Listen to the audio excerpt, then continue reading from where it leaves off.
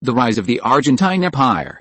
This video is purely for entertainment and does not infringe on copyrights or laws. The rights to the novel and image belong to the original author. We do not claim ownership.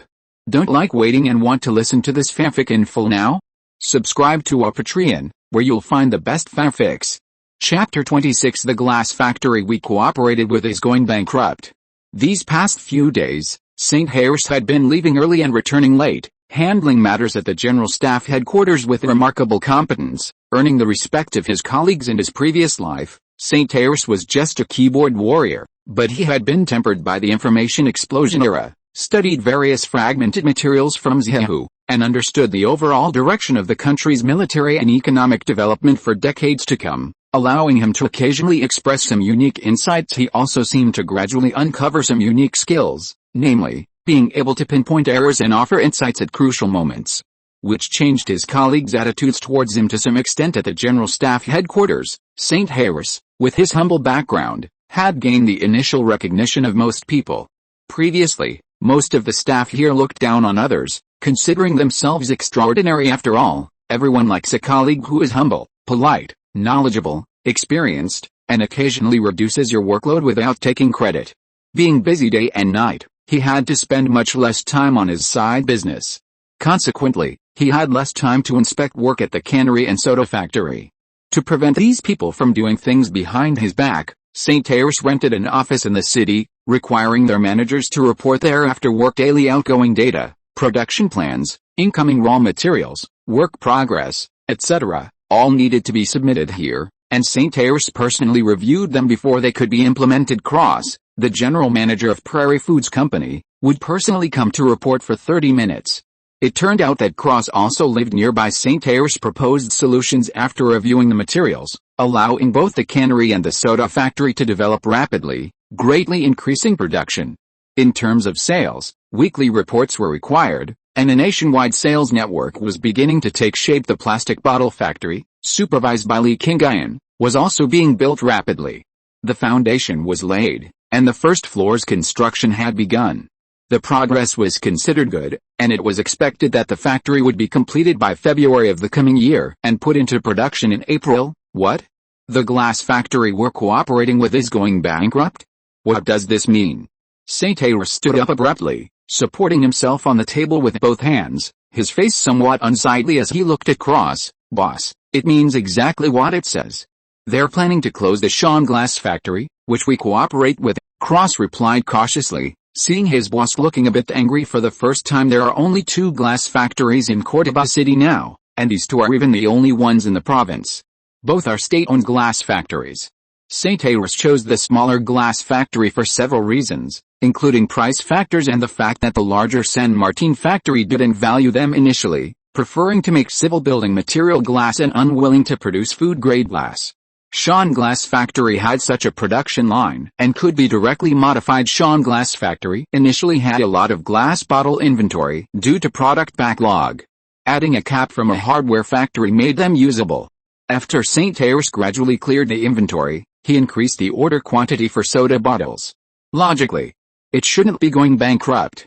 St. Harris's large orders alone should be enough to support these people. Yes, boss. I heard that the Sean state-owned glass factory is preparing for bankruptcy liquidation due to poor management and wage arrears. Our glass bottle production has also stopped. The workers are planning to sell the production line or something. The union has also stepped in. Because the soda factory's sales have started to spread nationwide, our current stock of glass bottles and jars is only enough for less than a week's production. If there are no substitutes, the production line will have to stop. 1,000 mythical beasts raced through St. Harris's mind. This was troublesome. There are only glass bottle factories in the capital now, but it seems that they have gone bankrupt one after another in the past 6 months. The price of glass bottles from traders is more than 3 times what we currently pay. We can't afford such costs. We'd lose money on every bottle we sell. Currently, our profit margin has been relatively low due to production reasons. The successive bankruptcies of glass factories finally made St. Harris smell a different kind of atmosphere to fight a price war. St. Harris compressed the soda factory's profit margin, and the economies of scale were not significant at the moment. The main source of revenue was currently the cannery, while the soda factory only had a very low profit margin. A threefold increase in glass bottle prices would be a loss, and this might not even be the lowest price. Do you know why this Sean factory is going bankrupt? Some specifics? This is my investigation report. The main reasons are wage arrears, very low wages, low yield rates, outdated technology, and annual losses. In addition, there are worker protests. The Economic Development Department plans to close the factory and liquidate it. St. Ayres also picked up the report and carefully flipped through it. The report showed data from the glass factory over the past 5 years, including production, yield rate, production costs, operating rate, sales, losses, and a series of other detailed data. Where did this data come from? I had someone find it from the factory's warehouse. It cost 1,000 pesos.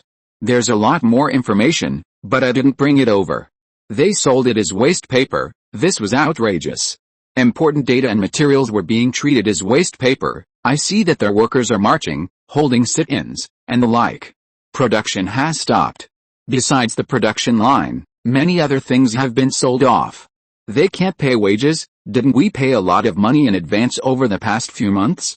I heard it was used to repay bank loans, and the workers still didn't get paid, so they feel cheated. These are some of the drawbacks of small factories. Poor management can easily lead to bankruptcy. Anyway, the management can survive anywhere, but the frontline workers may not be so lucky. Activate the emergency plan, start a soda bottle recycling business, and add a glass bottle cleaning line. I'll have the business department coordinate. St. Ayres originally didn't want to recycle glass bottles, mainly because it wasn't cost-effective. Labor was expensive, and distributors and retailers didn't have a recycling mentality. They sold whole bottles directly. Places like restaurants were okay, but small stores weren't doing recycling. Themselves was too troublesome. The soda factory was still too small. Various reasons caused the cost of recycling glass bottles to exceed the cost of new production. If soda factories were set up locally in the future, it would be better, as the recycling cost would be higher than direct production of new bottles. Recycling glass bottles is actually a basic operation in later generations, because a threefold increase in the price of glass bottles has far exceeded St. Ayres's bottom line, and this might not even be the lowest. Yes, boss. I'll make a plan right away, Cross said, his previous worries swept away. Okay, you can go back now. By the way, bring me those materials you bought. I want to take a look. St. Ayres waved his hand. Okay, boss, the information is on my desk. I'll move it over. After saying that, Cross left the office and laboriously carried over a large cardboard box filled with documents. The paper inside was slightly yellowed. Recycling glass bottles can only temporarily relieve the immediate crisis. If other competitors strike at this time, our pitiful market share will be quickly swallowed up. If we don't continue to expand the sales market, St. Ayres's high-debt operation won't be able to hold out until the day the currency devalues. Taking out the documents from the cardboard box one by one and carefully examining them, Sean Glass Factory was founded in 1922, mainly producing civilian glass products. The factory area is 2,200 square meters. The main products are glass wine glasses, glass bowls, and glass bottles. It was built in Córdoba with production equipment imported from Spain. At its peak, it had more than 800 workers, but now there are only 200 left, more than 100 of whom are no longer working at the factory and are owed wages. Sean Glass Factory is actually not particularly far from the city center, only 10 kilometers away from the Prall factory.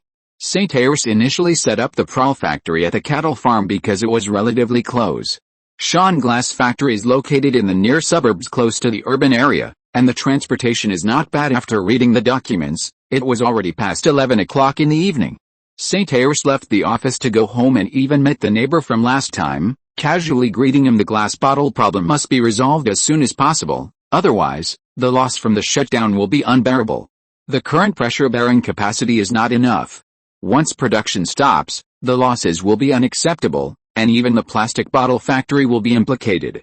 A debt of 90 million pesos is not manageable, even if it's 90 million pesos after inflation. St. Ayres can't afford it. St. Ayres already had some ideas in mind and must solve this problem as soon as possible. The reason for the bankruptcy of this glass factory is not insufficient production technology, but poor management during the production process, leading to huge waste. The workers are not a big problem. This glass factory is only technically bankrupt in later generations. During the wave of liberalization reforms in Argentina, Complete and thorough privatization was also a complete failure of state capitalism like Russia and Ukraine after the collapse of the Soviet Union. They sold off the national state-owned companies and implemented the so-called shock therapy.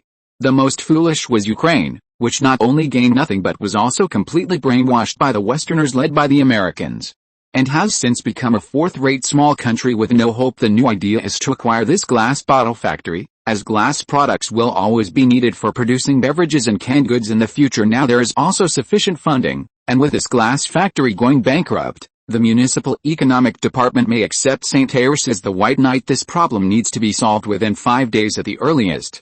Recycling glass bottles will take some time, and extraordinary measures are needed.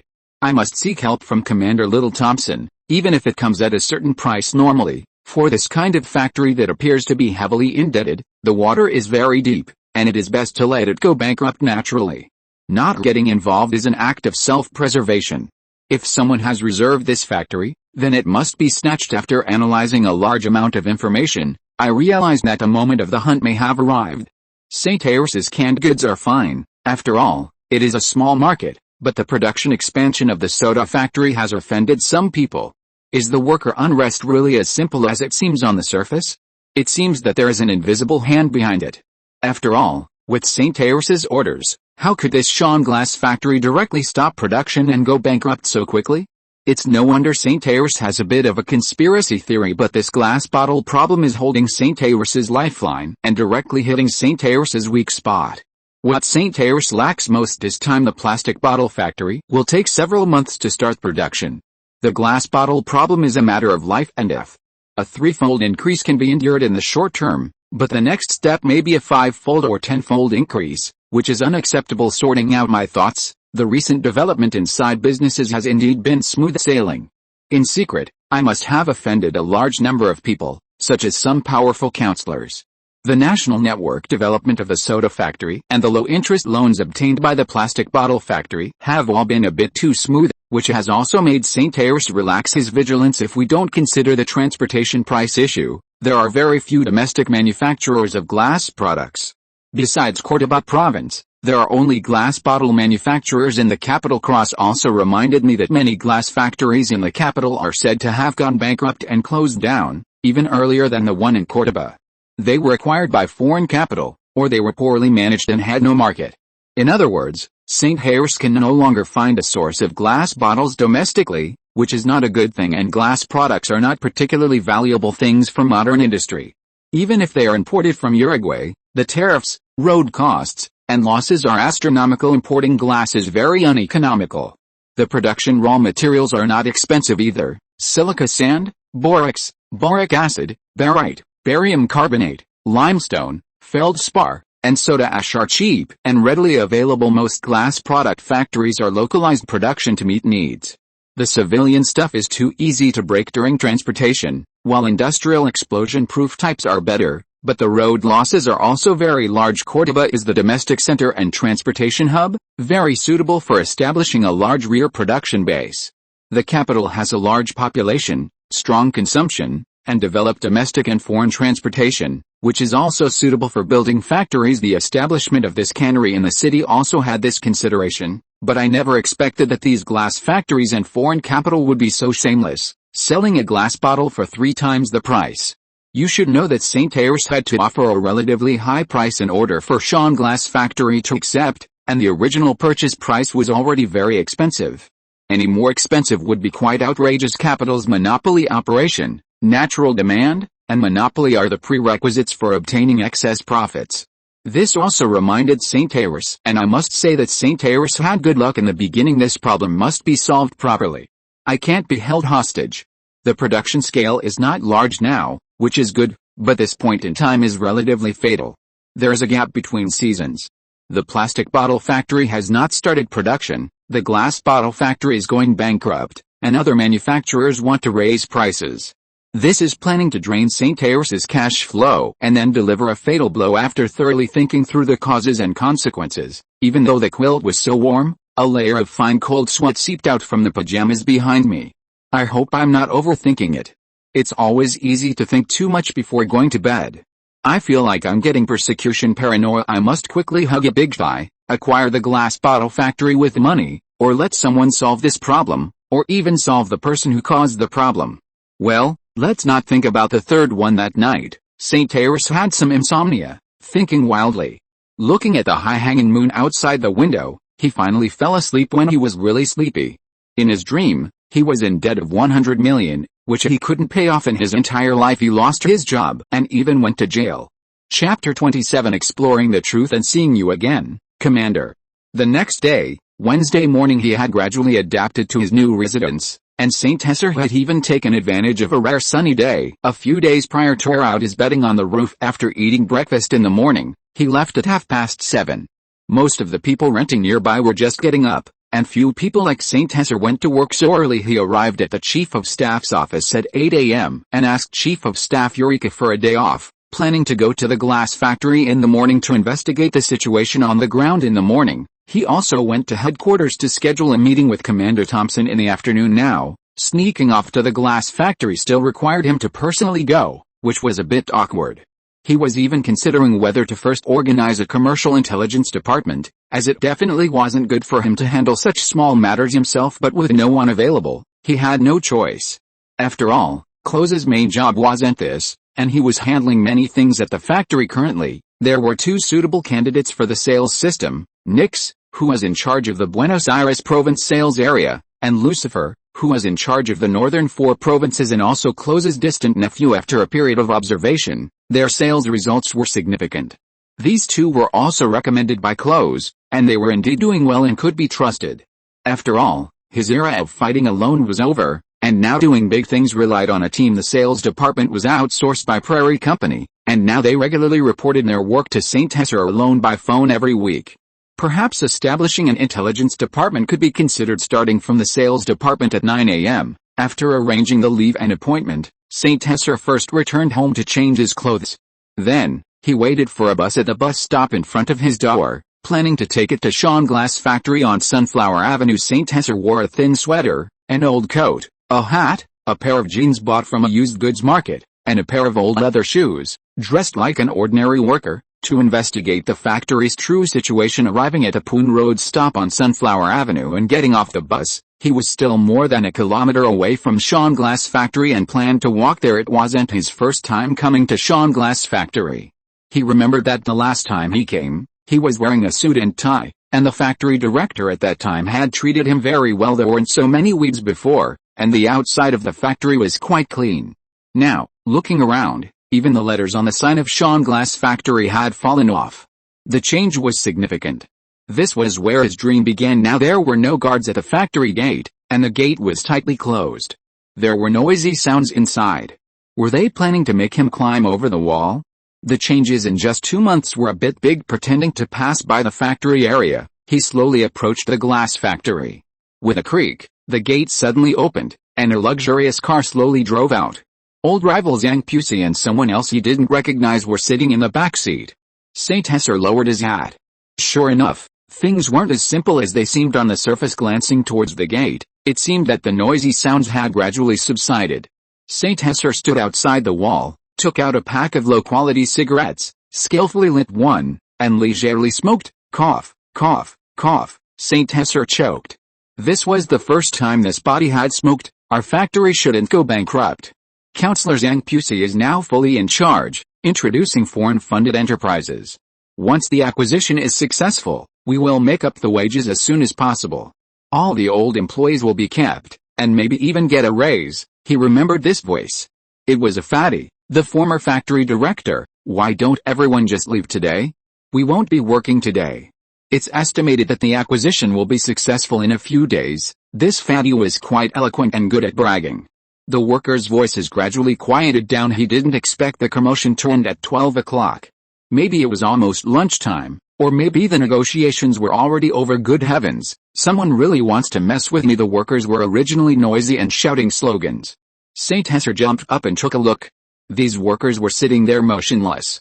Finally, under the persuasion of the little fatty factory director, they left the factory grumbling. It was estimated that they had been fooled by this little fatty factory director several times, but unfortunately, they were hungry and could only take a step first. St. Hesser followed behind a 40-year-old man walking alone.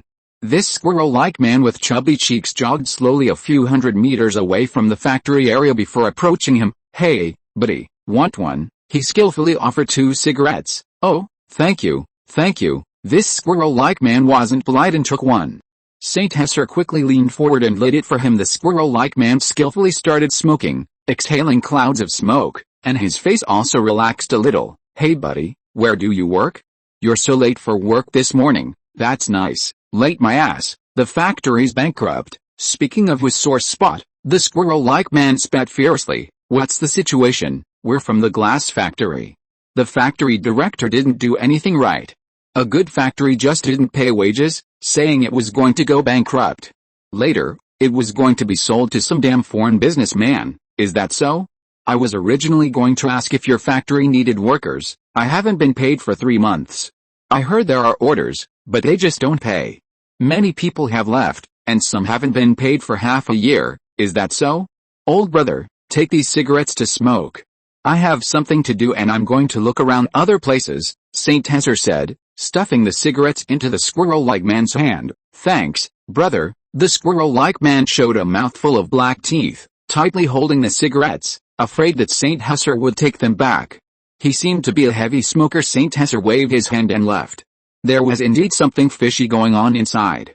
However, he couldn't handle this nemesis on his own, so he had to ask the commander to help. He also went to the cannery to check on the production situation, gave a few instructions, and stabilized morale. At 4 o'clock in the afternoon, Saint Hesser came to the entrance of the command headquarters on time, familiar with the road.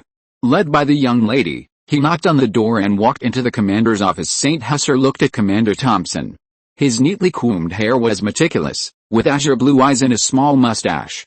The majesty and pressure on his body were even heavier. He looked somewhat apprehensive and nervous. Standing in front of the desk, he started today's purpose. "Respected Commander, hello, I am taking the liberty of disturbing you. This time I am here to ask you for help." Saint Hesser's voice trembled, and he went straight to the point. This matter really needed a quick decision. "Oh? What is it?" Commander Thompson's expression did not change. He just asked in a calm tone. "It's like this, Commander. Some civil servants in our city are trying to collude with foreign businessmen to undermine our city's economy." Saint Hesser organized his words. "Get to the point. Someone wants to sabotage the sales of the factory under my name, and at the same time try to undermine national policies and create bad debts for President Byron's loans. Someone wants to mess with you." Thompson was somewhat surprised. "Yes, Commander, it's Sean Glass Factory. They are trying to disrupt the security of our city. Their intentions are punishable." Saint Hesser was just about to finish explaining the ins and outs. "Okay, I know. Go back and wait for my news. Also, go back and work hard." Thompson interrupted Saint Hesser's long speech. "Yes, Commander." Saint Hesser quickly saluted, and then exited the commander's room. Since the commander had spoken, it should be settled. With the attention of a big shot, at least the glass factory would not have major problems in the short term. After Thompson made 2 phone calls, the matter was settled directly. He returned to the staff headquarters to continue working.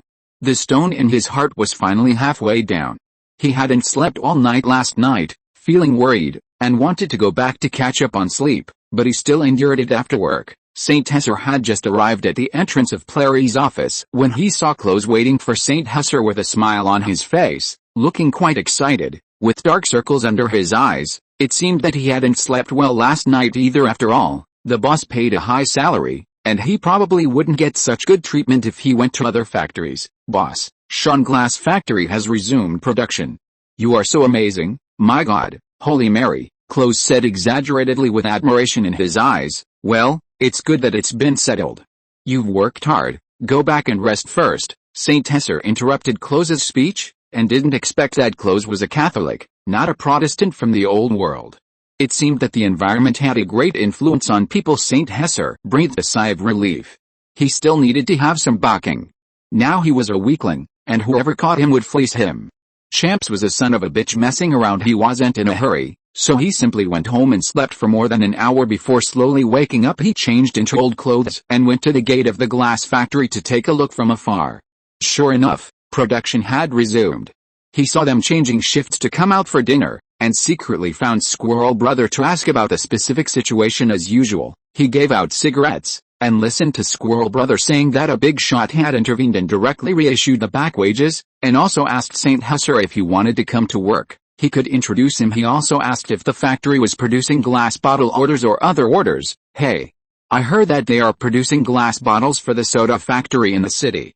The order quantity is quite large, but now they are all machine produced, which is different from before. Back then, I was an apprentice at the age of 15, blowing glass for more than 10 years, and then I was unemployed. Now I can only make a living by working. Squirrel Brother really relaxed now, and bragged about his glorious history with St. Husser. St. Husser listened carefully, and then said that a friend might come over, and he would see. At that time he personally ran to the factory to see that they were producing St. Husser's order, and it should have survived this crisis. He chatted with Squirrel Brother for a while, found the old restaurant, and drank 3 bottles of soda from his own soda factory in one breath. He was about to throw them in the trash can as usual, when the boss immediately reminded St. Husser to put the bottles in that wooden box. They would all be recycled in the future and could not be taken away. St. Husser nodded seriously and then put the bottles away. St. Husser gave the boss a cigarette and chatted with him, saying that the soda factory was recycling bottles, 2 pesos per bottle, and they would be returned directly when delivering the goods, or they could be deducted from the purchase price. He said that the soda factory was doing a good job, very humane, everyone liked to drink it, and the price was affordable. If you're listening to this novel on a channel other than Fanfic World, it means they downloaded and uploaded it without effort. We cordially invite you to visit our channel, Mundo Fanfic Novelis. There you'll find the original version of this story, and you can explore many other novels of various genres. We're waiting for you to immerse yourself in a world of incredible novels. Chapter 28: Unpaid Leave and Entrance Examinations. Although the glass factory issue was only temporarily resolved, with the city government's attention, it's unlikely that Zhang Pusi would dare to make any further small moves. Moreover, with a large batch of new orders from St. Husser, Shan Glass Factory will at least not collapse in the short term, and its situation will gradually improve with the assistance of Shan Glass Factory in producing glass bottles. Plary Company once again entered a stage of rapid development. Miranda soda began to be sold on a large scale nationwide, with inventories being cleared out and selling out. Production quickly climbed to a monthly output of 300,000 bottles, and the production line began operating at overload. There's an urgent need for new and better production lines. The return of sales funds gave St. Husser confidence to renovate and purchase advanced fully automated production lines, contacting mechanical suppliers in Germany, Italy, and the United States to purchase production lines. The purchase of updated glass bottle filing machines, and filling and capping units integrating filling and capping, led to a continuous increase in the number of production lines in operation. Raw materials also began to be purchased on a large scale, establishing stable cooperative relationships. The entire month of August was spent expanding production scale. The new factory area also rented the surrounding area and carried out renovation and expansion work, cementing the entire underground area with concrete. At the same time, they contacted Argentina's power group to increase power supply, finally expanding the production scale several times to meet the needs. In August, the entire Plary factory area achieved sales of 7.5 million pesos, a full doubling compared to July. The current exchange rate is still very strong compared to the US dollar, equivalent to a monthly sales of 150,000 US dollars, which is a considerable improvement. The 1 cent per bottle Argentine domestic soda began to sweep Argentina recently. The Argentine peso has shown signs of devaluation. According to memory, it should accelerate devaluation around the time the Peron government was ousted. The speed of devaluation will be too fast in the coming years. Around 17 years after the normal era, this exchange rate number became 350. Argentina is also about to abolish the gold standard. The country's economy is in terrible shape. The economy will not only not grow, but also regress, which is outrageous. Argentine presidents seem to like turning on the printing press, printing banknotes to repay debts.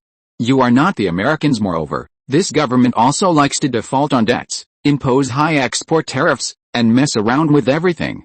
St. Husser is considering whether to exchange pesos for gold before the gold standard is abolished, as he can't withstand such severe inflation right now. Among Plary Factory's products, soda sales have begun to account for the majority. Canned food is still a bit behind. Sugary soda is the future. These past few months have been a time of frantic expansion. The weather is starting to change from winter to spring, and the number of people buying soda will increase many times over. Domestic cheap soda, with good taste, is loved by everyone. Cross estimates that annual sales will double again by the end of the year, reaching monthly sales of over $300,000. At the same time, they are continuing to purchase more automated equipment. And self-built factory buildings have also been incorporated into the new expansion plan. The original factory buildings converted from farms are no longer sufficient due to the expansion of sales. The reorganization of the General Staff Department has entered deep water. The next step is to promote military reform, which is not something St. Husser can get involved in, not as busy as before. St. Husser also felt that there was little point in staying, so he prepared to temporarily leave the General Staff Department, study hard to prepare for the exam, and get into a good university. So he went to Commander Zio Thompson again, asked for a long vacation, and obtained an Argentine version of suspension without pay, on the grounds that he was preparing for the entrance exam. Commander Zio Thompson also agreed. After all, going to school is the right thing to do. St. Husser is still young. If his son were still alive, he would be 17 or 18 years old. Time flies, and a few months have passed in a flash. Plary Factory's sales exceeded $300,000 a month in December, expanded several more production lines, and also established a meat product canning production line and a milk production line. The factory workers also reached 2,000 people, becoming Cordoba's largest food company. The plastic bottle production plant is also about to be capped. He is a bit disgusted with the current construction technology. It takes too long. Normally, this kind of small factory building can be built in 2 months, but this one took almost 3 or 4 months. When will Argentina become an infrastructure maniac?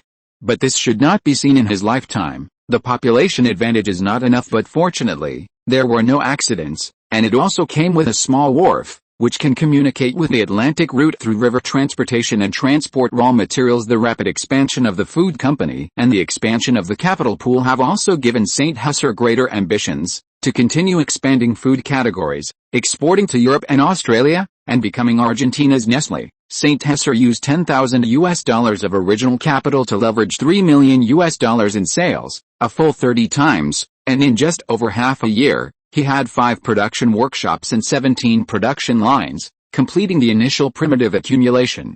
As long as the plastic bottle factory is strong enough, it is not a problem to expand the production and sales scale by more than 2 times next year. Cordoba Plary Food Company has also become one of the city's leading star enterprises, allowing many people to find jobs, solving a large part of the unemployment problem, and also driving the development of glass factories, packaging factories, orchards, etc., which can be described as amazing. After a simple review, St. Husser realized he was standing at the forefront of opportunity. His sales teams were spread throughout the country, and a variety of new beverages were being continuously developed by St. Husser's team. This food company from Cordoba had captured 5% of the national soda market share at the end of 1950. Argentina's economy was similar to Brazil's, around $5 billion, ranking 12th in the world. The United States was in first place with over $500 billion. Following were the Soviet Union, Britain, Germany, India, France, China, Japan, Italy, Canada, and Brazil. At least in terms of this year's gross national product, Argentina was still considered a relatively strong country, with Brazil's economy only slightly better. On this territory of 3 million square kilometers, lived over 15 million Argentinians. This year in Argentina was peaceful and prosperous. St. Husser was just a small ripple in this tranquility, still diligently preparing for his exams.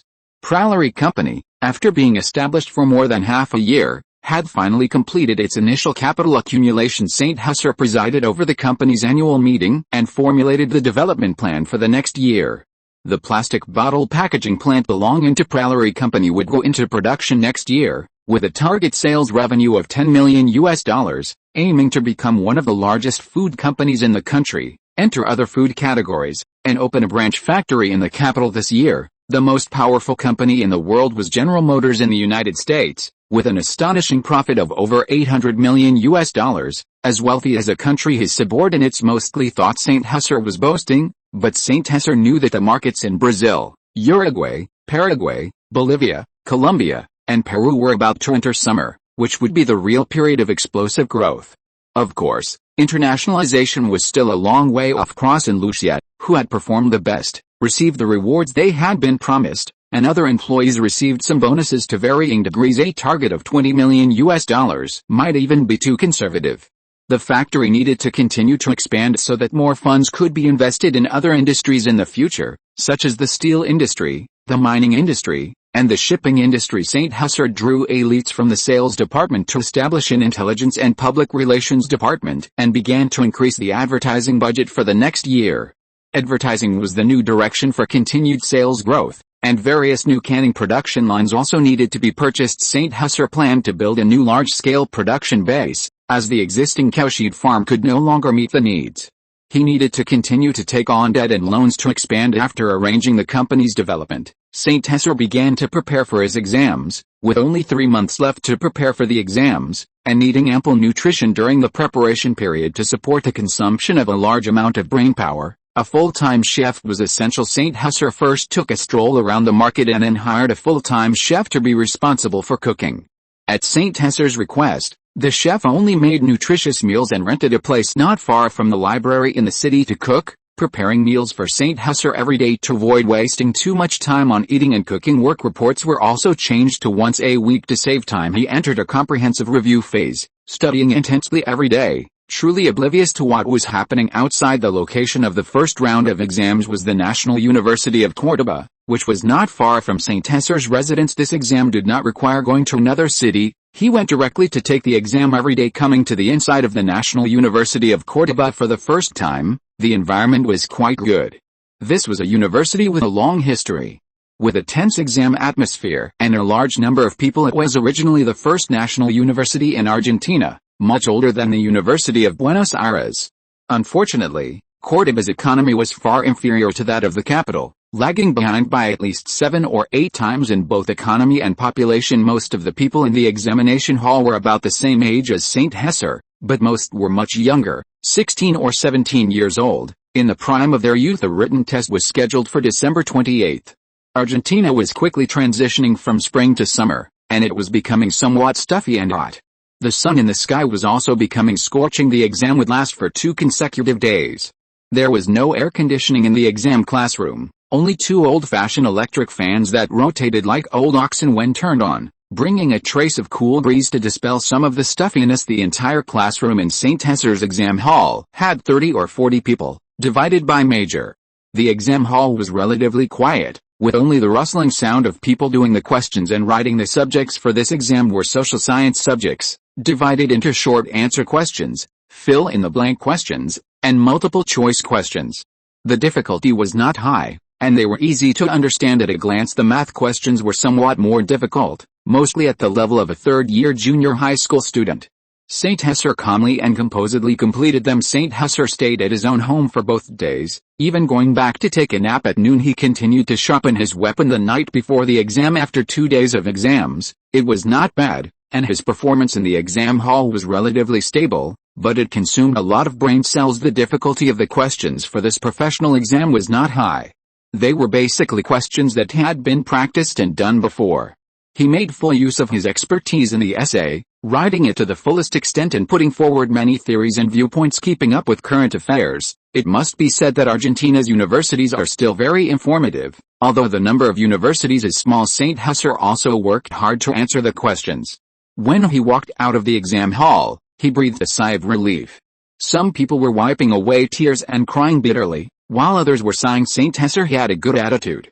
In his previous life, he had experienced a college entrance examination, postgraduate entrance examination, CET-4 and CET-6, and the National Civil Service examination, so he didn't find it too difficult. This was a guaranteed school, and the difficulty was not very high. He basically had time to spare after finishing the questions. It was just that there would be an interview at that time. The University of Buenos Aires was the most competitive. He would have to take a 2-day and 2-night train to the university in the capital to take the exam, but there was still plenty of time, with the exam taking place 6 days later. However, he couldn't bring the chef this time.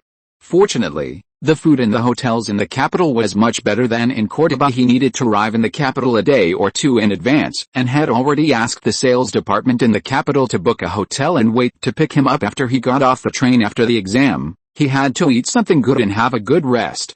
He still had to arrange some work in the next few days. Chapter 29 to Buenos Aires.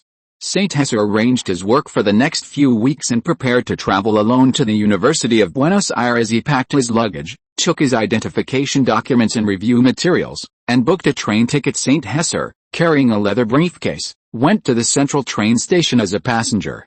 This was his first time leaving Córdoba by train, and the experienced Klaus reminded Saint José to be careful. Sitting in the waiting hall of the central train station, he felt a sense of distorted time and space. Although Argentina now has over 32,000 kilometers of railways, due to its population and industrial economy, and having just spent a lot of money nationalizing the railways, rail transport has begun to decline. The high cost of nationalizing the railways after buying them back from the British also depleted Argentina's treasury. High tariffs stifled the vitality of international exports.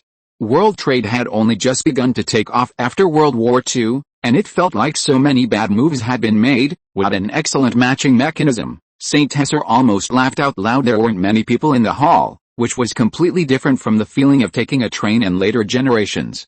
It was sparse, and the experience was not bad, just a little lacking in popularity. The train was scheduled to depart at 9:30 p.m. and arrive in Buenos Aires the next morning. Saint José bought a second-class ticket, with a seat in the ninth carriage. It was an old-fashioned steam train, painted in light green, with huge white-gray plumes of steam. With a toot of the whistle, the steam train entered the station. He counted and found only 11 carriages, with a line of small print engraved under the carriages. Saint José leaned closer to see. Made in America, it was still American-made. The railway was previously invested in by the British, and the train was made by the Americans. From the central train station to the capital, it was more than 430 miles, about 700 kilometers, passing through towns such as Maria Town, Rosario, and Zarate, eventually arriving in the capital, Buenos Aires. If there were no delays, it would take 9 hours to arrive, and he could enjoy the natural scenery of Argentina along the way. Saint José entered the train carriage, found his seat among the old seats, and sat down feeling a little sleepy. He put down his briefcase and fell into deep sleep. He had originally wanted to see the scenery, but it was all dark, and he had been thinking too much. Outside the train station, it was all dark night. He hid the pesos in his underwear, and the items and books in the briefcase were all worthless. This was a habit he had developed in his previous life. Everything was uneventful along the way. Some people got on the train, some people got off, and Saint José gradually relaxed his vigilance. People on the train spoke in all sorts of accents and languages: Spanish, Portuguese, English, German, indigenous languages, Persian, Arabic, Italian, French. It was indeed a country of immigrants. The next day, at 6 o'clock in the morning, the train was delayed and arrived at the capital's train station. Little Nix came to pick him up, hailed a taxi, and in about 10 minutes, they arrived at the booked hotel near Plaza de Mayo. There weren't many people in the morning, so it was quick to get here from the train station. Buenos Aires is one of the largest cities in South America, the capital of Argentina, and a supermetropolis second only to Rio de Janeiro in Brazil. Currently, it has a population of over 3 million, located on the south bank of the Rio de la Plata, on the southeastern coast of South America. Across the river is Uruguay. However, the estuary of the Rio de la Plata is too wide, a bit like the Pearl River estuary of New China. The feeling of Xinan City looking at Xiangshan City, even wider, 200 kilometers of endless expanse. Perhaps the river hasn't silted up enough yet, like the primitive version of the Yangtze River estuary 5,000 years ago. It's not right to call it a bay, as it's still fresh water here, but it's too large to be just an estuary. This place has great potential. Uruguay can be considered Argentina's brotherly country, born of the same mother, but they have gradually drifted apart since independence. The Buenos Aires metropolitan area now has more than 5 million people and is still in a phase of rapid expansion, accounting for 1/3 of Argentina. This is the essence of Argentina, comparable to London in England, Paris in France, Berlin in Germany, and Rio de Janeiro in Brazil. The current capital is not Brasilia in the Brazilian highlands. Judging from the relocation of the capital, Brazilians are still quite imaginative. The urban construction of Buenos Aires is indeed good, and Córdoba cannot compare at all. Of course, for someone who has seen the infrastructure prowess of New China in later generations, this level of infrastructure can only be equivalent to the urban construction of a quasi-second-tier city, but the scenery is quite good, and the climate is also very good. However, due to the many industrialized factories located nearby, The weather in Buenos Aires is at its worst in history. 50-year-old versions of high-rise buildings stand in rows, and there are obviously more pedestrians on the streets than in Córdoba.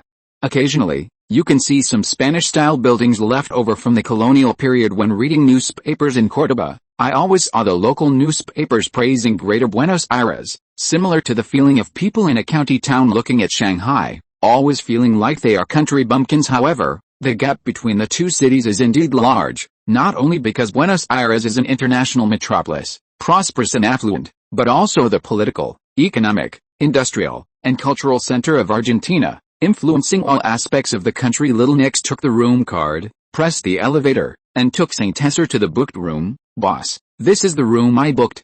Please rest first, and I will come over in the afternoon to report on the work situation. Little Nix was not very old, only 2 years older than Saint Hesser, and dropped out of the University of La Plata midway. He is doing well in the capital, which is a must-win place. It is currently the largest market in the country, and he works cleanly and efficiently, in an orderly manner. Okay, thank you. Come over at 3 o'clock. Saint Hesser was quite satisfied. He had taken a nap on the train, but he hadn't slept deeply, and he hadn't slept well, so now was a good time to catch up on some sleep. The big hotels in the capital are much more luxurious than those in Córdoba. The blonde, blue-eyed receptionist was graceful and polite. Saint Hesser put down his luggage. 200 peso bills were missing from his suitcase. Sure enough, there were still thieves. He took a shower, changed his clothes, and took out the 5,000 pesos from his inner pocket. He looked at his watch, and it was exactly 8 o'clock in the morning. He dried his hair with a towel provided by the hotel. It was a hassle not having a hair dryer. It seemed like hair dryers wouldn't be available until 10 years later. But the most awesome thing was that there was actually a TV here. You should know that hotels in Córdoba didn't even have TVs, but it should just be a decoration. Saint Hesser pressed it a few times, but it didn't turn on. He didn't know anything about this stuff. It was still a black and white TV. It seemed like color TVs wouldn't be available for a few more years, otherwise Saint Hesser would have liked to see if there were any programs to watch. After waiting for more than half an hour, my hair finally dried. Luckily, everyone at the general staff headquarters has short hair, otherwise it would have been a real hassle. I slept until after 1 o'clock in the afternoon, waking up from hunger. Saint Hilaire got up and washed up at 2:30. Saint Hilaire went out and found Little Nix waiting downstairs. Have you eaten, Little Nix? I had some lunch. How about we check out a restaurant in the city? Okay, boss. I'm a little hungry too. I know a restaurant in the city that's pretty good, about half an hour away by taxi. Okay, then we'll get there around 3, order some dishes, and it'll be 4 by the time the food comes, just right for a leisurely dinner. That's right, boss. I'm going to treat myself, Little Nix said with a smile, his handsome expression making it clear he was a good salesman. Although Buenos Aires has a large population and fierce competition, it's no small feat to capture the company's largest sales market in just a few months. The two slowly took a car, enjoying the scenery of the capital, and a traffic jam. That's right, there really was a traffic jam. The people of Buenos Aires are really rich. You couldn't even see a few cars on the roads of Corrientes. In the 1950s, besides the United States and Britain, Argentina actually had traffic jams. Saint Hilaire wasn't in a hurry. The traffic jam only lasted a few minutes before they arrived at a Western restaurant in the city. From a distance, the decoration looked pretty good. After going inside, he found that the decoration was even better than the Acre Hotel. No need to make a reservation, since it was only a little before 4 o'clock in the afternoon. Saint Hilaire ordered several dishes and opened a bottle of wine, slowly starting to eat. Boss, should I give you a report now? Sure, go ahead. Okay, our monthly sales in Buenos Aires have reached 5 million pesos a month, capturing 5% of the capital's market share. There's great potential. Recently, some small factories have started producing soda. We need more unique sodas. Okay, that's not a problem. Next, we'll consider setting up a modern factory here and officially establishing a research institute to develop more flavors of soda. Once the plastic bottle factory is in production, we'll not only sell soda and canned goods, but also bottled water, iced tea, flavored beer, and so on. Saint Hilaire bragged to his heart's content, listing a bunch of delicious drinks from later generations. After he finished speaking, he took a sip of red wine, which still didn't taste good, and cut a piece of beef, eating it with a fork. The texture was not bad. That would be great. I'm confident that I can lead this team to capture more than 10% of the market share this year, Little Nick said, a little excited, and took several sips of red wine. Boss, it's more satisfying to drink beer and soda. Although the food is good here, there's not much atmosphere. I always hear people say how good this hotel is. Little Nick seemed not very used to this place. How about we change places later? Summer was coming, and it was more enjoyable to eat barbecue and drink beer, but since the dishes weren't already ordered, they couldn't be wasted. Saint Hilaire quickly finished eating. The wine that hadn't been opened could be returned later. Okay, boss. I still prefer to eat skewers, lamb skewers, grilled pork belly, grilled chicken legs, and stuff like that. Actually, grilled mushrooms are also good, but I don't know if they have that here. And enoki mushrooms, chives, grilled hot dogs, grilled chicken wings. Saint Hilaire listed several barbecued items, and he also felt like eating some. Boss, stop talking, I'm getting a little hungry. Little Nick's quickly finished a beef and also ate the foie gras and caviar on the table. Boss, some people have started to make soda in the capital, and their equipment is more advanced. How should we deal with it? We need to invest in advertising, following in the footsteps of Coca-Cola, and develop into a world-class food and beverage company. He continued to brag, we need to advertise and bring in Coca-Cola to increase the exposure of our products. We need to set up outdoor banners and advertising signs first. Although the company's current profit is relatively low, we can only do some cheap promotions. We need to have our own slogans. At the same time, we need to increase cooperation with restaurants, small shops, and large supermarkets. When the plastic bottles are in production, I will design some more exquisite packaging. Several classic packaging designs already appeared in his mind. How good it would be to be a plagiarist, like the fresh, delicious, and satisfying of Mirinda. All these things that would only appear decades later. He would put together a whole set to seize a larger market. Nix, are you interested in developing the Uruguayan market? This is also a big market, although the population is only less than 3 million. We can also enter the Brazilian market through Uruguay. The overseas market is also very important. Saint Hilaire had long coveted the neighboring Brazilian market, with 70 or 80 million people. Even if only 1/5 of them were customers, it would be a larger market than Argentina. Boss, can I do it? Little Nick seemed somewhat doubtful, appearing not very confident. After all, this was an overseas market. No problem. Uruguay also speaks Spanish. I will also stay there for a while. We need to recruit more business department colleagues. I think with your ability, you can serve as the sales manager there. The base salary will be increased to 15,000 pesos next month. After some communication, Saint Hilaire felt that Little Nix was indeed doing well. He had both the rigor of a traditional German descendant and the smoothness of a new Argentine. He was a talent. The results he had achieved in the past few months were also very good. He quickly raised his salary to win him over, increasing the base salary from 4,000 to 15,000. Thank you, boss. I will definitely work hard to develop a larger market for the company. Little Nick suddenly stood up, causing some diners nearby to be surprised.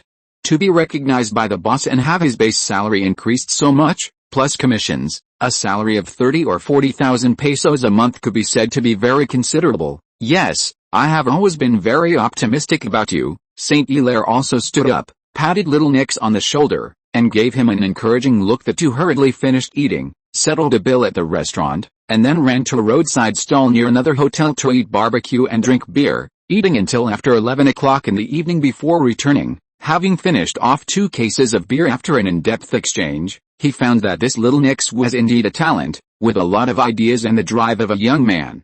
Even more promising than his uncle. Manager close. Chapter 30 Entrance Exams and Future Plans. The next day, Saint Tessa reluctantly crawled out of the comfortable hotel bed, feeling somewhat dizzy after a quick wash and breakfast. He began another day of intense review. He had to take this exam seriously.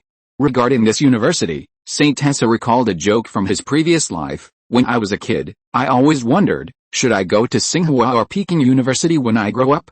In the end, I chose Beta Jadebirds, Argentina's top university. The University of Buenos Aires is a truly well-known institution, its status equivalent to Harvard in the United States, or Cambridge and Oxford in England, and even more difficult to get into. Even with this year's increased enrollment, the difficulty remains high. After all, at American Harvard, if your family is powerful and donates a large sum of money, you can get in. If you had to compare it to something, It would only be the status of Peking and Tsinghua universities in New China, or even higher, since it's the only one of its kind as a public university. Tuition is free, with only a small fee for miscellaneous expenses. It has a student cafeteria that is economical, many scholarships, strong faculty, ample funding, and graduates with very high status. Many professors and deans are members of the government's think tank. The difficulty of getting into it can be said to be the highest in Argentina. This is not only reflected in the largest number of people taking the exam together, but also in the most difficult, and most cutting-edge subjects tested.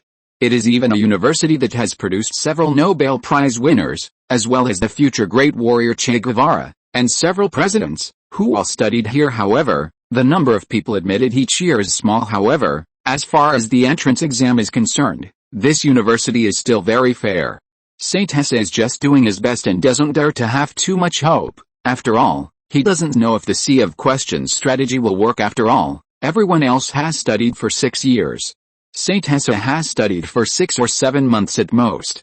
After all, the knowledge he learned in the middle school of his hometown, the Gaucho region, was mostly simple, and he has almost forgotten it, relying on his abnormal memory to support him. Of course, Argentina doesn't have many people, even equivalent to a municipality directly under the central government where Saint José lived in his previous life, or those more powerful provincial capitals, or special economic zone cities in Argentina. Some people can't even afford the travel expenses to take the exam at this university. Many people directly take the public universities in their own province. However, those who are truly capable will not give up on taking the exam at this university. Most of those who give up are those who have a slight chance of passing, but don't really want to, or can only get into unpopular majors and might as well go to a worse school. Some people will also take the exam in their own province first, and then come to try their luck. Because Argentina does not have a national college entrance examination system, so in many ways it is not as fair as the new China's college entrance examination system. In later generations, complete the academic goals exam in the middle school of your province, and then go to the designated university to participate in the entrance exam. If you pass, you can enroll. Doesn't it seem less difficult now? Then you are wrong.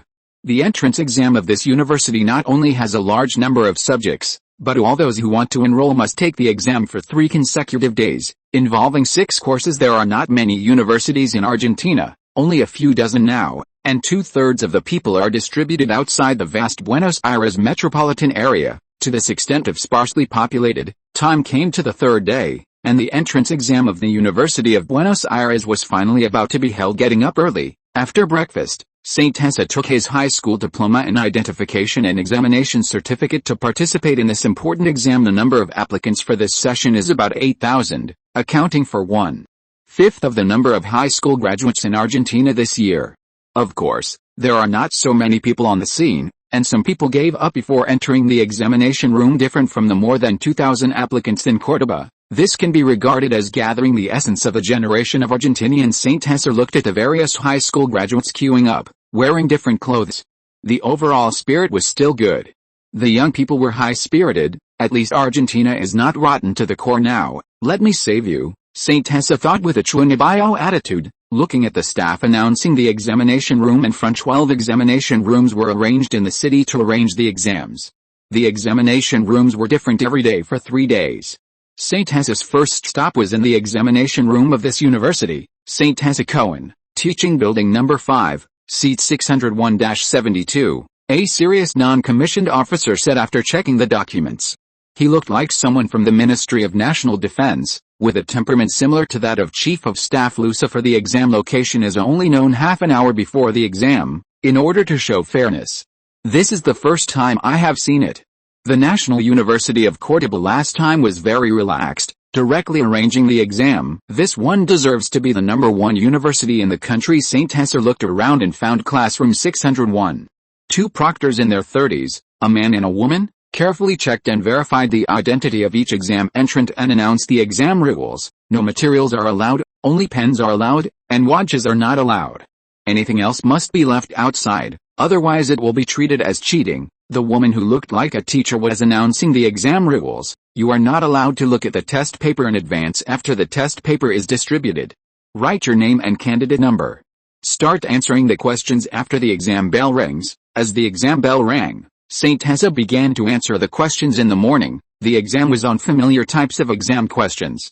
St. Tessa took the law exam, definitions of terms, essay questions, short answer questions, etc., memory-based questions, St. Tessa's strength, and used the short answer questions. The examination room was very quiet, with only the rustling sound of writing. St. Tessa wrote furiously, racking his brains, and striving to make every letter look like print. In the afternoon, the exam was on essay questions. St. Tessa gave full play to the ability of a keyboard warrior, coupled with solid basic knowledge, and a self-summarized template for answering questions, and completed the writing of the essay questions quickly and well. In the morning of the second day, the exam was on official legal writing, and in the afternoon, the exam was on Argentine history and global history, as well as the history of Catholicism. The last one was the one that St. Tessa hated the most, and he must get rid of this thing if he has the opportunity in the future. On the morning of the third day, it was the Introduction to Advanced Mathematics. That's right, I still have to take this exam, and it's a good thing I didn't study French. On the afternoon of the third day, the exam was on the Argentine version of ideological and moral education.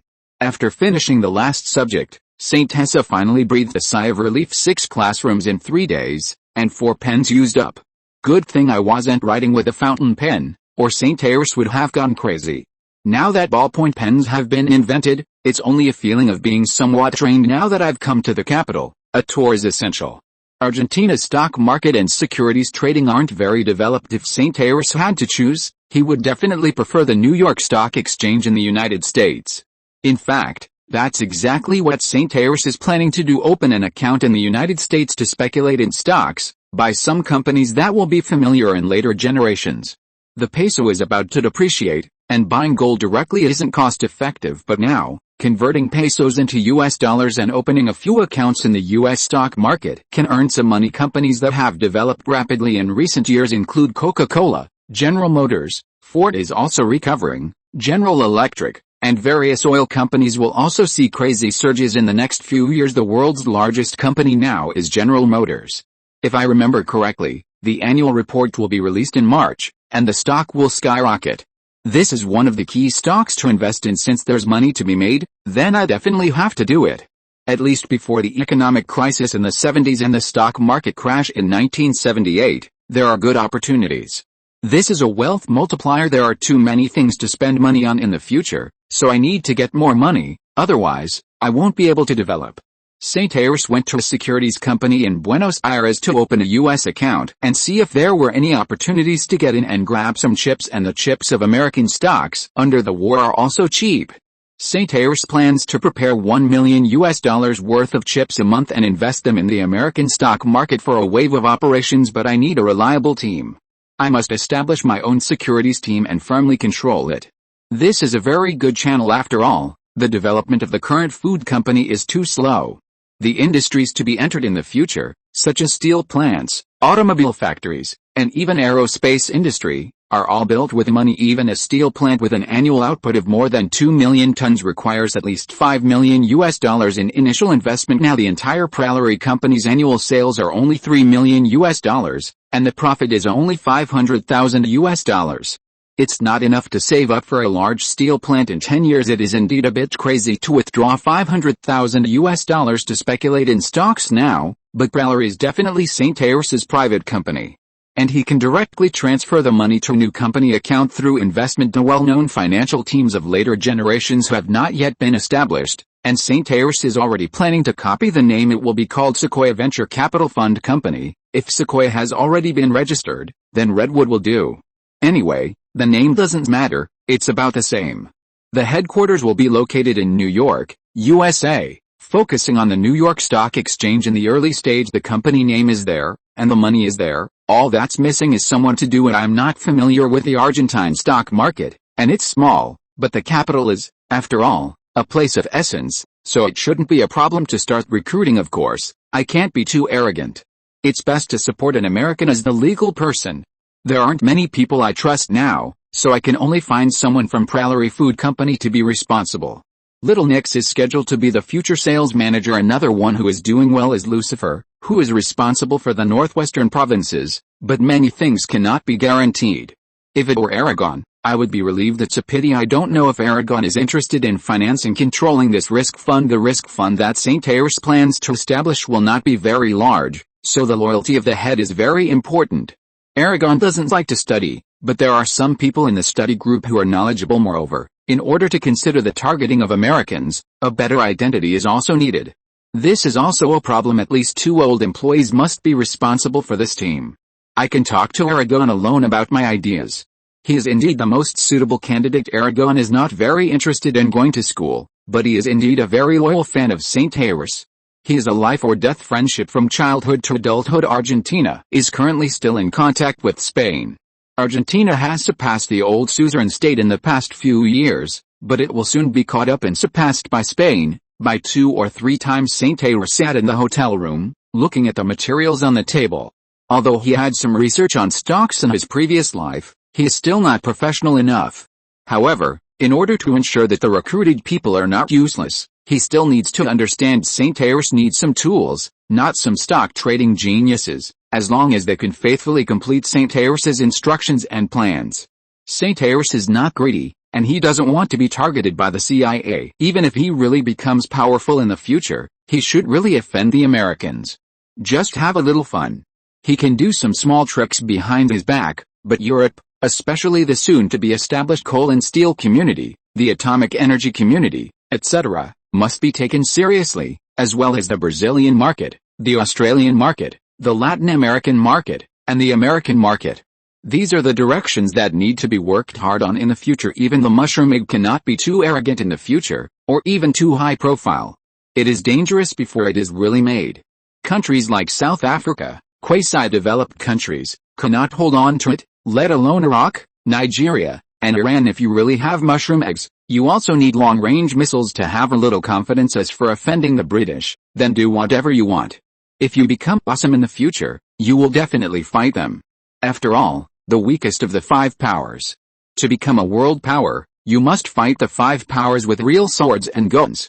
Even if you can't become one of the 5 powers, brushing the weakest copy of the 5 powers is very necessary. The Falkland Islands must be recovered, but with a stronger industrial system, a stronger military industry, and more excellent soldiers. Truth is within the range of cannons, St. Ayres whispered, looking at the blue sky and white clouds outside the window, the setting sun.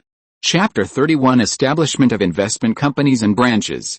On the 7th day of being in the capital, José, with little Nicholas, switched to a cheaper hotel, a bit further from the city center, settling in the Flores Avenue area, where a night's rent was only a third of what they previously paid. Although there was no sea view, it was close to a park, and the air was decent enough. It's worth mentioning that the air quality in Buenos Aires was generally mediocre now, as some industrial development had led to poor air quality, and the sky was sometimes hazy. The University of Buenos Aires was located in the city center, and the hotel José stayed at for the convenience of exams charged exorbitant nightly rates. Having chosen a nearby one, now that there were no exams, it was natural to change locations. The newly moved hotel wasn't bad, either. Aside from lacking an old television, the other conditions were fine, but the price was much lower. Plus, 3 meals a day were free, saving extra expenses, and it even came with 2 bottles of Melta soda daily. The 2 of them spent another 2 days renting an office about 10 kilometers away from the financial district in the capital. It was a bit far from where they lived, so they had to switch hotels again. The weather was a bit hot now. If it were winter, they could walk every day to exercise. The financial district in the city center was truly prime real estate, gathering all of Argentina's banks, securities firms, and insurance companies. The high rent gave José a headache. 500 pesos per square meter per month immediately deterred José. After all, he wasn't a real tycoon who could throw money around. He wanted to save where he could, and renting was very uneconomical. If he had money, he would definitely buy several properties to collect rent as a landlord. After the company went bankrupt, it must be said that this Paris of South America was quite impressive, though impressively bad. The rent in the city center was frightening, comparable to Wall Street. The rent was ridiculously inflated, but the financial district's location in the city center was normal. He had no choice but to settle for second best in the Palermo district. The monthly rent was only 100 pesos per square meter. José selected an office of 200 square meters on one floor, with a monthly rent of 20,000 pesos, or about $600, which was still relatively expensive but within José's acceptable range due to reduced exports from Chile. The Sequoia Company could even be traced back to the beginning of the independence movement in the Rio de la Plata colony. Now, it had transformed into a famous Argentine organic fertilizer producer, switching to chicken manure and other mass-producible organic fertilizers to avoid being mistaken for a Jinquila fertilizer company. José cleanly changed the company name to Redwood International, mainly responsible for stock and fund investments, futures, crude oil trading, etc. Of course, these were just outward appearances. He also placed advertisements in the city's talent market, recruiting 10 stockbrokers and an investment manager. With decent compensation, there weren't many high-end positions in Argentina now. He spent a morning recruiting several employees who understood both English and Spanish.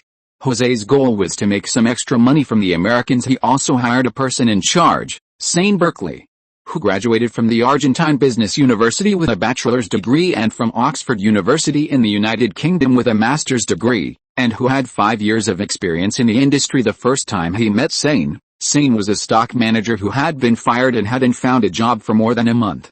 The American participation in the Korean War led to a plunge in the Argentine stock market, and the shadow of a world war filled the entire Pacific. Several securities accounts were liquidated in the short term, and Sane was also fired. Most people don't have José's God's eye view, and Sane's former company heavily invested in trade shipping companies, suffering heavy losses. Stocks were frantically sold off, and the fragile Buenos Aires Stock Exchange returned to before its founding. Overnight stockbrokers were even easier to recruit.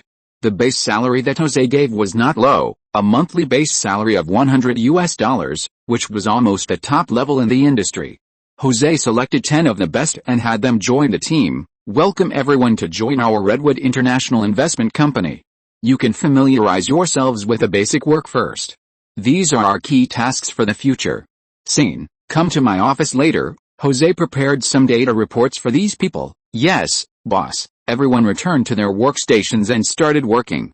Although the company's location was relatively remote, the salary was quite high, and their work enthusiasm was high. Boss, is there anything I can do for you? Sane was a 35-year-old pure Spanish descendant who had studied in the UK. Sane, what are your thoughts on America? José looked out the window without answering Sane's question. Boss, America is the most powerful and richest country in the world right now. What about Wall Street? Wall Street is a holy land for investment and finance. Our Buenos Aires can't compare. Our current goal is to open a trading account on the New York Stock Exchange. Although the Argentine stock market has been open for more than 10 years, it is still too backward. Yes, boss. Otherwise I wouldn't be unemployed. I want you to open a securities account on Wall Street and continuously acquire a stock over the next 2 months. General Motors, boss. I know this company, but although the stock price of this company is not high, there is no need to acquire it, right? This company has already increased by more than 1 times in the past few years. It has reached its peak and is very dangerous. Should we look at other companies? After the Great Depression and World War II in the United States, a huge amount of wealth was wiped out, and personal wealth was looted. Now, even if there has been some increase, very few ordinary people hold stocks. This is not what you need to consider. Just purchase according to the funds I instruct. The stock market is on the eve of its launch. As the world's largest company, it will detonate a surge in market value when it releases its annual report. The 3 major industries of automobiles, aviation, and chemicals in the United States are developing rapidly, and a group of large leading companies are about to rise, relying on the huge market of the Americans and the super status after World War II. These companies have amazing profitability, and super profitability will drive a substantial increase in U.S. stocks. José did not tell Sane these things, which is also one of José's golden fingers. The U.S. stock market started a bull market in 1950. Now, it has not been fully launched due to war risks, and General Motors will be the first super bull stock. It will continue until 1966, a super long bull market lasting 16 years. Although investing in stocks seems a bit like helping the enemy, more investment is necessary to raise more funds. Currently, there are no restrictions on the exchange rate between the Argentine peso and the US dollar. St. José has already converted all incoming funds from Prairie Company into US dollars. He also mortgaged Prairie Company's production lines to secure a loan of $2 million, bringing the total funds raised, including the payment for goods, to $2.5 million. He remotely controls Redwood Investment Company, with Sean acting as the public face and operator. Sean, you might have to go on a business trip to New York. Do you have a U.S. passport? The American stock market is still quite primitive at this time. It wouldn't be considered a modern stock market until 1954. Boss, I do, Sean replied. He was already astonished by some of St. José's high-end remarks. This mysterious boss seemed to be a financial and business genius, possessing amazing insight into international situations and stock futures trading. Moreover, the salary offered was very satisfactory. New York is currently a paradise for the global financial industry, and Sean unhesitatingly chose to go on the business trip. With all expenses reimbursed, he would return to Argentina once a month to report on his work. St. José would remotely monitor the stock account activity, using a Citibank branch in the capital for international remittances. Therefore, someone had to be physically present in New York, America, to operate. It was the eve of a bull market, of course. St. José used Morgan Securities to open the securities account into which the funds were transferred to Citibank in the United States. Sean only had trading rights for the account, not usage rights.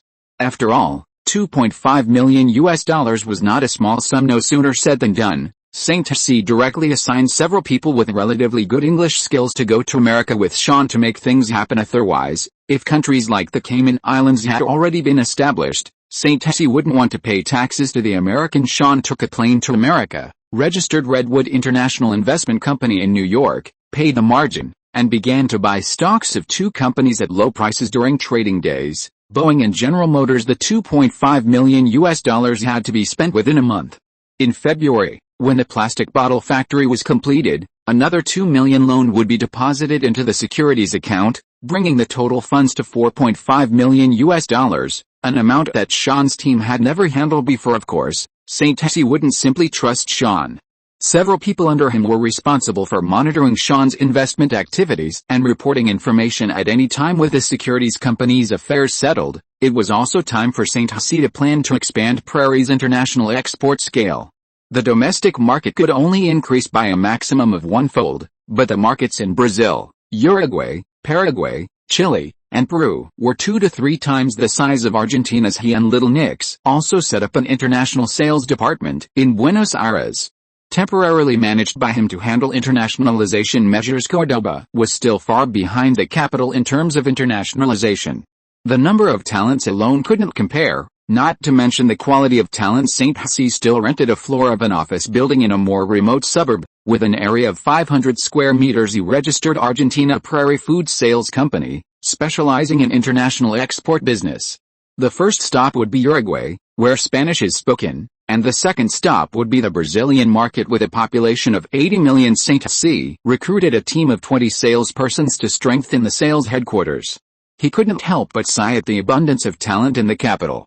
Back at the Prairie factory, he had to select sales staff from among the workers. St. José held a mobilization meeting as usual and sent the people to Uruguay.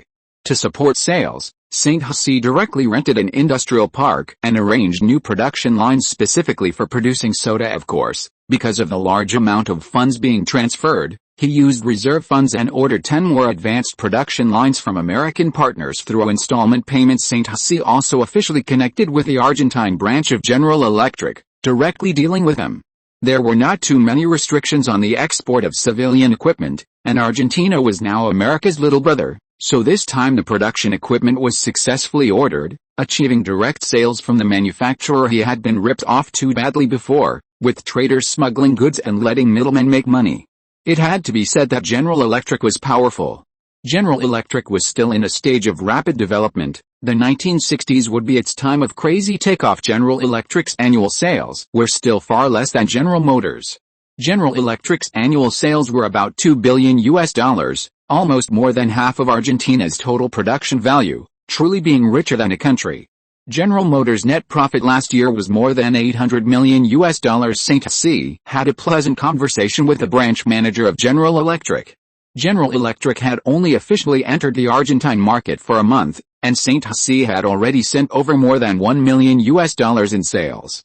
Although it wasn't much, every little bit helps, and Argentina was the first to cooperate with General Electric, So there were some preferential treatment and policies. General Electric's entry into the Argentine market this year greatly helped Prairie Company solve the problem of production equipment. Argentina is not good at food machinery processing, while General Electric has become very mature in machinery and equipment processing and can produce many production line equipment. Cooperation with General Electric will very powerfully widen the gap with other domestic competitors and catch up with Coca-Cola. However, because General Electric only produces in the United States and transports via ships, St. Hesse's new soda factory will still need a month to be truly established. It is worth mentioning that before the final contract was signed, two German companies, Siemens and Bosch, also emerged, forcing General Electric to lower the purchase price. In the end, St. Hesse purchased a total of 11 modern production lines. The new factory is located in the Pilardi district of the Buenos Aires suburbs, with very convenient transportation and low rent, making it very suitable for setting up a factory. A local beef slaughtering and processing plant had gone bankrupt, and St. Hesse could take it over to establish a soda factory and compete with other companies. Meta Soda already has a certain reputation, but establishing a new factory is conducive to expanding international exports.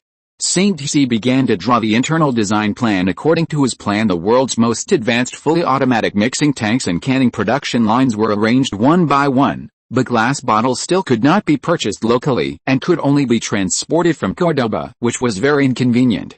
Since glass bottles are essential, if a processing plant is established in the capital, then a local glass bottle factory must be built and the Sean Glass factory in Cordoba must be completely acquired. It would be too troublesome to open a new glass bottle factory, unlike a soda factory, which St. Hesse has experience with. Sean Glass factory, perhaps it's time to acquire it. The Sean Glass factory must be completely modernized, otherwise it will not be able to meet the needs of the Prairie factory. In addition to being busy with the investment company and setting up a new factory, the most important thing is to wait for the notification. The admission letter from the University of Cordoba has already been sent, but there is still no news from the Buenos Aires University that he is longing for.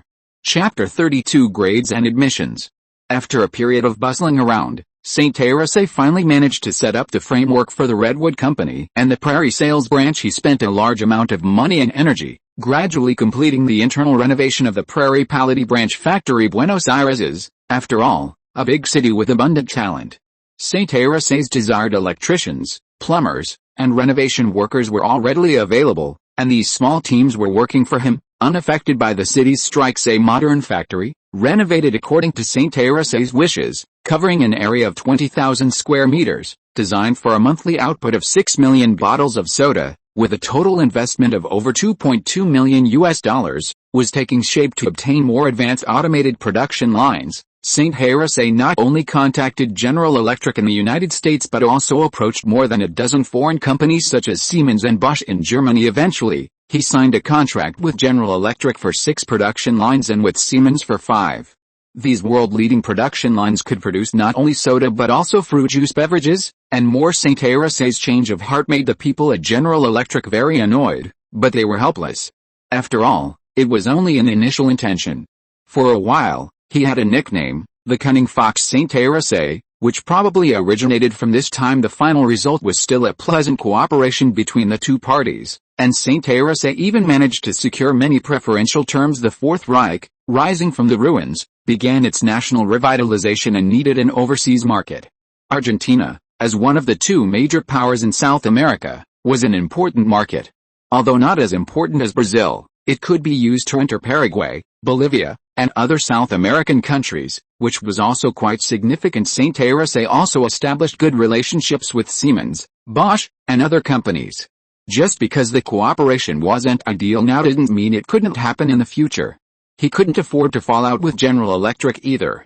General Electric was still very important, a large enterprise that could lobby the U.S. government, truly wealthy enough to rival a nation. The two companies purchased a total of 11 automated beverage production lines, each costing $200,000, for a total purchase price of $2.2 million. St. Teresa only needed to pay a 30% down payment, with the remaining 70% to be paid off in 2 years, and there were many other free equipment included. Everything looked promising. Time slowly came to January 26th, and the admission exam results for the University of Buenos Aires were about to be released. St. Teresa put down his work and took a taxi to the university campus. The entire campus was crowded with people.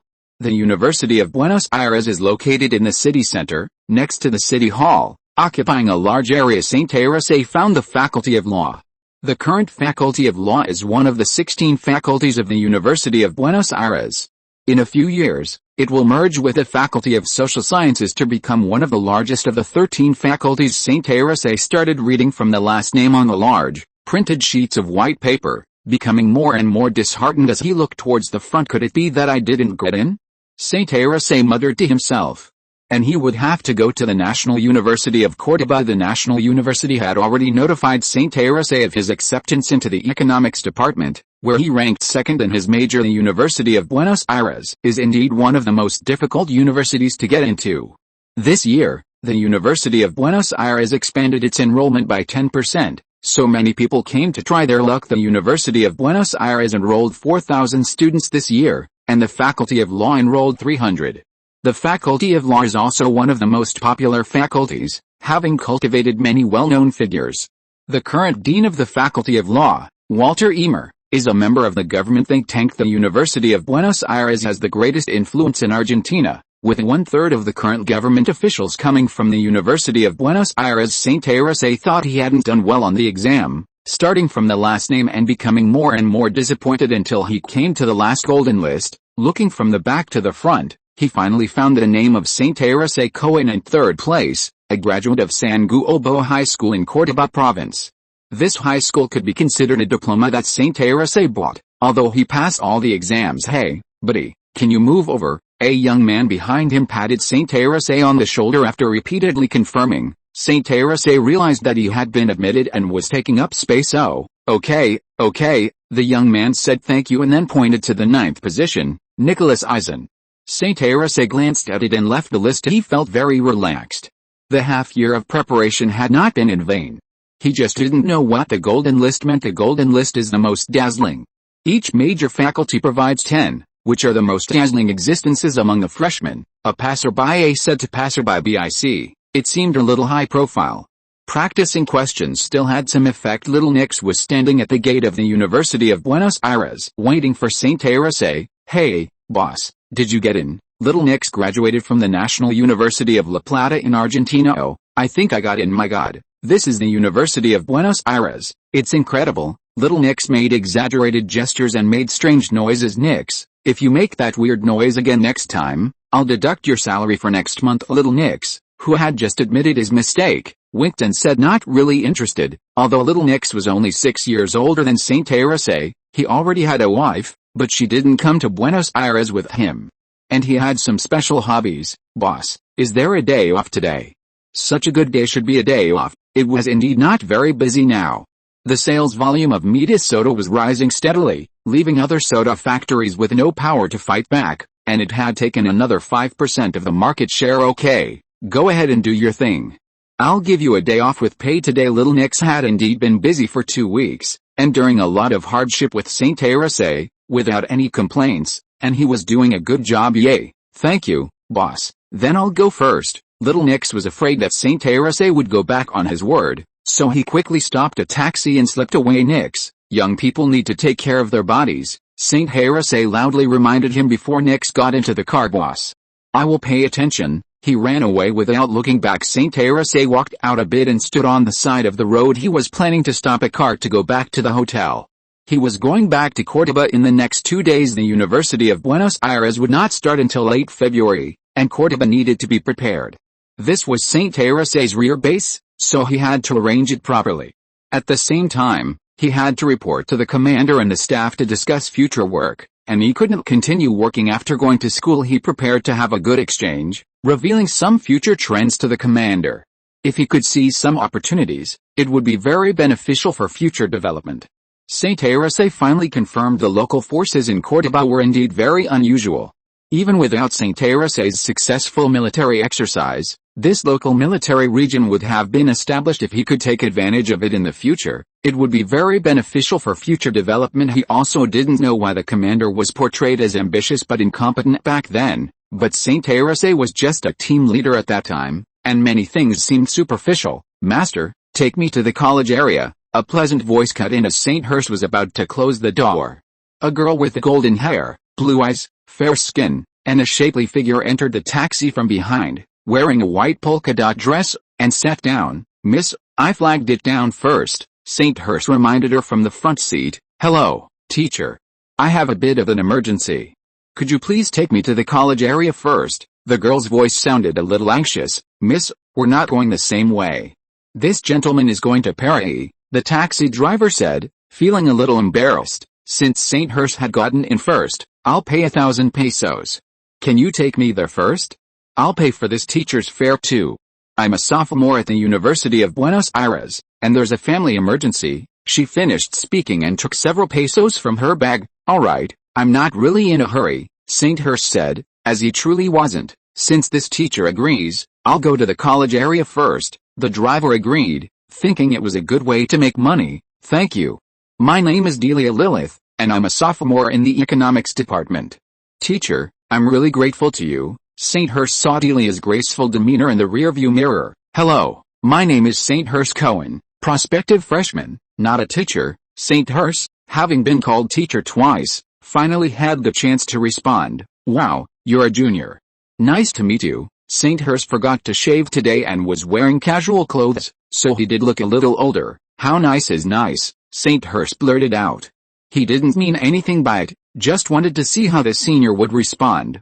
You're a bit humorous, junior." Delia was also stunned for a moment, thinking for a while before replying. This junior was toxic. Haha, just kidding. St. Hurst didn't know why, but seeing this senior, he suddenly became talkative. Even the driver in front was a little embarrassed and there was a long silence, and neither of them continued to speak. St. Hurst could only turn his head and look out the window at the scenery, from San Juan Street to the Rose Palace, Plaza de Mayo, St. Fe Road, Italy Square, and the college area. Finally, they stopped in front of an upscale residential area. Delia said goodbye to St. Hurst, left the taxi, and St. Hurst felt a little regretful. He should have asked for her phone number. Alright, there were no cell phones in this era. "Hey, young man, only the rich and powerful live here.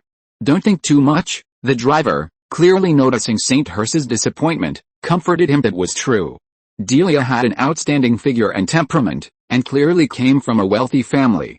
St. Hurst compared her with the socialites at the Cordoba Alcala Hotel banquet and realized he couldn't compare. That's right, the driver chatted with St. Hurst, proving to be quite talkative. The city's unions are uniting to strike. The car radio broadcasted union propaganda, calling on all workers in the city to unite, demanding wage increases and refusing layoffs. These people don't work hard and are always messing around with strikes. They should know that if everyone went on strike and didn't work, it would be a huge disaster. The driver seemed quite dissatisfied with the strikers, as he was working for himself. Striking involved marching in the streets, and some people even mixed in to smash, loot, and burn things. Yeah, the country is in trouble now, and these people are messing around.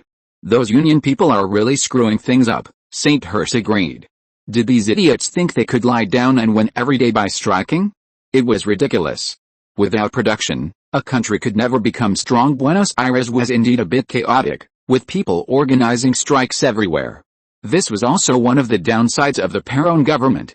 Having risen to power with the support of the unions, inflation had increased in the past 2 years, and economic development wasn't great. The newly introduced laws favored large factories, and the workers were unhappy, demanding wage increases, and so on. The lower and middle class workers in Buenos Aires were organized by unions and went on strike from time to time. Some shady characters were mixed in, making it much more chaotic than Cordoba. Unfortunately, if everyone's wages were increased by printing money, it would only lead to hyperinflation and a collapse of the national credit, like in pre-World War II Germany, Zimbabwe, and later Argentina. It didn't have the fate of a developed country, but it had the disease of one. St. Hurst thought speechlessly. Of course, St. Hurst was mostly in the city center, protected by the Ministry of Defense's army, so it was still okay. Paris, however, wasn't a traditional industrial area, so it wasn't very serious.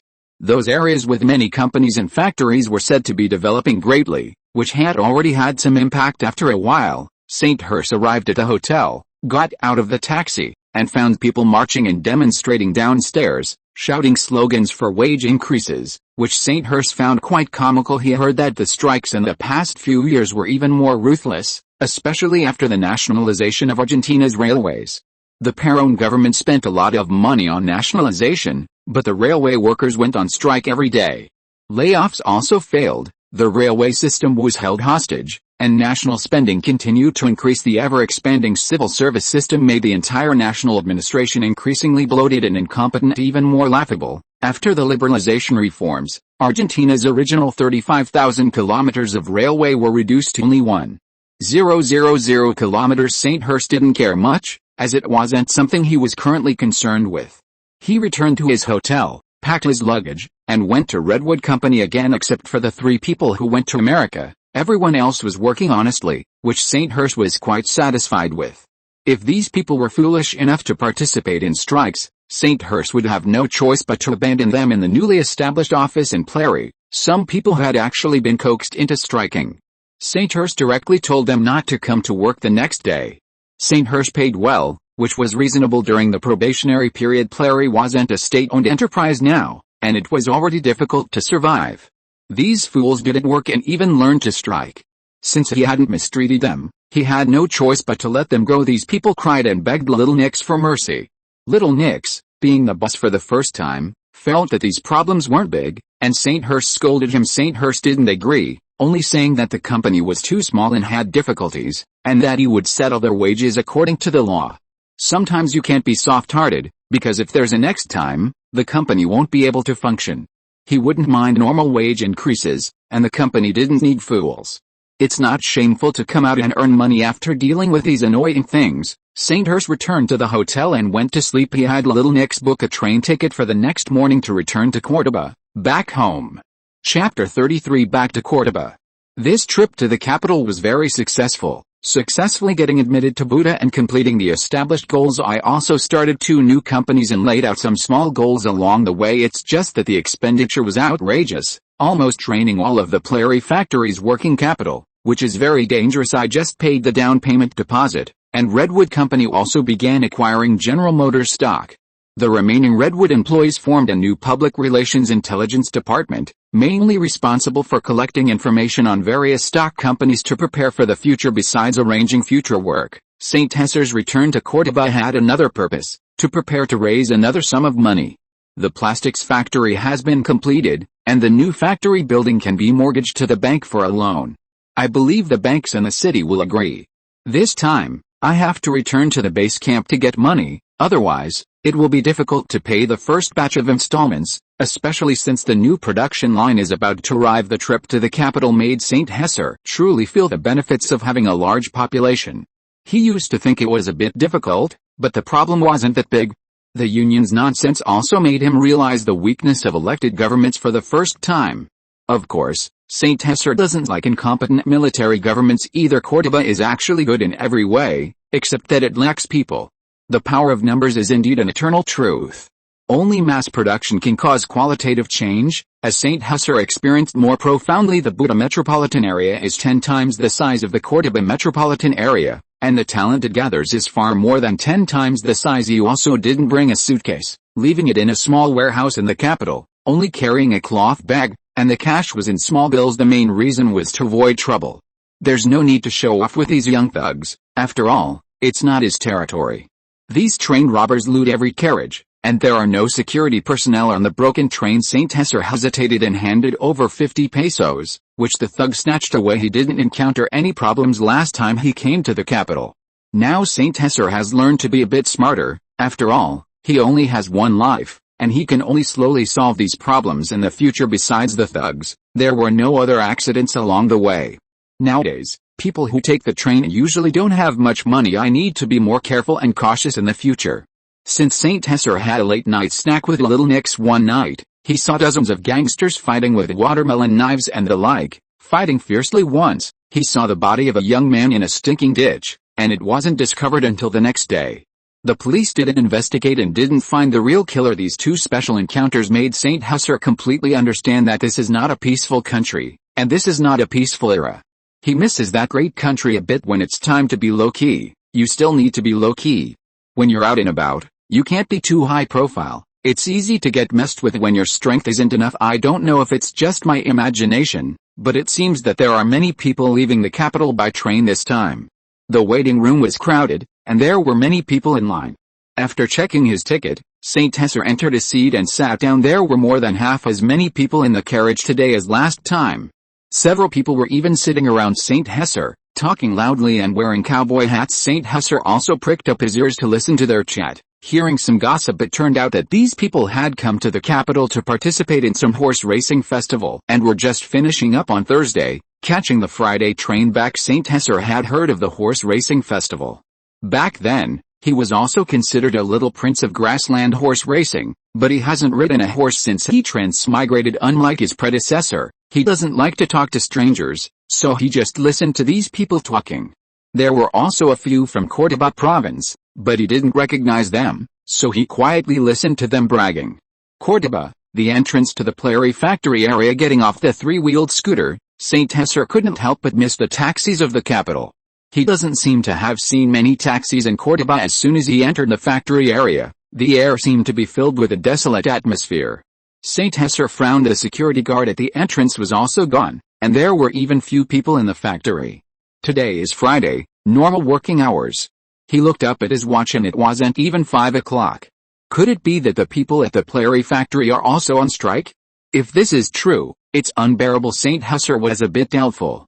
He arrived at the factory area, and the Plary first factory area was still quite primitive. The newly built brick walls and hardened floors, the 4 indoor breeding grounds were connected, and there was no one on the arranged production line. After walking more than 10 meters, he saw some workers, only 20 or so. The factory area was empty, and the production line had stopped. It didn't seem to be a strike. They were gathering together, and Rox was saying some words to appease them. "Don't worry, everyone. Our boss will be back today and will definitely help us solve the problem, manager. It's not that we don't trust the factory director, it's just that the Mad Dog Rooney's men are too ruthless. Many people in the factory have been threatened and even beaten. They said that if we still come to work, they will come to our homes." The middle-aged man who spoke looked terrified. Mad Dog Rooney? What the hell is that? Saint Hesser was full of question marks. Could it be that a dog appeared nearby and would threaten employees? Yes, several of our factory's security guards have been beaten into the hospital. It's useless to call the police. We are just small employees, and we also want to continue working, but safety is also very important. I've only been away from Córdoba for a few days and I'm already being targeted. Okay. Saint Hesser listened for a while and finally understood. I don't know which idiot is trying to cause trouble. Saint Hesser stood behind Cross and called out, "Cross, what's going on?" Cross jumped in fright, and his face turned pale instantly. Boss, you're finally back." Cross's voice trembled a little, startled. "I'll settle accounts with you later." "You didn't report such a big matter." Saint Hesser was a little annoyed. "The factory's almost collapsing, with only a few of the 500 workers left. Everyone, don't be afraid. Who is this Mad Dog Rooney? I'll solve the problem." Saint Hesser calmed down and relaxed as soon as he returned to Córdoba. This is the base camp. When everyone saw that the real boss had arrived, they breathed a sigh of relief. They started talking one after another. It turned out that this Mad Dog gang was a branch formed by the notorious foreign gang Bird Brothers from North Deanstown. During this period, it expanded into the city and cooperated with the local gangs in the Grand Market, absorbing many new gang members, and its power expanded. Seeing that this Plary factory was developing very well, they targeted it at first. They sent their underlings to collect some money, and when Cross saw that it was better to avoid trouble than to cause it, he gave it to them. But they became more and more arrogant. The day before yesterday, they threatened to give 1 million pesos a month as tribute. Otherwise, the factory wouldn't be able to continue operating. Of course, Cross wouldn't agree and directly rejected their request. The next day, almost all the employees were warned not to go to work. Even the people in the security department were injured in a sneak attack at night, and most of the employees didn't come to work today. Even those coming to work were threatened. Cross reported it to the police, but they refused to handle it and even detained some of the security department personnel, planning to deal with it when Saint Hesser returned. "Oh ho, some more short-sighted people have set their sights on us, huh?" Saint Hesser thought for a moment that it probably wasn't as simple as it seemed on the surface. A foreign gang, plus some locals, dared to assault and extort people, and the police weren't doing anything about it. Interesting. The factory will be closed for today and tomorrow. Even those not working will receive their basic salary. Please inform each other, and come back to work the day after tomorrow, Saint Hesser instructed, ignoring the workers' discussions. Then, without looking back, He left the factory directly, leaving the workers a bit bewildered. They could go back to work the day after tomorrow? That was too fast. Does the boss mean he's planning to pay up? How could he possibly pay? Now it was a penniless revolution. Since money couldn't solve the problem, he'd definitely have to solve the people causing the problem. Saint Hessa was already planning to go all out. Now he needed to comfort the security guards in the hospital, get the people out of the police station, and then gather intelligence to deal with this bird brotherhood. That would make it easier to deal with them. Saint Hessa flashed his military officer's ID and bailed out the police station's staff, paying a bail of 20,000 pesos. He definitely wouldn't get it back, which almost made Saint Hessa curse. Corruption was everywhere. Fighting was neither a big deal nor a small one this time. It was clear that the police department was in the wrong.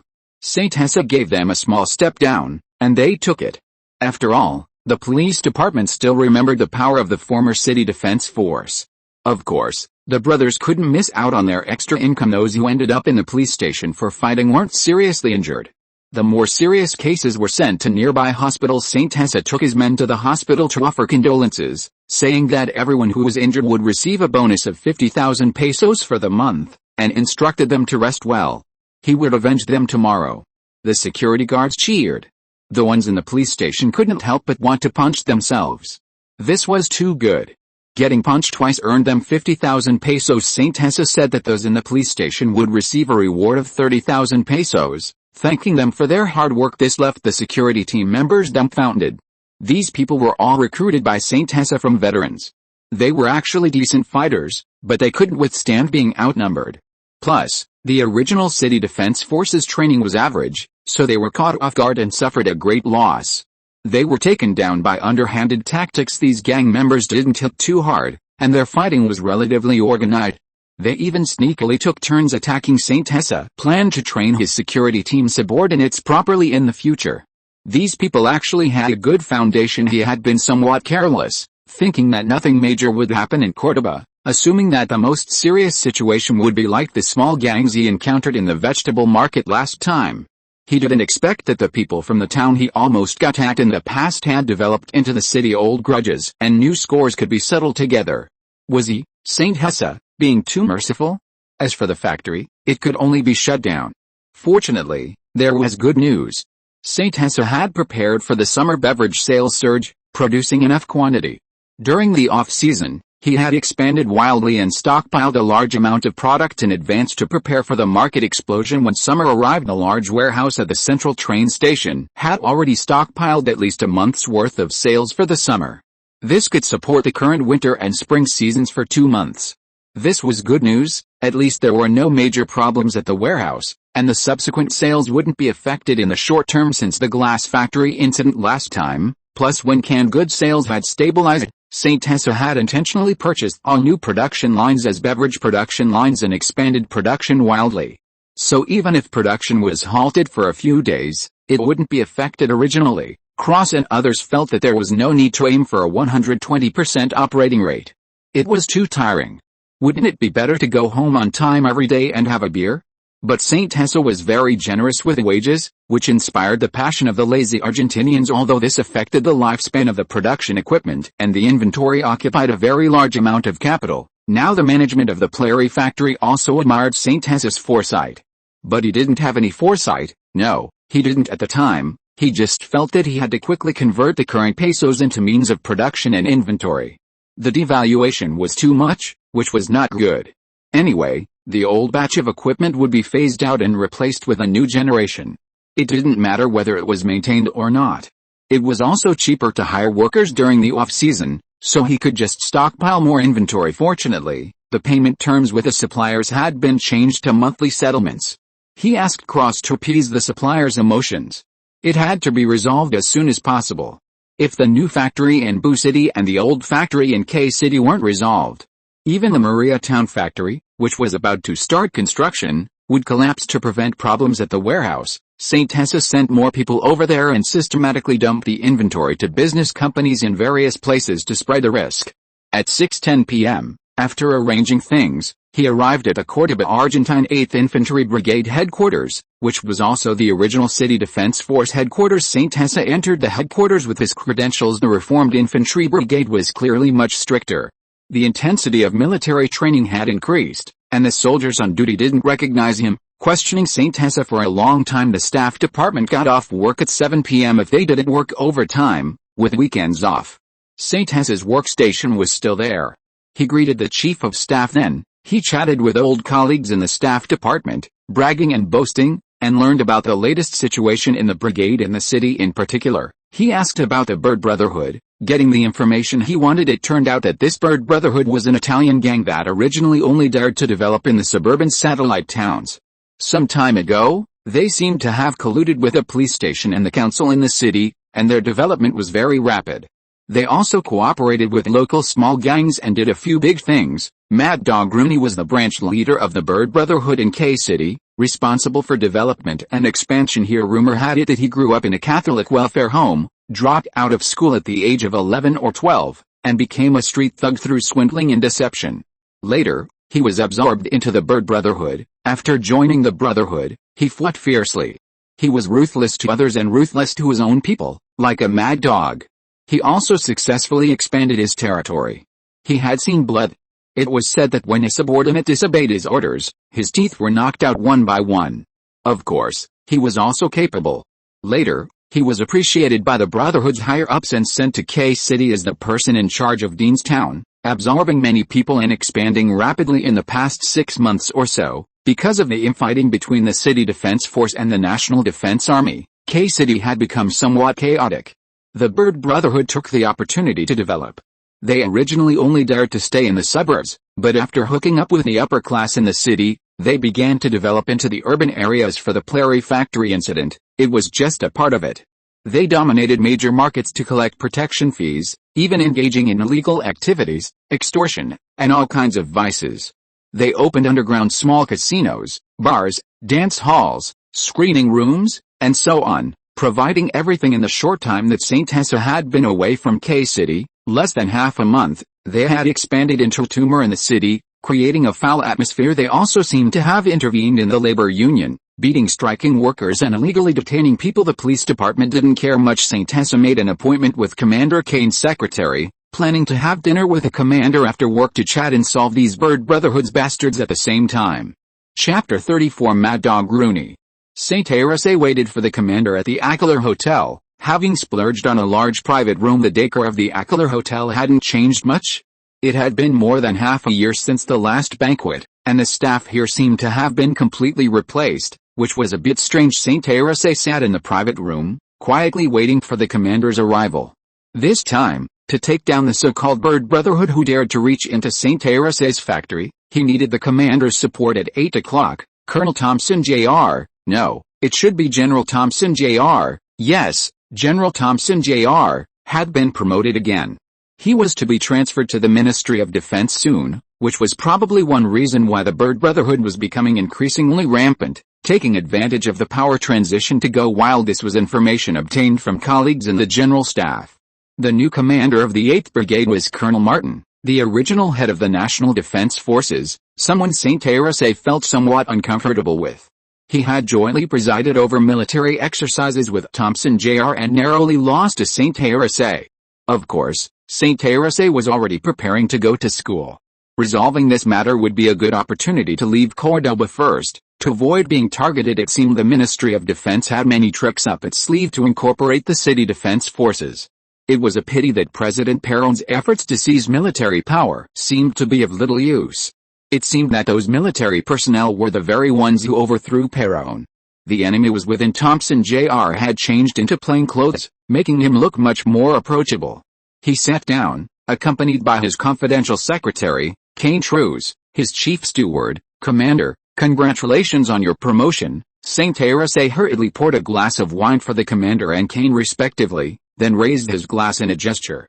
St. Tessa was somewhat clumsy with these Western etiquettes. Little Tessa, how did your entrance exam for the University of Buenos Aires go? Thompson Jr. didn't pay much attention to these details, but instead asked about St. Tessa's entrance exam. Thank you for your concern, Commander. I passed. St. Tessa also looked a little excited. Well, not bad, remarkable. Do you have any ideas for the future, such as becoming a lawyer? I remember you applied to the law school, he said with admiration. Getting into the University of Buenos Aires was indeed good. He stroked his mustache and spoke in the tone of a lecturer in class, making Saint Teresa feel that the commander at this time was a rigid teacher. I will study hard in the future and strive to join the army again after graduation, or pass the National Civil Service exam and serve the country.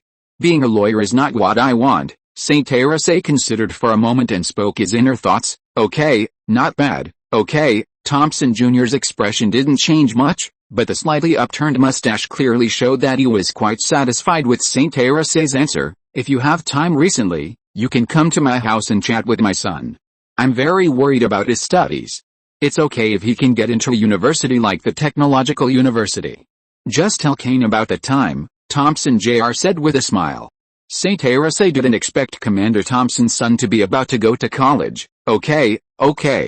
I will find time. Then it was time for small talk. Cheers to the great Argentine Republic. Cheers to the great Argentine Republic. It could be seen that Thompson Jr. was indeed a great patriot, at least in Saint Teresa's view. By the way, Commander, do you know about a large criminal group that has appeared in the city? Saint Teresa asked. Oh? I haven't heard much about that. Kane, do you know anything about it? Thompson Jr. shook his head and turned to look at Kane. Commander, it seems to be a local gang that has been making a lot of trouble recently. Kane also knew about this. Is there anyone supporting them from behind? Thompson Jr. keenly grasped the key point. The commander knows me best. Saint Teresa scratched his head and touched his nose. I want to uproot this criminal group completely. These gangsters have seriously disturbed the normal life of the citizens, and it's also a provocation to you, Commander. There must be no tolerance for these corrupt elements. Protectors, Commander, I want to bring in a few Italian cannons. I think they must have weapons of mass destruction. Very dangerous? Saint Teresa blurted out, but stopped before he could finish, as if he had said something wrong.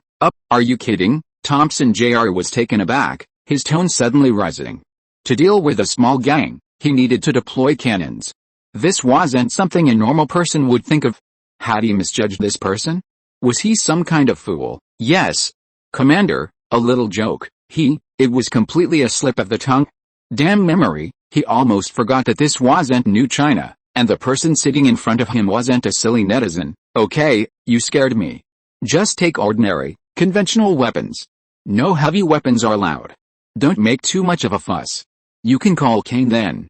I'm afraid you'll be too heavy-handed. Thompson Jr. suddenly felt a little uneasy, put out his cigarette, and thought it was better to be cautious, sending the seemingly honest Kane to keep an eye on him. Commander, don't worry, I'm a civilized person.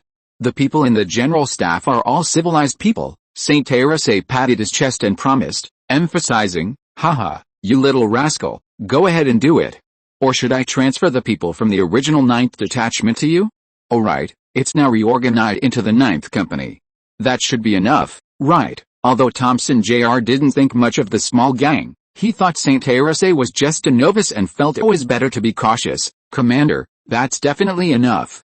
This time, just allocate 2 squads to me, and I'll definitely do a beautiful job. Saint Teresa excitedly rubbed his palms. That was more than 500 people. Too many would make it difficult to cause trouble and command. Saint Teresa's impression of the Argentine army remained at the lackluster situation of later generations and didn't dare to trust too many. Even though Commander Thompson could be considered a relatively normal Argentine leader, 2 squads, more than 100 people, were more than enough to wipe out a gang of several hundred. Then, he briefly communicated the specific procedures with Kane. This involved mobilizing the army, which required due process.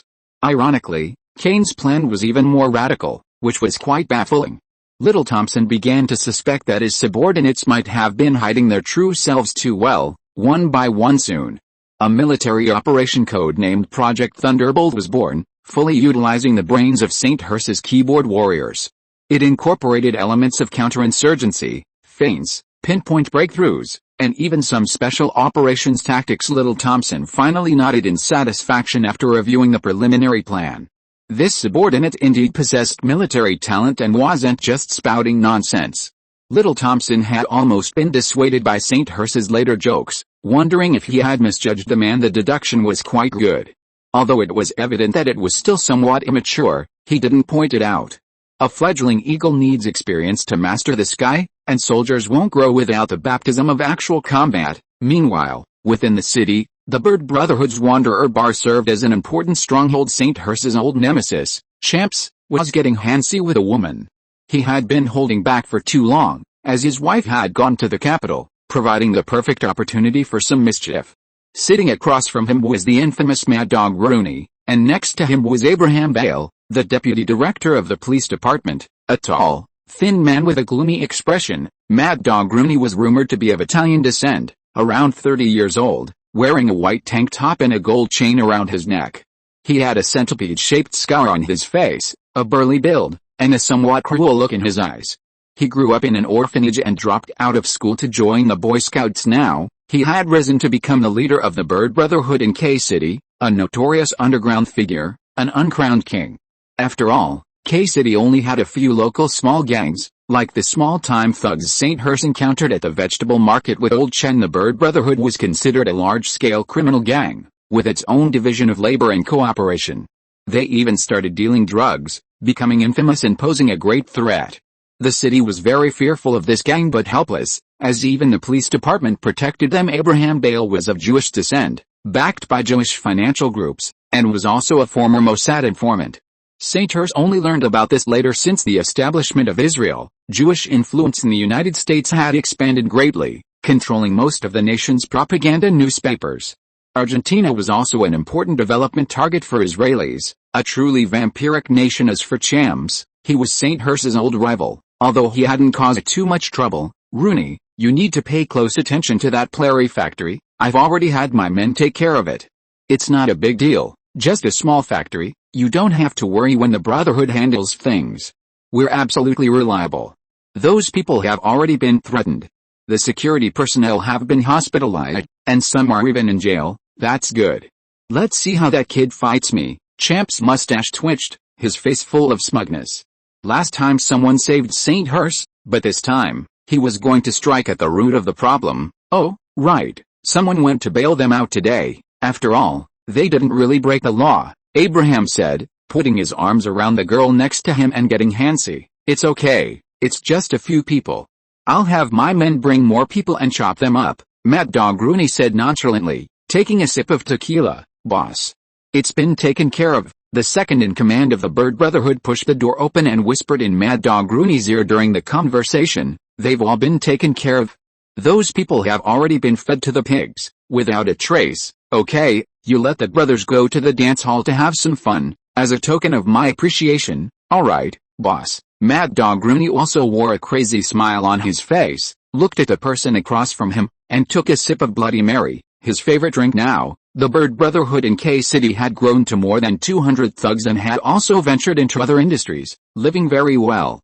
As for those who resisted, they were really fed to the pigs. The next morning, St. Hearst boiled eggs, cut bacon, spread salad dressing on toast, and ate breakfast while reading the newspaper. The Buddha admission officially concludes. 3 southern Brazilian states attempt to hold an independence referendum, suppressed by the Brazilian military authorities. These 3 states have a population of more than 10 million, close to the entire population of Argentina, with a total area of 570,000 square kilometers. The 17th Horse Racing Festival concludes. The Bird Brotherhood organized. Multiple locals report to the police. What's the use?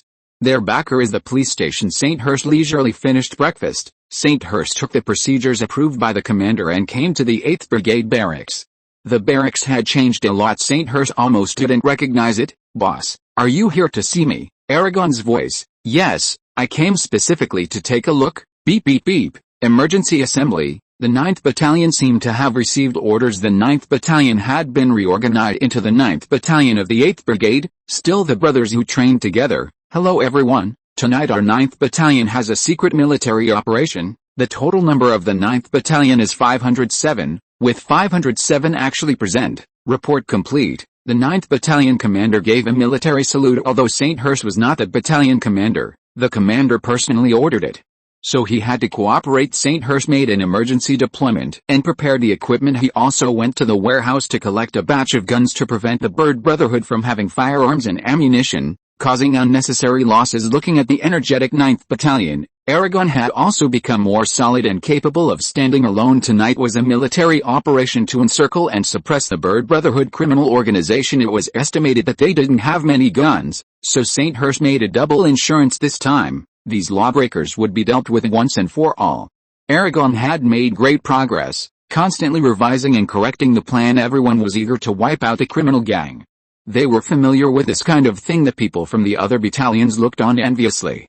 In peacetime, it was too difficult to earn military merits. Killing a chicken requires a butcher's knife to be enjoyable. The people from the Bird Brotherhood were still indulging in pleasure, unaware that a crisis of life and death was approaching them. If you're listening to this novel on a channel other than Fanfic World, it means they downloaded and uploaded it without effort. We cordially invite you to visit our channel, Mundo Fanfic Novelis. There you'll find the original version of this story, and you can explore many other novels of various genres. We're waiting for you to immerse yourself in a world of incredible novels. Chapter 35 Paramilitary Squad. St. Hurst had originally been full of confidence in wiping out a Bird Brotherhood, even naming the military operation Operation Thunderbolt. However, after truly issuing the secret military operation plan and seeing the performance of the soldiers in the barracks, he realized that he seemed to have thought too much. Arriving at the barracks, some were playing cards, some were chatting, and some were drinking, returning to the initial state when they first arrived. It seems that this reorganization by the Ministry of Defense was a complete failure, which is normal. St. Hurst thought that his little butterfly could have a larger butterfly effect, which was somewhat disappointing. Looking at these soldiers, who had gained a lot of weight, they resembled the people St. Hurst saw when he first woke up. At least the living conditions were still very good. Their figures had actually returned to their original state, and several people had even been replaced because they had retired. Okay, they really retired. He finally understood why an entire 9th Battalion had to be sent. This level of skill really didn't seem to be working. Even Jesus couldn't help St. Hurst carry this burden. He finally understood why the commander intended to give him 500 people to wipe out a gang of less than 300 people. The incompetence of the Argentine army was not a joke. He now understood a little. Commander Thompson truly had good intentions. St. Hurst had thought that he could take down all these people in one day, but now he had to reformulate the plan and inform clothes to give the factory a short holiday. Looking at the current training plan of the 9th Battalion, it was less than half of what it was during the military exercise. Some new recruits were quickly becoming veterans, slacking off and enjoying themselves every day. If they were to encircle and suppress the gang at the current level, it was estimated that they would suffer heavy losses. Although such a result would be disgraceful, the commander could accept it, but St. Hurst could not. Therefore, St. Hurst quickly took action, abandoned the unrealistic idea of a blitzkrieg, and prepared to start a new round of military exercises. In order to deal with this gang, St. Hurst could only first ask Kane for help, asking him to help collect more information about the Brotherhood in order to make corresponding preparations. At the same time, he also planned to screen several undercover teams and then recall the veterans. Many new recruits had not even participated in military exercises, which was quite poor and careless. As for this group of people, he first recalled the veterans in the capacity of the old leader. Hearing that St. Hurst was going to carry out a secret operation, the retired veterans had no objection and returned directly. It seemed that the veterans had also been bullied by the gang. The original number of people drawn from the 9th Battalion, directly 2 squads of reorganized personnel, was not enough. St. Hurst quickly screened more than 100 people from them. Choosing 1 out of 5 could still select some suitable people. After all, time was limited. If retraining still didn't work, these people were mostly obedient to command and willing to participate in the operation. The name of this screening was to hold a football sports meeting. Now the entire country of Argentina was in an era of football craze. So it was not particularly abrupt. Thompson also used the name of holding a football sports meeting to transfer the 123 people selected by St. Hurst in order to prevent Champus and others from noticing and causing some unnecessary accidents. However, he later discovered that he had overestimated Champus and the others. This is a story for later. The entire unit was pulled to an abandoned military camp outside the city. Military tents and other various materials were continuously transported over and quickly built. St. Hurst planned to spend 3 or 4 days first reorganizing these 2 squads, conducting routine training, and the commander provided the old-fashioned military camp for live-fire training. Fortunately, St. Hurst's prestige in the 9th Battalion was still very high, and the training of these soldiers was also very active, which made St. Hurst somewhat gratified. At least there was no change at all. Even if it was only a little, Argentina had not fought a real war for 100 years, and the level of the Argentine army could only be said to be unusually poor. Of course, Argentina's strength was still very strong. After all, it was one of the two strongest in South America. Therefore, St. Ayres conducted ideological mobilization work before the training. St. Ayres, wearing a military uniform, stood straight and shouted with full energy, "Comrades, our goal for this operation is only one, and that is to wipe out the Bird Brotherhood, this evil gang. Our citizens are being harmed by the people of the Bird Brotherhood. They are robbing our bread." "Wait, why are they robbing our bread?" "Okay," someone really asked. "Quiet, wait for the boss to finish," Aragon roared angrily from the side, and it immediately quieted down. Aragon still had some prestige. "What this soldier said is good. These people are evil. They have robbed the markets of their jobs, collected protection fees, and caused bread prices to rise sharply, making our families unable to afford bread. This is robbery. This is just a metaphor. They have completely decayed, and I have even seen familiar faces in the Bird Brotherhood. This is unforgivable." Although he knew that the rise in bread prices was actually due to inflation, the fault of the Perón government, he could only pin it on the Bird Brotherhood. After St. Ayres finished speaking, the soldiers below really gnashed their teeth. It turned out that the Bird Brotherhood was the culprit for the rise in bread prices. He already had a feeling, and St. Ayres struck while the iron was hot. They also robbed Métis and beer, causing their prices to rise. This has severely damaged the beautiful world of Coercion City. We must lock them all up in prison, send them to prison, send them to prison. The soldiers had already stirred up their emotions. Originally, they didn't think there was anything special about this military operation, but this concerns their own vital interests. What if they believe in God? Will God forgive them? What the hell? Why didn't anyone ask such a silly question before? Forgiving them is God's business. Our mission is to send them to meet God, St. Tessie roared, blurting out a line. Our mission is to send them to meet God. Our mission is to send them to meet God. The others were also infected by the sentence, making St. Tessie's speech even more successful. At least the ideological problem of training has been basically unified. The next step is to train hard, and at the same time, stimulate greater morale. St. Tessie honestly trained his troops. As for the Plary factory, he could only temporarily retreat and deal with it after taking down the Brotherhood. First, let close the factory to buy time. This training was conducted using St. Tessie's half-baked military exercise experience, combined with some urban warfare methods. At the same time, the Brotherhood became increasingly rampant. In order to stimulate the army's combat effectiveness, he could only frantically exaggerate these evil gang groups, highlighting how many evils they had committed. First, use anger to boost morale and ensure the intensity of training. After telling too many lies, St. Tessie almost believed it himself. These days, he was lecturing the team, saying how just this military operation was. Although it was indeed very just, provided that it hadn't bullied St. Tessie yet. At this time, St. Tessie didn't have such a high ideological level. This also greatly stimulated the morale of the entire combat unit. Down with the Brotherhood, protect Coercion City, suffer more in training, shed fewer tears in battle, capture Mad Dog Rooney alive, arrest the criminals, let them see the iron fist of the city guard. Let them see what iron bars and tears are. Down with the bird, take back our bread. Later, this slogan became the most famous. After all, no one can forgive a criminal gang that steals their bread. St. Tessie invented one catchy slogan after another. Not to mention, it still felt a bit cool when said in Spanish, except for the last sentence. The high morale also made the cooperation of the combat team better and better. St. Tessie divided them into 4 teams, each with 30 people, to conduct confrontation exercises. Overall, it was okay then. He used new equipment such as disarmament, various fighting methods, raids, door breaching, shouting, escorting, sneak attacks, smoke bombs, tear gas, and other new equipment, combined with night operations and other methods to make up for combat effectiveness.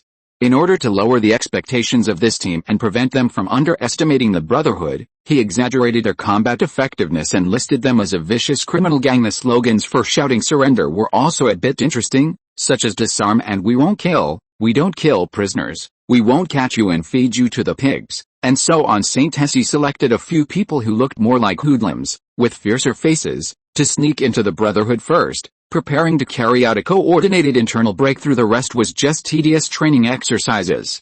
Strength training and physical exercise were already too late, so he treated it as a special operations method. Saint Hesse's knowledge of military operations was limited to movies, so Saint Hesse searched his brain for memories, as well as the methods of the world's most powerful Russian black forces, to conduct simulated exercises. It can be seen that the effect was not bad, and his subordinates admired Saint Hesse even more.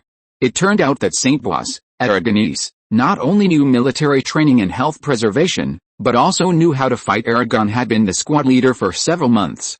Although the training intensity was not that high, there was still some training, so the original squad members were also the best. Saint Hesse was a little gratified.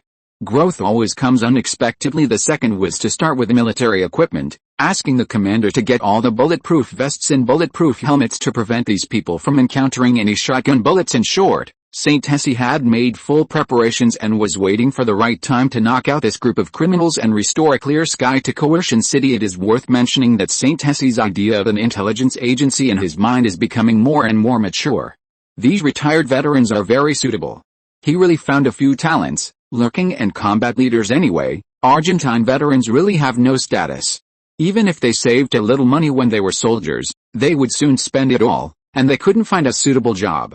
If they hadn't gone to college before, it would be even worse. Coupled with a 2-year window period, they even developed bad habits in the army. It is said that there are quite a few veterans who have joined the Brotherhood, which is also one of the reasons why Saint Hesse is cautious. Even if the training is lax, there must be a small part of people who are more disciplined, expect the enemy to be lenient, despise the enemy strategically, and value the enemy tactically.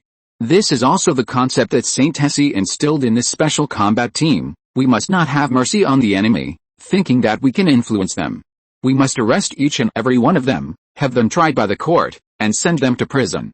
These social scum should not exist in our great Argentina. I call it physical salvation. We want bread, not a brotherhood. The soldiers below silently added in their hearts, feeling that there was no major problem with this military operation. Saint Hesse looked at the squad soldiers who were working hard to train and confront each other.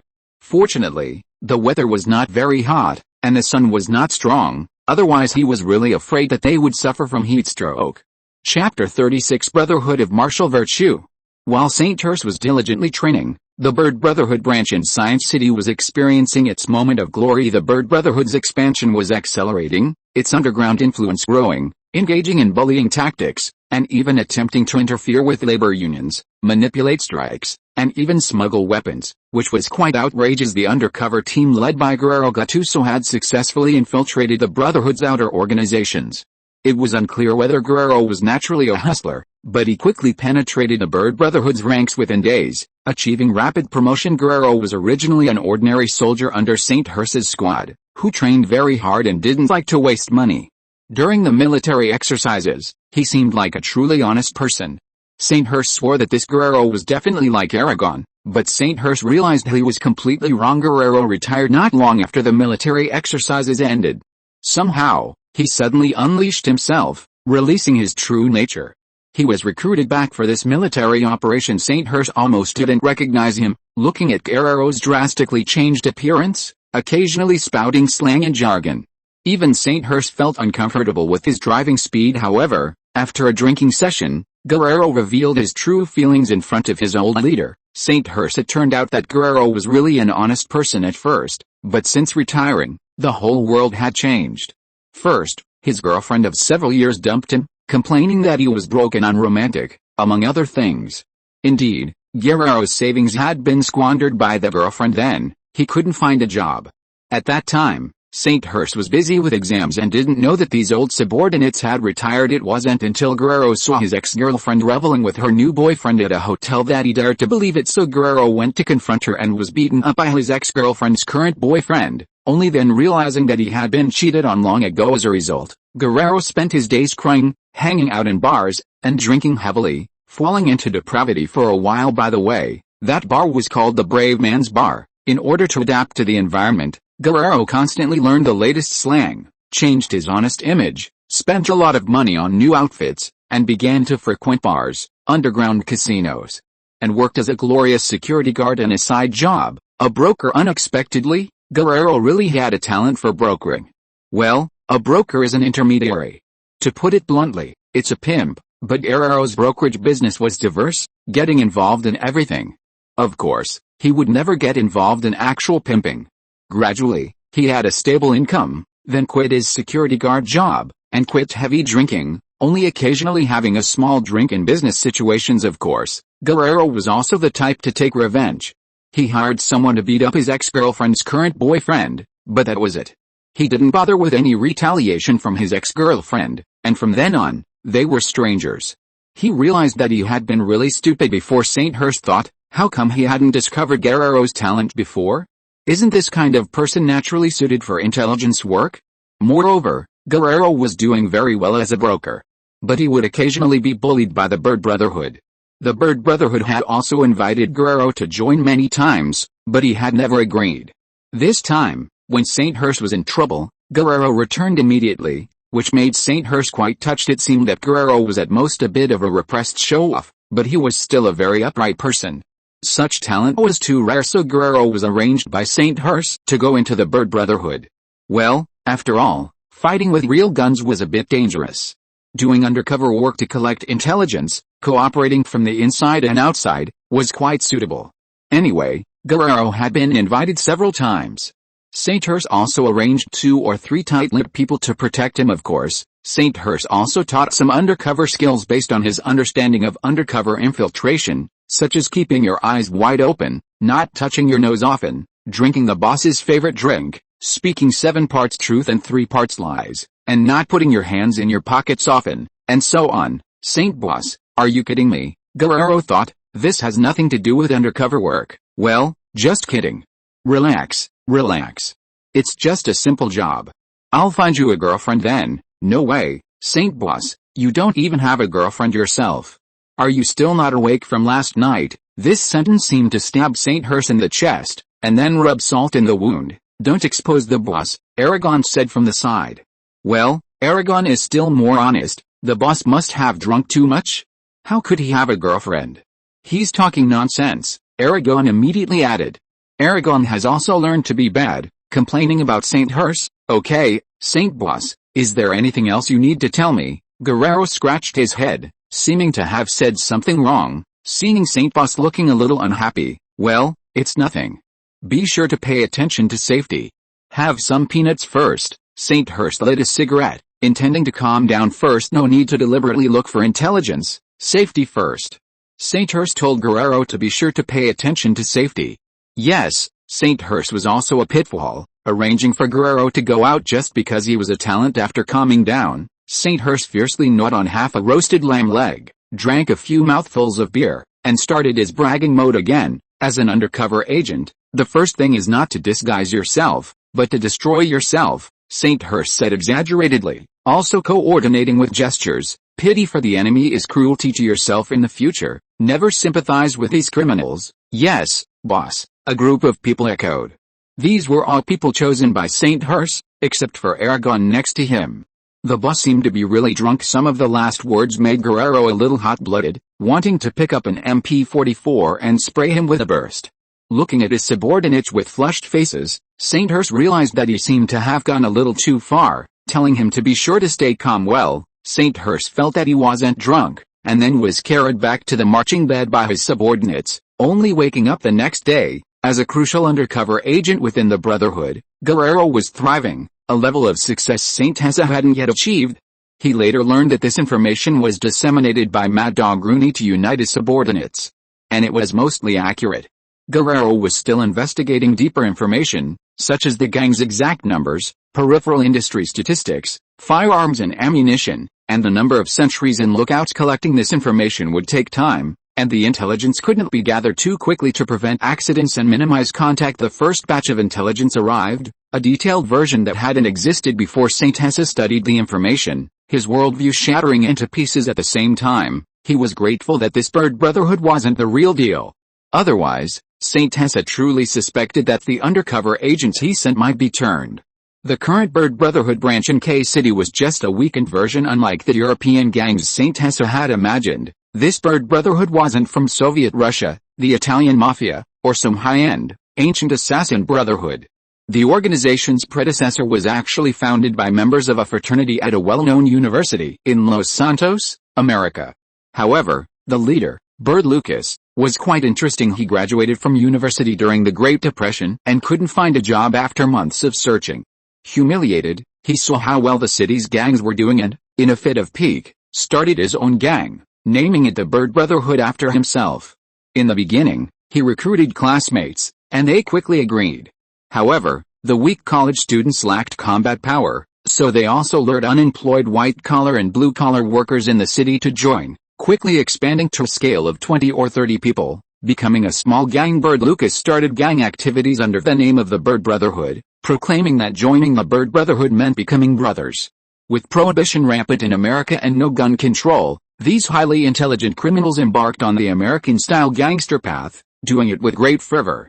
Most of the original American gangs were from the lower and middle classes, but now a formidable one had arrived, so it grew bigger and bigger. At its peak, it had hundreds or even thousands of members, developing rapidly in Los Santos and opening branches in New York, Chicago, Houston, and Boston. Life became increasingly prosperous, and their gang rules were also quite interesting, something about equality for all but with a hierarchy, somewhat like traditional sales. As expected of American college students, this was the predecessor of Amway. They operated a gang in a formalized manner, which explains why it developed so quickly. The Bird Brotherhood was more formal than traditional American family-style gangs. They were meritocratic, very united, and had their own underground business, opening distilleries and selling alcohol, earning substantial profits that allowed them to purchase more and better weapons.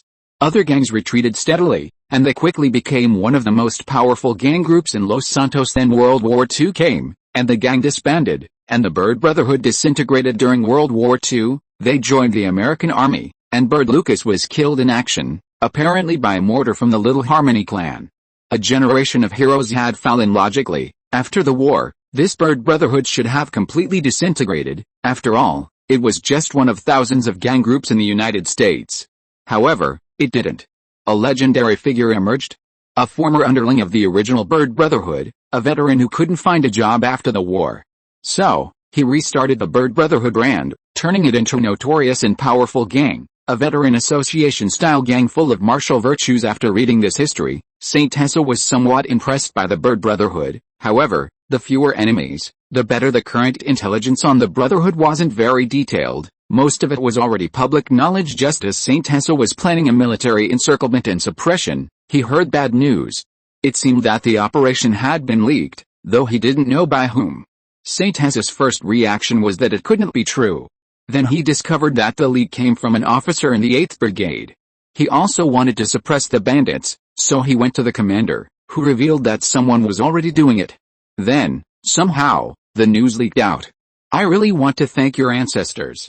The security work is like a sieve, or did the big boss just blurt it out? So, Mad Dog Rooney, with his keen sense of information, learned about the news through Abraham of the police department. Fortunately, the undercover agents Saint Tessa had arranged were not on active duty. This wasn't within the initial plan, so they weren't in immediate danger. Guerrero was still safe, and Saint Tessa breathed a sigh of relief. Fortunately, this wouldn't shock Saint Tessa too much.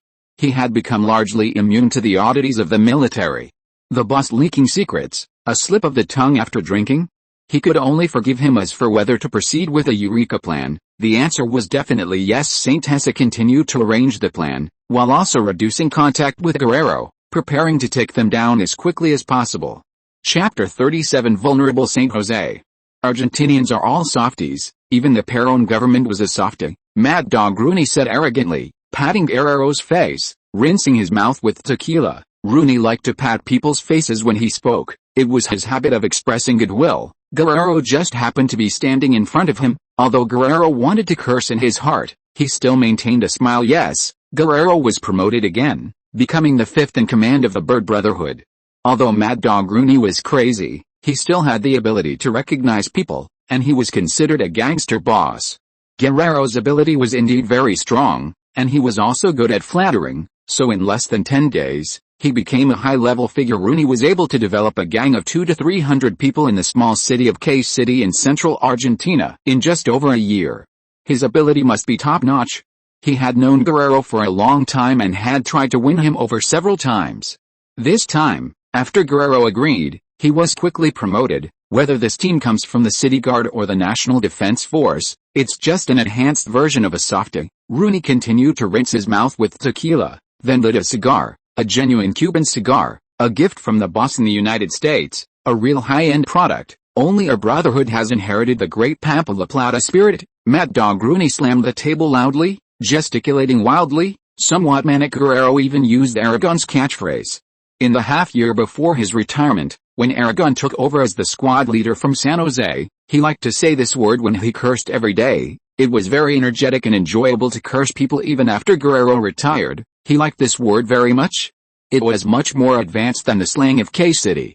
After all, when he looked at his wallet and shed tears, the word pui was indeed very appropriate, and it was very imposing to curse people. A mad dog is a mad dog, even cursing himself when he's crazy. Guerrero smiled, mentally complaining, what does poo guy mean? Little Lou. Rooney was a little puzzled. It didn't seem like there was such a word in Spanish. It didn't feel like a serious word. Boss, this word is English. It's a curse word for a poor ghost. That San Jose is a poor ghost. I hope boss San Jose won't blame me for cursing him. That's right. This word of yours is very good. That San Jose is a stinky soldier. He must be a pui. Don't all those soldiers join our bird brotherhood after they retire? Ha ha ha. Rooney laughed after hearing Guerrero's words, and then patted Guerrero on the shoulder, obviously very satisfied with this new curse word. It was very imposing during this period. The rapid expansion of the bird brotherhood in K-City made Mad Dog Rooney more and more high-profile. Rooney also received intelligence that a staff officer named San Jose was gathering people to wipe out the bird brotherhood, which led to the scene above. To boost morale and prepare to deal with San Jose, the management of the bird brotherhood was holding a meeting, with Rode, Bill, Van der Say, Zhang Pusey, and more than a dozen deputies discussing. The news was passed on by Deputy Director Yalabraham, which initially made them nervous, but Rode also said some bad things, revealed some secret information, saying that San Jose was stupid, silly, greedy for money, and liked to flatter, and had no ability. So gradually the direction of the meeting changed. Everyone went from nervous to indifferent, to contempt, and they didn't care much. The discussion turned into a bragging session, and then there were words of tigers and wolves such as alcohol, girls, revelry, and all in. Let San Jose go home and breastfeed. Tell them to spend 50,000 pesos to buy one of San Jose's legs. Mad Dog Rooney spat out a big smoke ring. I'll pay 30,000 pesos to buy one of his hands, said limp-legged Benny, with a triangular-eyed, bloodthirsty light, drinking a glass of red wine, the red wine liquid dripping from the corner of his mouth, looking very crazy. They're all a bunch of lunatics, Grode complained in his heart. None of them are normal people. They all need to be humanely destroyed. Then I'll pay 10,000 pesos to break his third leg and use it to make wine, Grode said with a chuckle, throwing a stack of banknotes from his pocket, also seeming a little crazy, making the surrounding people look sideways. Sorry, boss Saint, do I have to take a kidney? That's not good. Then I'll just take one of his ears. 20,000 pesos.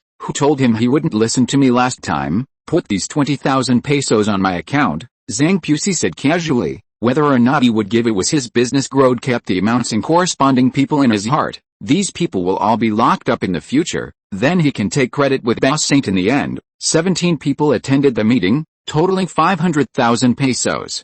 Later Rooney rounded it up and gave San Jose the nickname MR 500,000 pesos, worth $10,000. When this order was announced, most of the bird brotherhood were a little crazy. $10,000 is enough to buy a decent house in K-City, and you may not be able to save so much money in 10 years without eating or drinking. Many people are already considering what to do after getting the money. People's minds are restless. The previous victories of the bird brotherhood in K-City made them also feel that this so-called encirclement and suppression was just a normal arrest. At most, they would let a few younger brothers out at that time to take care of little Thompson's face. Even the way the bird brotherhood valued San Jose was just to buy his life, but unfortunately K-City did not have an assassin organization. This reward was only limited to the brotherhood, to show off the wealth and power of other gangs, and the consequences of offending the brotherhood, turning it into a show of force by the bird brotherhood, the underground kings of K-City. Anyone who tries to oppose the brotherhood will end up like this, even if he is a staff officer of the National Defense Forces. After this victory, no one will be able to deal with the brotherhood. As for Saint Hesser, most people besides chumps don't know about him. And with the closure of the Plary soda factory, Chumps is quite satisfied. With Chump's wife not in K-City, a life of wine, women, and song begins. days of revelry leave chomps with a bit of a backache. The Bird Brotherhood is naturally immersed in the victory of their expansion.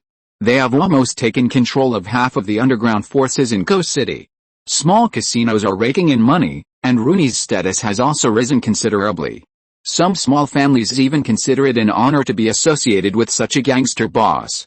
When a child is born, they even have him baptized by Rooney, making him the godfather, busy whitewashing their identities thus.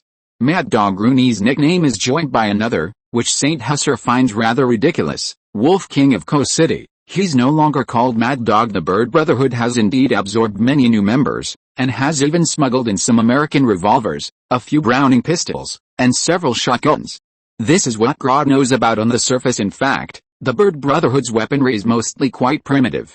The members of the gang are a mixed bunch, unconventional. Most are from their teens to their 30s. Some, like those from the Fireline gang, have been annexed and become small bosses. Their leader, someone named Chianda, seems to be only 17 or 18 years old.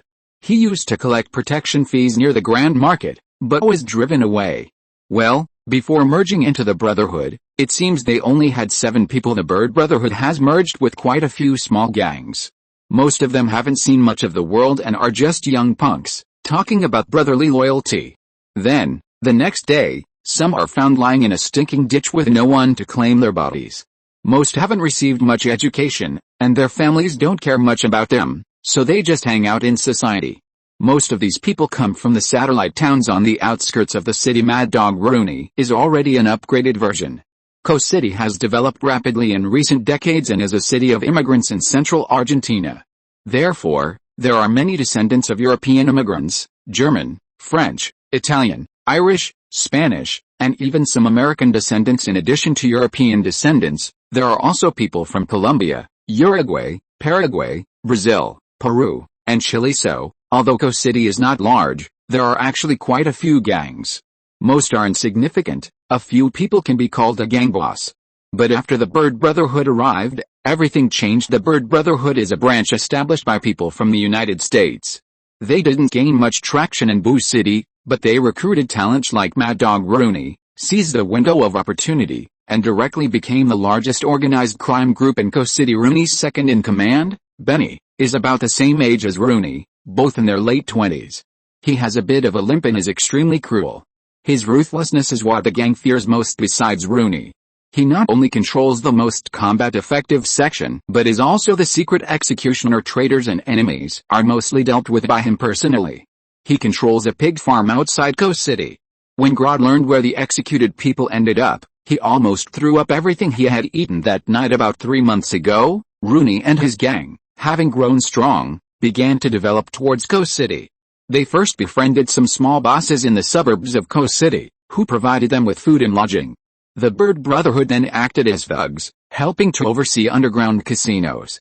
Their tentacles also extended to the contracting of municipal engineering projects and suppressing cattle farms. In the process, they also created some enemies. Therefore, they imported and bought guns for self-defense. To obtain economic benefits, they also robbed ordinary people and targeted some private factories, engaging in side jobs such as kidnapping wealthy people for ransom, rampaging wantonly. They had it too easy. At that time, there was a power vacuum after the City Guard and the National Defense Forces withdrew. By the time the 9th Brigade completed its reorganization, they had already formed a relatively combat-effective gang. Mad Dog Rooney and Limping Benny cooperated with each other, plus the original team. The small gangs in the city were defeated one after another, annexed, without encountering any difficulties. Even if the lackeys went to jail, they could be bailed out in a few days. This made the lackeys feel that hanging out with the Bird Brotherhood was not bad. They had food, drink, and alcohol, and they also started their own bars and casinos, developing horizontally, with abundant financial resources. The original intention of some small gangs was to protect their friends from being bullied by other gangs in Coast City. Following the Bird Brotherhood had benefits, which also made the Bird Brotherhood even more inflated. It's not surprising that they looked down on Saint Husser. Originally, people from the Coast City Police Department had tried to eliminate them. Then, the next day, the person in charge had his legs broken when he got off work and spent several months recuperating, severely deterring the pot-bellied people in the police department. Others simply accepted the benefits and became umbrellas and mouthpieces. Abraham was one of those. They won over, and Rooney sneered at the Argentine army, Truly thinking they were chicken, Saint Husser is vulnerable, Rooney set the tone. Benny also thought there was no problem. Our bird brotherhood is full of martial virtue and very strong in combat. Even those Argentine army weaklings are nothing more than that. The bird brotherhood has also absorbed many veterans. Look at this guerrero, isn't he a retired veteran of the former city guard? Now he's very sensible. God revealed a lot of Saint Husser's intelligence, leading them to believe that Saint Husser was definitely a good-for-nothing, and that this operation would be foolproof and easy to accomplish at this time. Saint Husser still didn't know that someone wanted his life for $10,000. He was just working hard to train, trying to take care of the bird brotherhood as soon as possible, then reopen the factory, and then go to school in peace. Chapter 38 Closing Operation. To ensure the operation's safety, and for the sake of their own lives, and to guarantee the soldiers' security, Saint Husser purchased a batch of surplus bulletproof vests from a shop in the city, supposedly exported by American arms dealers during World War II, helping the old partner, the shopkeeper, clear out his inventory. This batch of equipment, originally stockpiled for World War II, actually had a day to be sold out, making the shop owner, Ryan, somewhat grateful initially. The old shopkeeper of Ryan's shop had a rush of blood to the head. In the early days of World War II, he felt that the strength of the Third Reich was powerful and might cross the Atlantic to invade South America. This was also the idea of many Argentinians. Coincidentally, American arms dealers were making a fortune from the war, so old Ryan sought connections to purchase a batch of high-priced bulletproof vests, said to be from the famous Thor arms. In reality, they came from a civilian factory that had switched production, but of course, the materials were still top-notch, but unfortunately, they were too expensive and difficult to sell then. Apart from some that were sold at the beginning through persuasion, the rest were not sold until the Third Reich attacked the Soviet Union, attacked England, the United States joined the war, and then the United Nations was established, Argentina declared war, and then the war ended. They still weren't all sold. They were in inventory for 10 years. After old Ryan kicked the bucket, they still weren't all sold. Little Ryan, after inheriting the shop, soon received Saint Husser and Aragon, and purchased 2 on the spot, also after almost getting shot on D'Anfon's town. He was so moved that he was preparing to go to old shopkeeper's grave to cry, but to be honest, although it was a conversion from a civilian factory, the quality of this American bulletproof vest was still good. Last time I went to Maria Town, I felt it was okay, so he made a second repurchase. Actually, there was no choice. There was only one place in the Argentine hinterland where you could buy bulletproof vests to defend against the Third Reich, to guard against the Third Reich from beyond the Pacific, and prepare to make a fortune. There were no other branches then. On their heads, they wore tan German-style steel helmets. They weren't original imports, but domestically produced imitations, in large quantities and cheap. The Ministry of Defense purchased a lot, enough for 1 helmet per person. It is said that recently, the Ministry of Defense is preparing to purchase a batch of American steel helmets for replacement, because the domestically produced imitations are not as cheap and easy to use as the American surplus materials. When the Americans fought in World War II, the American soldiers were more afraid of death. It is worth mentioning that all the members of this squad have changed into new combat boots, which made these participating soldiers feel very satisfied, jumping around. This was Saint Husser who contacted the logistics department and urgently transferred them, stuffing the logistics department bus with $1,000 plus the commander's warrant. The shoes worn by the soldiers before were actually similar in style to the new China Liberation shoes worn in his previous life. Saint Husser only heard his subordinates say that the shoes were not suitable during training, and then inquired that the logistics department had purchased a batch of American military boots. He was moved, and after persuading Commander Thompson for a long time, he barely agreed. After all, changing new boots is an important piece of equipment for the entire Argentine army.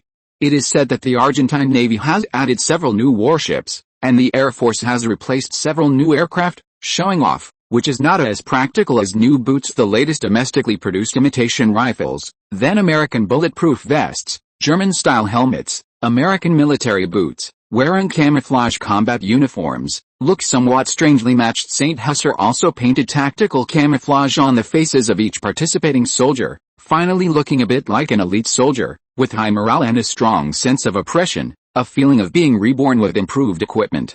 These soldiers also excitedly howled. Saint Husser began pre-war mobilization and shouting, adding fuel to the fire, "Great Argentine warriors, this time the enemy is very powerful. It is a well-trained gang of black forces. They are well-trained and their methods are very cruel. The enemy, the Bird Brotherhood gang, is robbing our bread. They are persecuting our City compatriots. They bully the market, do all kinds of evil, and also scold our Argentine soldiers as cowards. Let us pick up the steel guns in our hands. Our steel guns do not agree. Let us arrest them all and send them to prison, where their final destination lies. Saint Hesser stretched out his hand, clenched his fist, and waved it forcefully. Below, I hope everyone will do the following. First, the responsible captain must be calm and composed, carefully command, and not let go of any criminals. Second, the backup team must also spread a large net. In case there are any who escape, they must all be caught back. Third, in the course of the operation, protect the citizens of City. Fourth, protect yourselves. Does everyone have the confidence to do it? Yes. Yes. Yes. Saint Hesser also looked at this troop and felt very satisfied. A practical test. Before the operation, Saint Hesser had already communicated with Guerrero. In order to prevent escape and reduce the difficulty of capture, on the day of the operation, Guerrero would pretend to celebrate his birthday and sincerely invite the Bird Brotherhood's senior management to the Aquila Hotel for a banquet, to eat and drink well, gather most of the members to various bars to organize a birthday party, celebrate his birthday, and then use this name to gather most of the middle and high-level members in the Aquila Hotel's box. Guerrero received special funding sponsored by Saint Hesser and also bought 7 or 8 boxes of high-proof tequila for the birthday banquet. The Brave Bar and the Fallen Bar were not idle either. Dozens of boxes of high-end beer were brought in to let the Brotherhood's gang members and celebrating lackeys get hyped up first. Guerrero's lackeys persuaded them to drink, reducing a wave of combat power. Guerrero's birthday party will start at 3 p.m., and the operation will be organized around 5 p.m. The main reason is that there are too few street lights in City now, and there is no infrared high-tech equipment. In order to prevent accidental injury, the capture operation was scheduled for the time close to dusk in the afternoon. At the same time, in order to better capture and annihilate this powerful criminal gang, Saint Hesser divided the military squad into 5 teams. Among them, the Hound Action Team of 30 people, personally responsible by Saint Hesser, to capture Mad Dog Rooney and its gang members, is the most well-equipped and the strongest combat group. The Cheetah Action Team, led by Aragon, with 25 members, to capture Crippled Benny and its gang members. The location is the Fallen Bar. The Tiger Action Team, led by Guerrero's deputy, with 25 people, to capture its other gang members. While Guerrero knows the most people and has the deepest infiltration, to prevent missing important members, the location is the Brave Bar. The Reserve Team, the Fox Assault Team, of 30 people, divided into 2 parts, for tactical support, deployed around the Brave Bar, responsible for pursuing and preventing the escape of other members, is a reserve mobile force. The Falcon Squad in plain clothes, with 15 people, first sneaked into the Aquila Hotel, responsible for internal and external cooperation, cooperating with Guerrero's first step of action, and also receiving and protecting Guerrero, to prevent Rooney from becoming enraged. At 5 p.m., the operation started on time. The Fox Squad and the Tiger Squad, sitting in military trucks, rushed towards the Bird Brotherhood's Fallen Bar and Brave Bar, concealed and fast. The operation had only begun 20 minutes ago when Saint Hesser, at the general headquarters, received the first report from the Aragon Jaguar Squad. The Limp, who was staying in the New Sicily District's Fallen Bar for pleasure, and 13 male and 6 female members of his gang, were arrested by the action team. There were no casualties during the arrest. They were taken to City prison. The Limp, who is usually arrogant, was as obedient as a puppy. The mission was successfully completed, leaving only a small number of people to guard and count the finances. Aragon led the other soldiers to support the Tiger Hunt Squad to prevent accidents. 40 minutes into the operation, more than 70 core mid-level members and key personnel of the gang at the Brave Bar were all arrested. When guns were pointed at their heads, they surrendered decisively. Of course, some people ran away, so the backup Fox Hunt Squad went into action and successfully captured everyone without exception. 2 team members were slashed and sent to the hospital. One thug pulled out a gun and exchanged fire, then was shot dead at 5:15 p.m. Rooney was drinking, and the dull atmosphere made him a little irritable. As if he had an ominous premonition, he glanced around, and all the high-level gang members were drinking, except for Limp, who was stationed at another important branch, the Fallen Bar. Rooney was restless, but he didn't know what was wrong. Dark clouds covered the sky, and the banquet was in full swing. The good tequila was indeed strong enough. When Mad Dog Rooney went out to use the restroom, he went to the front desk clerk. "Does the hotel have a telephone?" "Yes, please make a call to the Fallen Bar," Mad Dog Rooney said politely to the clerk. This was an old-fashioned rotary phone. The front desk clerk dialed the number Rooney gave, with a somewhat anxious look in her eyes. "The call didn't go through. Dial it again." "Okay, sir," someone answered. The clerk handed the phone to Rooney, who thanked her. "Hello, is one card there?" Rooney asked into the phone. "One card? One card?" The squad member on duty who answered the phone had a question mark on his face and didn't react. "Sorry, wrong number." Rooney quickly hung up the phone. Damn it, something happened. The password was wrong. This was an office phone, and only Limp could answer it. If the password didn't match, something big must have happened. Then he saw that the cars parked downstairs were also not quite right. Damn it, it really was the National Defense Force.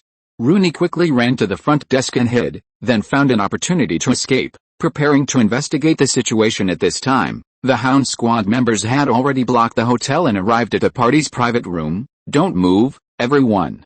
Hands on your heads. Hands on your heads. Don't move.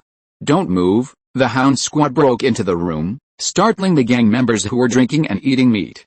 After they reacted, they immediately pulled out their guns, but were immediately greeted by the Hound Squad members, who pointed their rifles at them and dropped their guns. "Surrender and you won't be killed.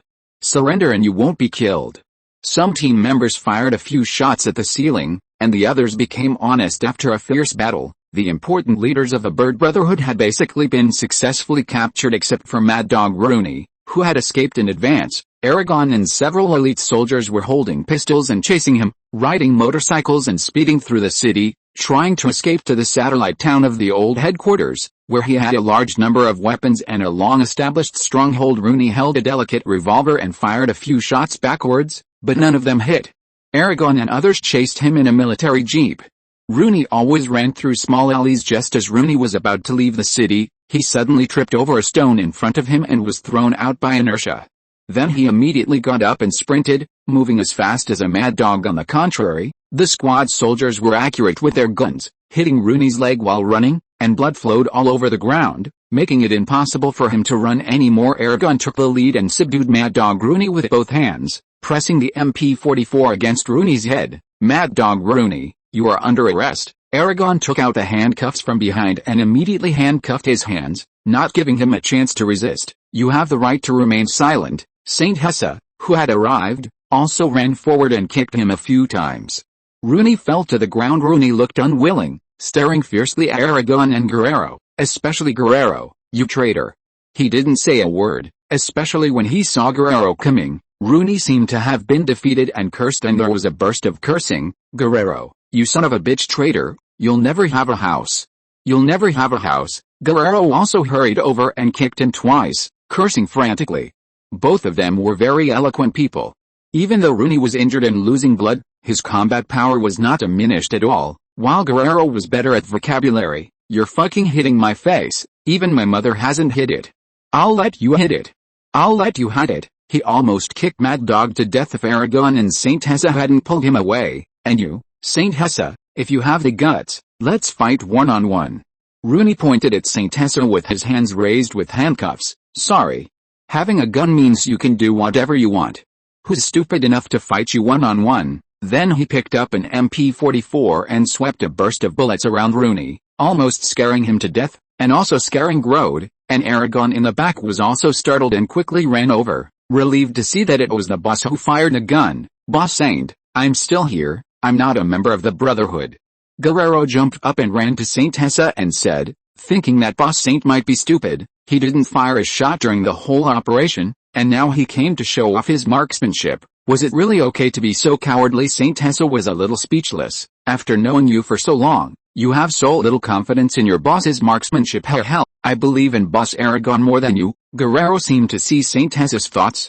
If there was a Chinese saying, maybe it could be given to Mad Dog Rooney. He died before he could accomplish his mission. Thinking about it, he felt it was wrong, and felt that he had no culture, and couldn't even write a poem to suit the occasion. Yesterday, Mad Dog Rooney was still dreaming of being an underground emperor, but today, what awaits him is the Iron Fist judgment from the people of K City, Argentina. In the evening, Small news spread like wildfire. Until the evening, the city announced martial law and arrested other gang members. The people in the city gradually seemed to understand. The Bird Brotherhood is destroyed, the gang is destroyed, the prison is full of people. Mad Dog has also been caught. Welcome to report gang members and provide evidence. When Abraham and Champs heard the news, they almost fainted. Damn it, they were taken down like this? It's too weak. Many people in K-City had insomnia that night, of course, not including Saint Hessa, who slept very soundly. Chapter 39 Factory and Elena. The next day, very early in the morning, Saint Hesser got up as usual. It had been almost a month since he had slept in the Zijinghua apartment, and he actually missed it a little. The rent is wasted. I have to pay the rent again tomorrow, Saint Hesser thought with some distress about the rent money after waking up in the first half of February. He was preparing for the exam in Buchan, and he was also busy preparing for the new company and the new factory. In the second half of the month, he was training the team in the abandoned military camp and solved the Bird Brotherhood in a few hours, with remarkable results last night. After encircling and suppressing the Brotherhood, Saint Hesser sent someone to inform Guerrero to notify all workers and office staff to start work tomorrow. Tomorrow, he will attend the opening ceremony of the plastic bottle factory, and the day after tomorrow, he will participate in the trial of the Bird Brotherhood, which is somewhat busy. Guerrero is a talent. Saint Hesser has already figured out how to arrange it, and handed over some information on how to deal with the follow-up to Guerrero to handle in advance. The Thunder Action Team was also officially disbanded, and Saint Hesser was certainly unwilling, but there was nothing he could do. The newspapers subscribed to by the post office could fill a small room, and they were all stuffed behind the door. Saint Hesser put the old expired newspapers in the study, and could only sell them as waste products. Later he took out the eggs, French bread, butter, vegetables, potatoes, and luncheon meat cans he bought last night, lit the fire and made a simple sandwich, mashed the potatoes, and paired it with a glass of hot milk. After a simple taste, he found that his cooking skills seemed to have deteriorated. He didn't have to do it himself in Buchan and the abandoned military camp. He read the newspaper while eating breakfast. Most of the news was released by local tabloids. Major newspapers were more cautious before there was any specific news. Extra. Mysterious numbered troops wiped out the Bird Brotherhood, suspected to be the City Guard Special Forces, the Cordoba Post. This news is relatively reliable. Shocking. The black evil forces that do all kinds of evil were quickly wiped out. In the evening, a citizen of K-City smashed a store to celebrate and was caught by the police. K-City Economic and Social News. This is too excited. On the whole process of the mysterious troops arresting the Bird Brotherhood and the weapons that appeared, Paul Ryan has something to say to you. K-City Christian Gospel News. This is a swindler preparing to fool people. Internal News. The Bird Brotherhood from the United States. The Sinful Life of Mad Dog Rooney. K-City St. Martin Daily. Good fellow, directly arranged his death. Today, almost all the newspaper headlines are about the Bird Brotherhood. I didn't expect there to be headline parties in the 1950s. Saint Hesser read the content of the newspapers. They made up a lot of information about the Bird Brotherhood, which made Saint Hesser want to complain. Mad Dog Rooney eats a dog every day, is the reincarnation of a vampire, and there are also werewolf reincarnation theories. There are also rumors that the mysterious troops are American soldiers, and they took photos and sent them to save the citizens of Cordoba. Others say that they are national defense soldiers trained by the American military. There are those who are unhappy with the Bird Brotherhood, and so on. Some also said that adding garlic defeated the Bird Brotherhood, which was the blessing of the Lord. There were all kinds of strange guesses, and there were all kinds of strange remarks. Some people said that there was an American Superman in the Special Forces who could catch them. Everyone almost collapsed. The house at that time, witnessed it with their own eyes, and spoke eloquently, which almost made Saint Hesser laugh silly. It turns out that I didn't realize that these editors are so interesting. They are really good at making things up, but looking at these well-organized and confident writings, many people will definitely believe it. Saint Hesser's expression became serious as he laughed. Popular science has a long way to go. In the future, he will definitely have to issue several newspapers to control public opinion. No wonder there are so many anti-intellectual remarks abroad. They have all been fooled.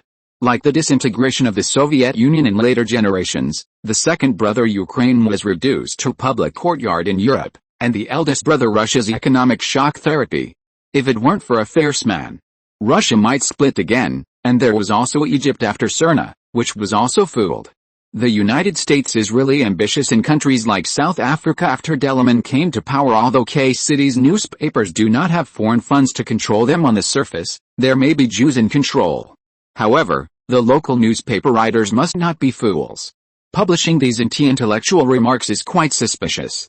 Even if it is only for sales, day after day and year after year, it will have many bad effects as usual. He went out at 7 o'clock. His second-hand motorcycle was parked securely in the downstairs parking lot.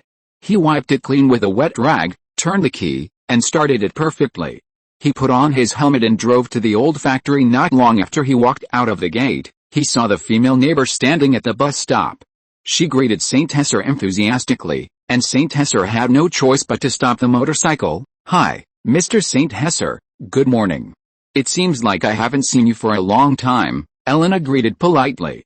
She was wearing a light yellow dress today, with golden hair and blue eyes. She was a petite woman. St. Hesser looked her up and down. "Miss Elena, you are still so beautiful." "I went to Bucking some time ago," St. Hesser greeted and praised sincerely. "Really?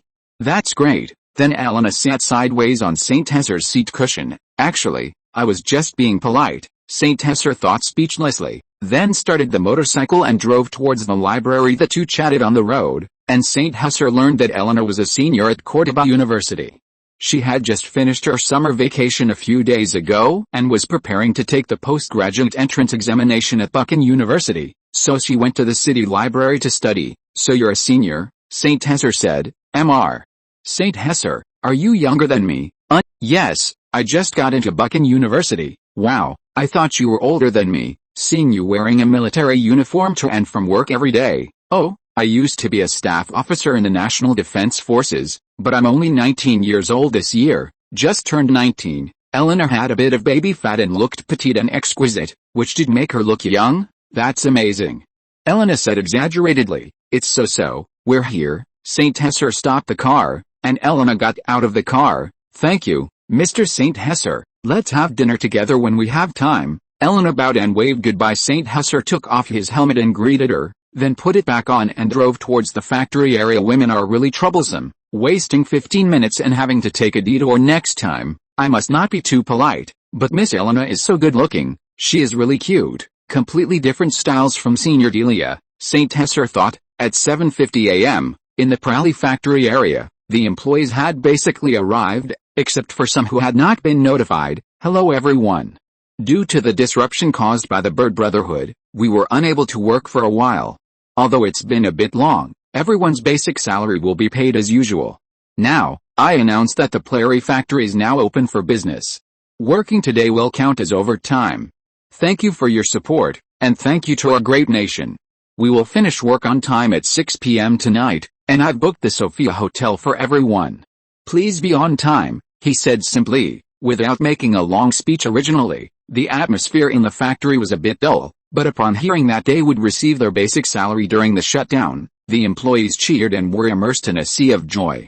The little boss seemed to be a bit generous, making people wonder if he was up to something. The Sofia Hotel was a budget-friendly hotel, and Cross had booked it last night to celebrate the factory's reopening. Originally, St. Hesser had planned to fire a few bursts from his MP44 into the sky, but he gave up for fear of accidentally injuring someone. There were no fireworks in the city, so he let it go. Cross arranged for a brass band to play music. "Sounds good, keep dancing, keep playing," so they played for a full 30 minutes. The trumpet player's cheeks were sore, and the drummer's hands were aching. At 9 a.m., the Prali factory started work on time. A large amount of production materials were already in place, the equipment was cleaned, and all the soda production lines were started up, creating a lively scene. The employees were also very motivated. At 6 p.m., Gross excitedly came to report that the day's production task had been completed by 150%. The newly produced soda was continuously sent to the central warehouse and then transferred to all parts of the country. "Boss, today's task was overfulfilled. The employees' production speed was very fast," Cross said, panting, after knocking on the door and entering. His cheeks were flushed with excitement. If you were to say who cared most about the factory's problems during the past half-month, it was probably Cross. "Good job. Quickly arrange for everyone to get off work and go to the Sofia Hotel," St. Hesser said, finally breathing a sigh of relief after hearing Cross's report. This trouble was over because of the strong sales in various regions, coupled with the approaching summer. The original 1-month soda inventory was almost emptied. Now was the right time to resume work, and St. Hearst's money printing machine had started up a mighty group of more than 500 people, with more than 20 buses parked outside the factory area, transported employees to the Sofia Hotel. The buses of this era were very small, only able to seat 20 or so people, and even then, it was a squeeze. The waiters at the Sofia Hotel were already waiting outside the hotel to greet them, and the chefs were also rushing to prepare the ingredients. Although it was only this once, St. Hearst did spend a lot of money to book the entire place as the boss. St. Hearst probably wouldn't participate in this kind of activity much in the future. He would let Cross be responsible for participating in the future, and he would keep a lower profile. Unless necessary, he basically didn't plan to show his face too much. The group of people happily entered the hotel in groups of 3 or 5, and tables of banquets were already in place. Everyone, eat and drink well tonight, order whatever you want, and don't save the boss any money, Cross said in the crowd. Okay, the voice was mischievous. Who ordered the spaghetti? Order more delicious food tonight. You can eat your fill of lobster and foie gras. The boss is paying, so don't be too restrained, Cross said excitedly. It's not like you're spending your money. St. Hearst almost fainted when he heard this, but he still had to keep a smile on his face. Yes, everyone, don't be restrained, order whatever you want. The boss booked the entire place today. Isn't wine just grape juice? If you can't finish it, everyone can take a few bottles back with them. It's okay, there's plenty, but everyone can't drink too much tonight. You have to go to work tomorrow. Lee Kingayan had already blended in with the others and continued to add insult to injury. Ladies, you can order more caviar and the like, don't be polite. There aren't many opportunities to take advantage of the big boss, said finance manager Bayan Key. The boss's stinginess was obvious to all. This was the table for the ladies in the office, and they were also not polite, ordering a lot of delicacies that they usually couldn't bear to eat. St. Hearst almost fainted when he heard Bayan Key's words. Fortunately, a large portion of the hotel's payment deposit had already been paid, otherwise he would really have to prepare to run away. Everyone, eat and drink well tonight, but don't overdo it. Be sure to pay attention to safety when you go home later, and you have to go to work tomorrow. Being late will result in a deduction of wages, haha. If you can't hold your liquor, I've already arranged hotel rooms. Just go to the front desk to check in directly. Also, remember to be on time for work tomorrow, St. Hearst said, and quickly ran to the front desk to pay a large sum of money. Of course, St. Hearst was just joking. St. Hearst, who could hold his liquor pretty well, also drank a few glasses of tequila. In fact, St. Hearst was also a little happy, not only because the factory had started work, but also because he felt that he had done a good thing by taking down the Bird Brotherhood scourge during the Plary factory gathering. St. Hearst and his employees loudly discussed the matter of the Bird Brotherhood people being all arrested. Hey, did you hear?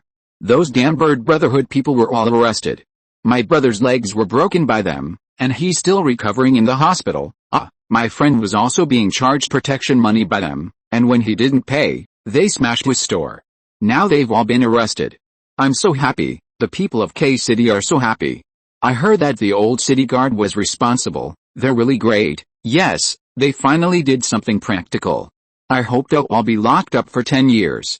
I heard that there will be a public trial in a few days, and I want to take a leave of absence to go see it, preferably to vent my anger for my brother and secretly kick them a few times. Take me with you then. I also want to take a leave of absence. Kick them? What if we can kick them? There will be police. Right, then how about we prepare some rotten eggs and rotten vegetables? Good idea. I want to participate too. Take me with you. Crazy dog Rooney will be kicked into dead dog by you guys then. He's already been almost kicked into dead dog by Grulo. St. Hearst also felt a little proud listening to this. After all, your boss is the person in charge of the arrest operation. To be honest, St. Hearst felt a little smug when he heard them praising him. He was a bit childish. Maybe it was the influence of his predecessor. Who wouldn't want to be a hero? However, he still didn't plan to stop them.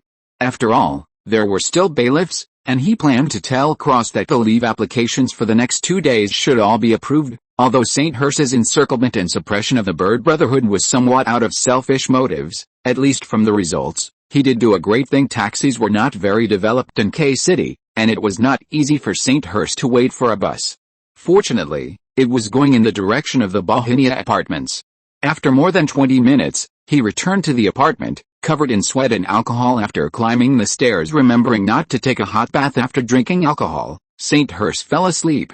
Before falling asleep, he seemed to have seen Marie Kim. He felt that he was really a little drunk. Chapter 40. Honest and reliable St. José. I am irreconcilable with evil, St. Tessa murmured in his sleep. It seemed someone was wiping his face, but he felt like he was dreaming. He dreamt of himself in great power, capturing the mad dog Rooney, full of vigor. Then he dreamt of his bankruptcy, the factory closing down, the bank liquidating, and ending up on the streets. He also dreamt of his relatives and friends from his previous life, flashing back and forth, the dream beginning to blur. Tears welled up in the corner of his eyes. In the bizarre dreams, he seemed to have dreamt of many things. Fragments of memory turned into dreams, like shattered soap bubbles, grasped only to break. A sigh. The surroundings seemed a bit off. This didn't seem like his home. Hiss, St. Tessa gasped, looking at the clothes he was still wearing from yesterday. Thankfully, it wasn't a new transmigration. With a cart-like leap, he jumped up from the sofa and walked to the window. It was still the familiar environment, the morning in Tech City. Cleaners were sweeping the streets. He seemed to have fallen asleep on someone else's sofa. The living room layout was a bit like his own. The floor was the same, even the same direction. St. Tessa judged. Mr. St. Tessa, you're awake? Last night, you were sleeping in front of my door, waving your arms and legs, saying things I couldn't understand, crying and laughing. Later, I heard a bang, which startled me. Because I couldn't find your keys, I dragged you back to my place to prevent any accidents. A familiar voice came from behind. It was his neighbor, Ms. Elena, explaining the situation. St. Tessa breathed a sigh of relief, his face apologetic. He felt around in his pants pockets, but his wallet and keys were gone. What a despicable thief. Taking the wallet was one thing, but even the keys. The security level in Tech City urgently needed improvement. But it was also possible he lost them at the hotel, or somewhere along the way. Thank you so much, Ms. Elena. I really troubled you last night. I'm so sorry. St. Tessa turned to face the voice, bowing his head slightly shyly. He wondered if he had gone on a serious drunken rampage. Although he had no memory of it, it was quite terrifying. Was this what a blackout felt like? His vigilance was too low. This was his first time getting drunk since coming here, and it must be the last. Ms. Eleanor was wearing a light pink nightgown, walking barefoot on the wooden floor, her hair simply tied up with a purple bow headband. She had dark circles under her eyes, so she probably didn't sleep well last night. It's alright. It was a bit busy last night, but neighbors should help each other. I couldn't find the keys last night. Maybe you can contact the landlord, Elena said in a light tone, then handed St. Tessa a glass of water. It was hard to imagine how much effort it took for a petite girl to move a 1.8-meter boy from outside to the sofa. Thank you so much. If it weren't for you, I might have had to sleep outside all night. By the way, the weather is a bit stuffy today, compared to yesterday, St. Tessa said apologetically. No, it was rare for neighbors to help each other like this. St. Tessa felt that Elena's words were a bit off, but he didn't refute them. He prepared to loosen his tie, but it seemed to have been taken off. He glanced at the table, then took the clear glass of water and gulped it down, finding the taste unusually sweet. It is a bit stuffy. I don't know if it's going to rain. But there aren't any dark clouds in the sky outside. Elena pointed to the weather outside the window. Maybe summer is coming. This plain water is really good. Sorry, I drank it all in one go. St. Tessa felt a bit impolite and quickly apologized. I added a little honey. Maybe it can help with a hangover, but I've never drunk alcohol. Someone told me that. Would you like me to give you a ride to the library later? It's okay. Would you like another glass? Elena looked at St. Tessa with her big eyes, as bright as sapphires, and her eyelashes were so long. That won't be necessary. My car is parked at the factory, and I feel a bit dizzy, probably still hungover, so it might be dangerous. Actually, his headache had already improved after drinking the honey water, but St. Tessa was a bit uncomfortable with the concern of a girl, especially a female neighbor he had only met 3 or 4 times. Maybe I should go find Kate to get a spare key, then take a shower and change my clothes, St. Tessa added, already unable to stand his own alcohol-reeking self.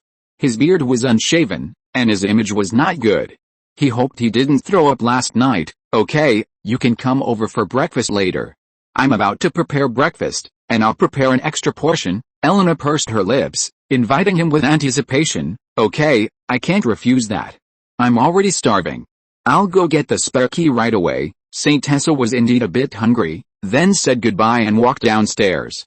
It was a hassle that there was no elevator. After walking a few steps, he found the landlord of the rental agency, explained the situation, and got a spare key from him. He returned to the apartment, which was still messy and unorganized. Saint Tessa boiled water and, while waiting, took out his razor and carefully shaved his beard. A beard he had shaved clean yesterday morning already had a faint bluish stubble. He operated carefully soon after shaving. The water was boiled. Saint Tessa took a hot shower, finally feeling refreshed. He changed into clean clothes and tidied himself up in the mirror, preparing to attend the opening ceremony. Later he glanced at the newspaper.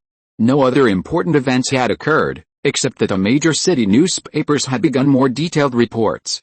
The tabloids were still sensationalizing headlines to attract sales. Saint Tessa's name as the specific person in charge was also revealed, but without a photo.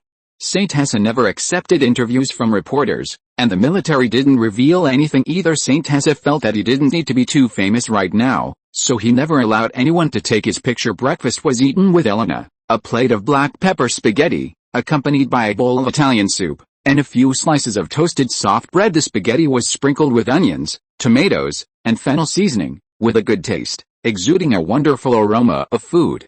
Saint Tessa couldn't help swallowing his saliva. The soup tasted salty and sweet, with chunks of beef, diced onions, diced carrots, and celery inside. Taking a sip, it tasted very good, not a dark dish. Although such a combination in his memory was still not very familiar, it made people's appetite. Miss Elena, I didn't expect you to be such a good cook. It's very rare for such a young and beautiful lady like you to have such good cooking skills. This is truly a delicious gift from God, Saint Tessa exaggeratedly praised. As Elena must also be a Catholic, then dipped the sliced bread into the soup, taking a bite, which was quite delicious. This is a new way of eating I invented. In his previous life, he liked to tear steamed buns into pieces and put them in mutton soup, having eaten it a few times. Okay, I'll try it too. Elena followed suit, eating a bite of bread, holding her cheek with one hand, her sapphire-like eyes looking at him. It is indeed a delicious way to eat. The harder texture of the bread combined with the salty and sweet soup, softened after soaking, neutralizes it. Saint Tessa pretended to understand, nodding repeatedly. By the way, Mr. Saint Tessa, being too honest is not good, Elena said and quickly walked to the kitchen. Huh? Saint Tessa was completely confused, not understanding for a moment. Then it was small talk time. Saint Tessa looked at his watch. It was only 8 o'clock. After chatting, they learned more about each other. Mary Kim said that she saw Saint Tessa in his uniform that day and thought he was very handsome, but later they lived at school, so they didn't meet much. Elena was of Spanish descent, and her parents were both doing business in Buchan. Saint Tessa was not very interested in these things. He made a phone call to Aragon, asking him to drive the rented car over to pick him up. Aragon had already obtained his driver's license. More than half an hour later, Aragon arrived late. Little Guang, how was last night? Saint Tessa asked, looking at Aragon's somewhat unsightly face. Hey, boss, don't even mention it. I was carried home. It took 6 people to carry me back. I heard it from the neighbors. They almost called the police. Aragon was also drunk yesterday, but he didn't seem too bad. When it comes to drinking, Aragon is just a kid, even though he always stocks up on a lot of alcohol at home. Aren't you a big drinker? The self-proclaimed prince of tequila? San Jose teased. Boss, you know, last night I only had 1 shot of tequila, and I was out. It was completely different from what I usually drink. I could at least have 2 of the kind you gave me. Yes, 2 shots, Aragon emphasized. Haha, little gun, you. San Jose didn't know how to respond. For a moment they looked at each other and burst into laughter. The depression in their hearts eased a bit. Elena changed her clothes, and today she was wearing a light blue dress as usual, with her hair in a ponytail, looking youthful and beautiful. Aragon was driving attentively, being quite cautious. Fortunately, the city was small, and there weren't many cars on the road. Otherwise, Aragon would definitely be honked at like crazy. The two dropped Elena off at the Central Library on the way, and then said goodbye to each other for safety. The two put on bulletproof vests as usual. San Jose was fine, but Aragon's clothes looked a bit comical. Today's bulletproof vests are not as light and thin as those in later generations, they are quite thick. Aragon was also preparing to wear a helmet, but San Jose stopped him, saying there was no need to go to that extent. Some members of the Bird Brotherhood had indeed run away, and Aragon's caution was somewhat necessary, so both of them put on helmets. They prepared to drive to Maria Town.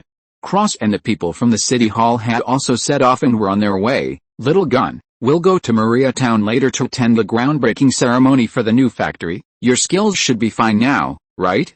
It's over 100 kilometers, San Jose asked, feeling a little uneasy. Boss, absolutely no problem. I'm already a seasoned driver, Aragon patted his chest and guaranteed. After getting his driver's license, Aragon hadn't touched a car much, so this was a good opportunity to familiarize himself with the operation. This time, we're driving a new Jeep rented from the rental shop. I'm very familiar with it, Aragon continued, seeing that San Jose was a little worried, his eyes darting around. Okay, then. We'll leave later. When Aragon was driving, he didn't look like an experienced driver at all, going at a speed of about 20 kilometers per hour, driving slowly. Little gun, why don't I drive? At your speed, we won't arrive until the groundbreaking ceremony is over. Boss, you can drive too? Nonsense, who can't drive? The two got out of the car and switched seats. Manual transmission, pulled up the handbrake, then third gear, throttle to 80, speeding like the wind. Boss, slow down, Aragon said nervously, grabbing the car window tightly with both hands. San Jose smiled and continued to accelerate to 90. An hour and a half later, they arrived in Maria Town. Mayor Cavo was leading people to greet them, including people from the city hall, the tax bureau, commercial banks, and the Argentine Petroleum Company, but most of them were not high-ranking. San Jose got out of the car, greeted them, exchanged a few pleasantries, and then the group went straight to the new factory. Actually, it was two factories. One was a plastic bottle factory, and the other was a plastic raw material factory. The plastic raw material factory was the one San Jose applied for a loan for, while the plastic bottle factory was built as a secret factory. A modern factory building rose from the ground. When San Jose recruited workers for this, he offered a fixed basic salary of 4,000 pesos a month, which was quite good. If they did well in a month, it wouldn't be a problem to earn 7 or 8,000, basically reaching an average of 6,000 pesos a month. This attracted many workers from the town to join, and San Jose also recruited workers from outside the town. This factory was very impressive, with a huge amount of capital invested in it before and after. The production volume was also quite terrifying, with a constant stream of bottles and raw materials being transported through the small port. The plastic raw materials came from the La Plata City oil refinery, and the new bottles would allow San Jose's next plan to gradually release new production capacity. Mayor Cavo, thank you for your support. And thank you to the people from the city hall. San Jose shook hands and gestured to Mayor Cavo. Then, the small auditorium in the town was used as a venue for speeches. Our factory will increase production in the future, strive to pay more taxes, and provide more jobs. If possible, we will set up a beverage factory and renovate the dock. San Jose spoke eloquently in his speech, promising a lot. After the speech, the group came to visit the factory. Looking at the fully automated production line that had officially started, Cross was the concurrent factory director, and Kingayan was being trained as the deputy factory director, who would be trained as the factory director in the future. Cross couldn't keep an eye on this place all the time. The factory in K City needed him more now. Bottles were produced in a matter of seconds, along with matching bottle caps, then packaged and transported to the Pula factory area in the suburbs. The produced bottles had to be sent to Boo City to meet the growing needs of the sales market. Plastic bottled soda was lighter, more transparent, and could also be wrapped with a layer of plastic advertising film and logo on the outer packaging, which was a great invention popularized in the late World War II. The transparent bottles contained light green apple-flavored soda, orange-flavored soda, transparent lemon-flavored soda, blackcurrant-flavored soda, and red watermelon-flavored soda. San Jose was already planning to launch it to the national market. This would be a more convenient product than glass-bottled soda, easy to carry around, very convenient, and the profit would be more substantial. This would be the world's first commercial plastic bottle factory, earlier than Coca-Cola. The specially customized plastic bottle factory equipment production line, the first generation of bottles, after 4 or 5 months of debugging, was able to mass-produce safe and reliable food-grade plastic bottles. Although the production of the plastic factory was not large, The Argentine National Petroleum Company had fully supported this plastic bottle factory because this plastic bottle factory needed a huge amount of oil refining byproducts from the oil factory every month. It could increase a lot of extra income, and the price given was not low. San Jose was fully stockpiling plastic raw materials, polyester, polyethylene, polypropylene, and other raw materials as a new industry. The petrochemical industry was not highly valued at present and was not blocked by the United States and other countries. San Jose easily obtained new production methods. The equipment deposit was completely set according to San Jose's settings. Cooperating with the chemistry laboratory of the University of Córdoba, with San Jose's guidance, they were able to make rapid progress in just a few months, directly from the production of plastic products to the invention and mass production of safe food-grade plastic bottles. The next step was to create momentum nationwide and even globally. San Jose estimated that the food-grade plastic bottle production process could earn him a small fortune and ease the pressure on funds.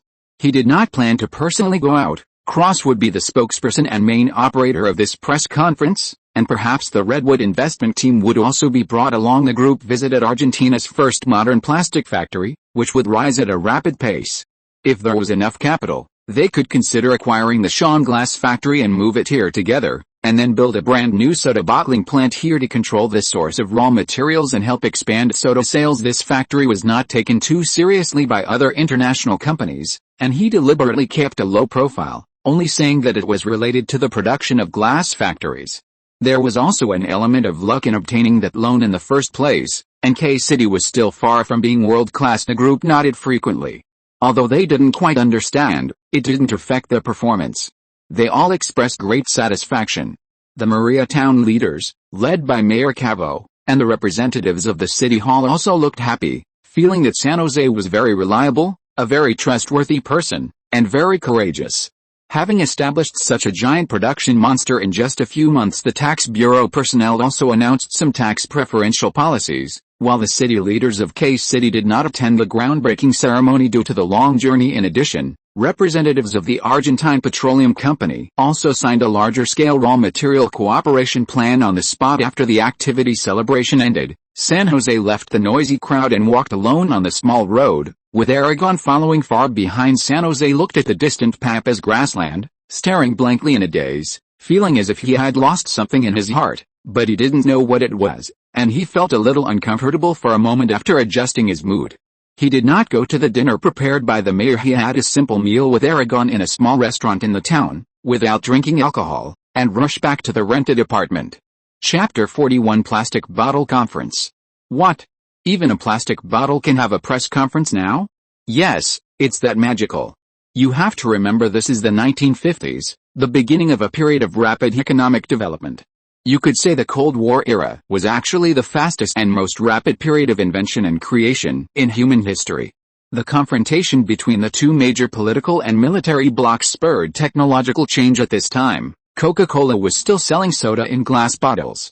The invention of the easy open can was still 18 years away, and St. Hes's current technology was not sufficient to produce them, but food-grade plastic soda bottles were about to be born ahead of schedule, which would be a great revolution in the food and beverage industry. The Prall factory began mass-producing plastic bottled soda, frantically stockpiling inventory, and expanding production scale before the summer arrived. Get some money first, and as for whether this will make Coca-Cola even more powerful, who knows? Anyway, they are already the world's number one, and the world market will not get any bigger. The funds on hand were almost exhausted.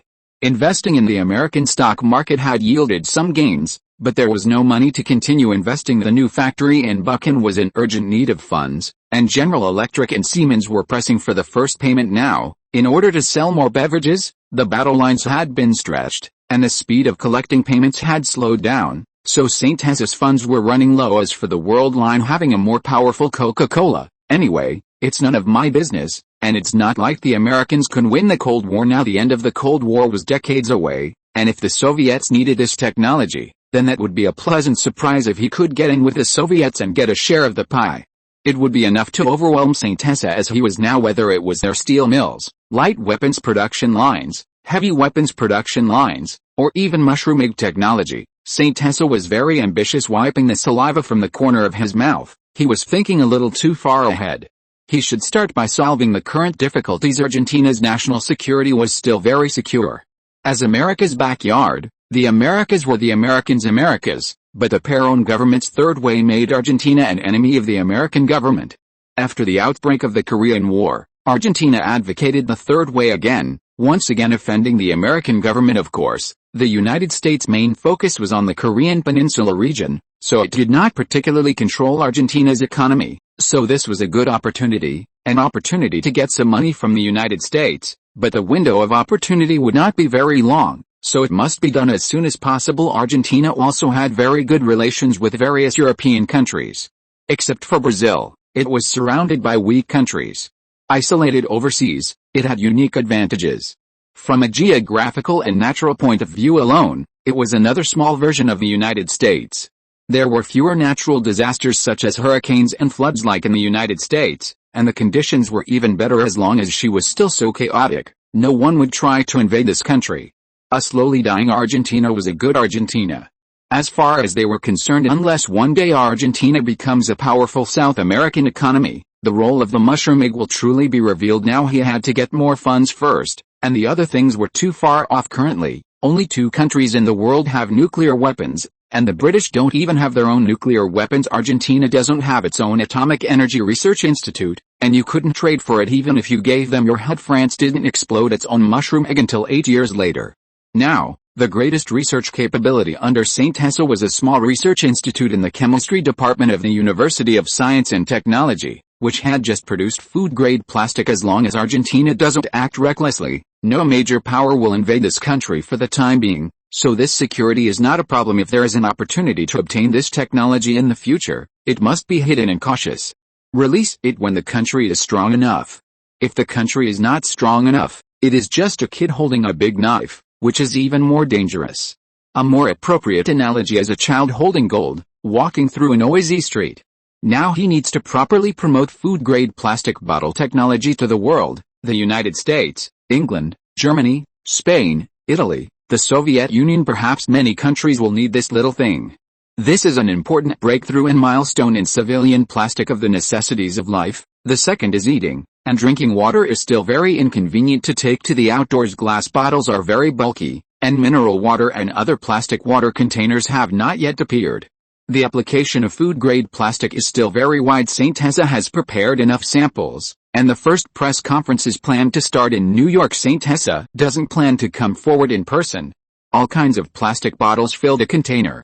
Let clothes take care of it. When clothes first saw the plastic bottle, he was conquered by its transparent, lightweight, and high-strength nature. So when St. Hessa asked clothes to solicit business globally in the name of Maria Chemical Factory, he agreed without hesitation. After arranging the affairs of the factory, Clothes took the team and a container of plastic bottles and began a global tour of business solicitation, targeting those countries with their own beverage factories: Berlin, New York, Paris, London, Tokyo, Rome, Madrid, and Moscow. St. Hessa has already registered a new company in Sao Paulo, Brazil, to prevent the American government from looking unhappy. The first stop was New York, the world's economic center. Close's team in Redwood Center met and began rehearsing and performing according to the script provided by St. Hessa. It has to be said that as long as there is a goal and enough profit, anyone can become the most authentic performer. Previously, Close went to the headquarters of the Coca-Cola Company in Atlanta to sell this new technology, but they arrogantly refused, thinking that the technology was not worth much and could symbolically offer $100,000.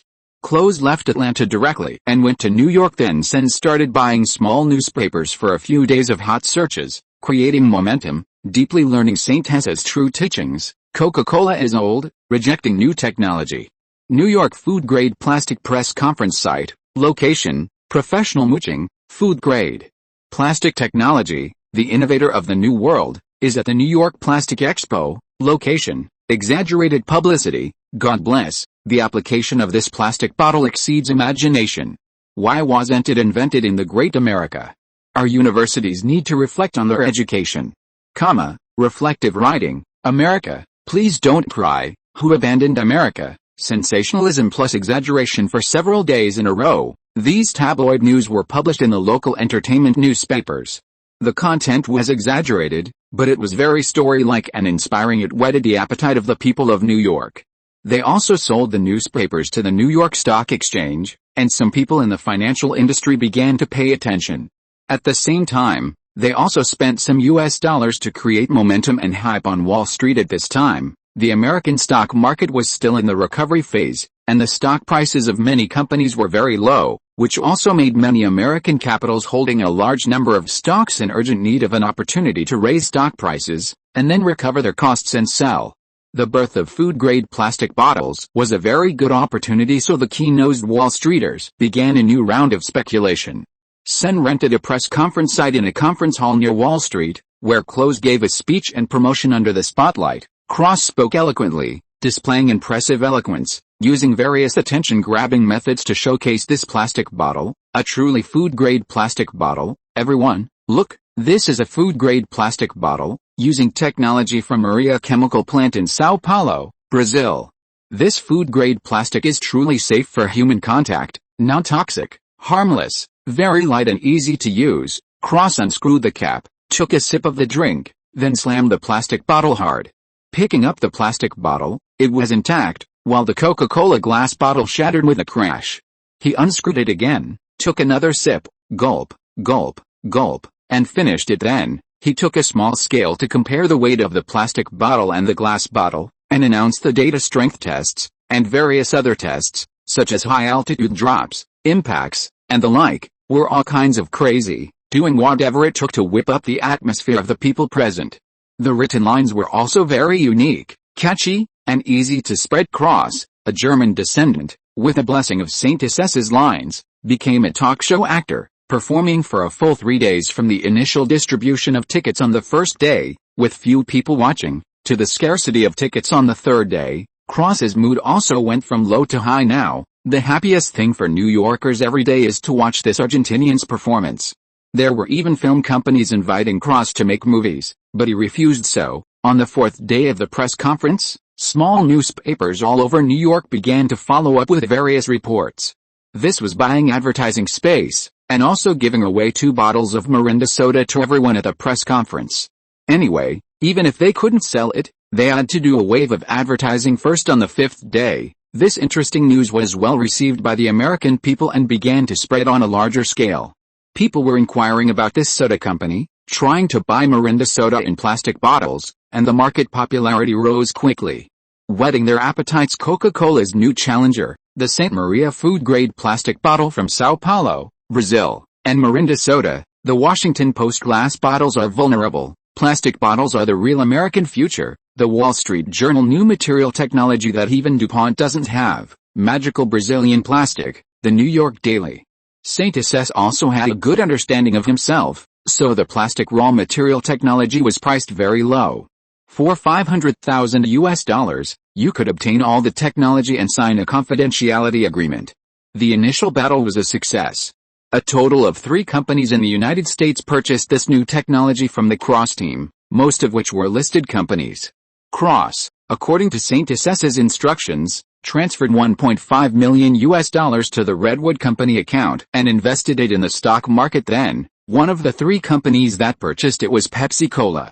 The boss of Pepsi-Cola was very optimistic about this technology, and Coca-Cola also paid some attention to it, taking a few bottles to develop and produce it themselves. After all, it's just plastic raw material production technology, not worth $500,000. Although Coca-Cola has a lot of funds, every penny belongs to the big capitalists. The current Coca-Cola is still immersed in the glory of being the world's #1, and is very arrogant, while Pepsi-Cola is a new challenger with plastic products. Reverse engineering is still very easy. Maybe it only takes a few months and tens of thousands of dollars is enough. Pepsi-Cola announced the news on the New York Stock Exchange and carried out a round of hype. Their stock price rose very quickly. Pepsi-Cola's stock price doubled in one day, tripled the next day. It continued to rise on the third day. They still know how to play. Saint Assess smiled after receiving the news. Then the entire Wall Street went crazy. The entire United States went crazy. No matter what company, as long as they had a little money, they started buying technology from the Cross team, and then the situation got out of control. Including Coca-Cola, they also started to get anxious. Their stock price fell by 19% in just over 10 days, while their opponent Pepsi-Cola rose by 10 times. Cross called Saint-SS across the ocean to ask what to do. Of course, the choice was to lie down and win. Boss, did we sell it too cheaply? It seems like we're at a bit of a disadvantage. Cross's voice trembled slightly. It's okay. This is just a small attempt for our soda products to go to the world. Saint-SS didn't care much. It was just a small joke, invented decades in advance. It wouldn't have much impact, and he was satisfied with making a little money. Anyway, this technology will be cracked by these people sooner or later, so it's better to sell it for a good price in advance. He wasn't surprised at all about Argentina, which was as leaky as a sieve. It was better to make a small fortune and stop when he should, and this amount of money wasn't much, so it wouldn't attract too much attention. It would also be beneficial for Saint-SS to import more industrial equipment from these countries in the later stage, opening up a way, and he also planned to provide this technology to General Electric and Siemens for free. In order to obtain several of the latest production lines, you should just eat when you should eat, and play when you should play. Saint-SS instructed let them set up an office in New York, and at the same time carefully screen those who really want to buy, don't be cheated, and stop when they should. Berlin, Paris, and Moscow don't need to go anymore in the end. A total of 18 large companies and national groups signed authorizations, and this technology went to the whole world, $9 million, including large companies such as DuPont and Coca-Cola in the United States. Cross would sell as long as he received the money, regardless of anything else, very readily, and there were 6 or 7 others who purchased it secretly by countries and companies. The Soviet Union and Yugoslavia soda factories paid in cash, while others used some raw materials to offset it. Cross's generosity also won their friendship. Saint-SS also gained a more important benefit by selling the plastic bottle raw material technology at such a low price, which was the right for the soda factory to be authorized to enter the beverage market of this country. This was an extra harvest overall. This debut basically achieved Saint-SS's purpose, obtaining nearly $11 million in funds, which was enough for stable development for a year or two. Next was the stage of rapid expansion. Under Saint-SS's request, Cross started the buy mode. The latest production equipment, mechanical instruments, biological laboratory equipment, and food production machines filled a large cargo ship, and the remaining small portion of the funds was invested in the New York stock market. After Cross left the money he earned in the United States, the CIA finally lifted its surveillance of the Cross team. Most of the US dollar funds were converted into civilian production-type equipment and returned to the United States.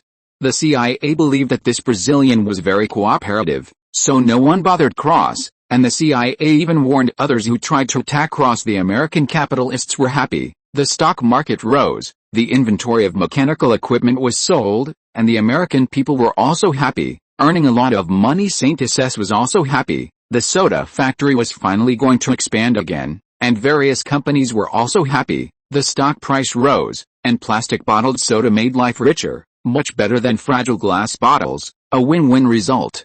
If you're listening to this novel on a channel other than Fanfic World, it means they downloaded and uploaded it without effort. We cordially invite you to visit our channel, Mundo Fanfic Novelis. There you'll find the original version of this story, and you can explore many other novels of various genres.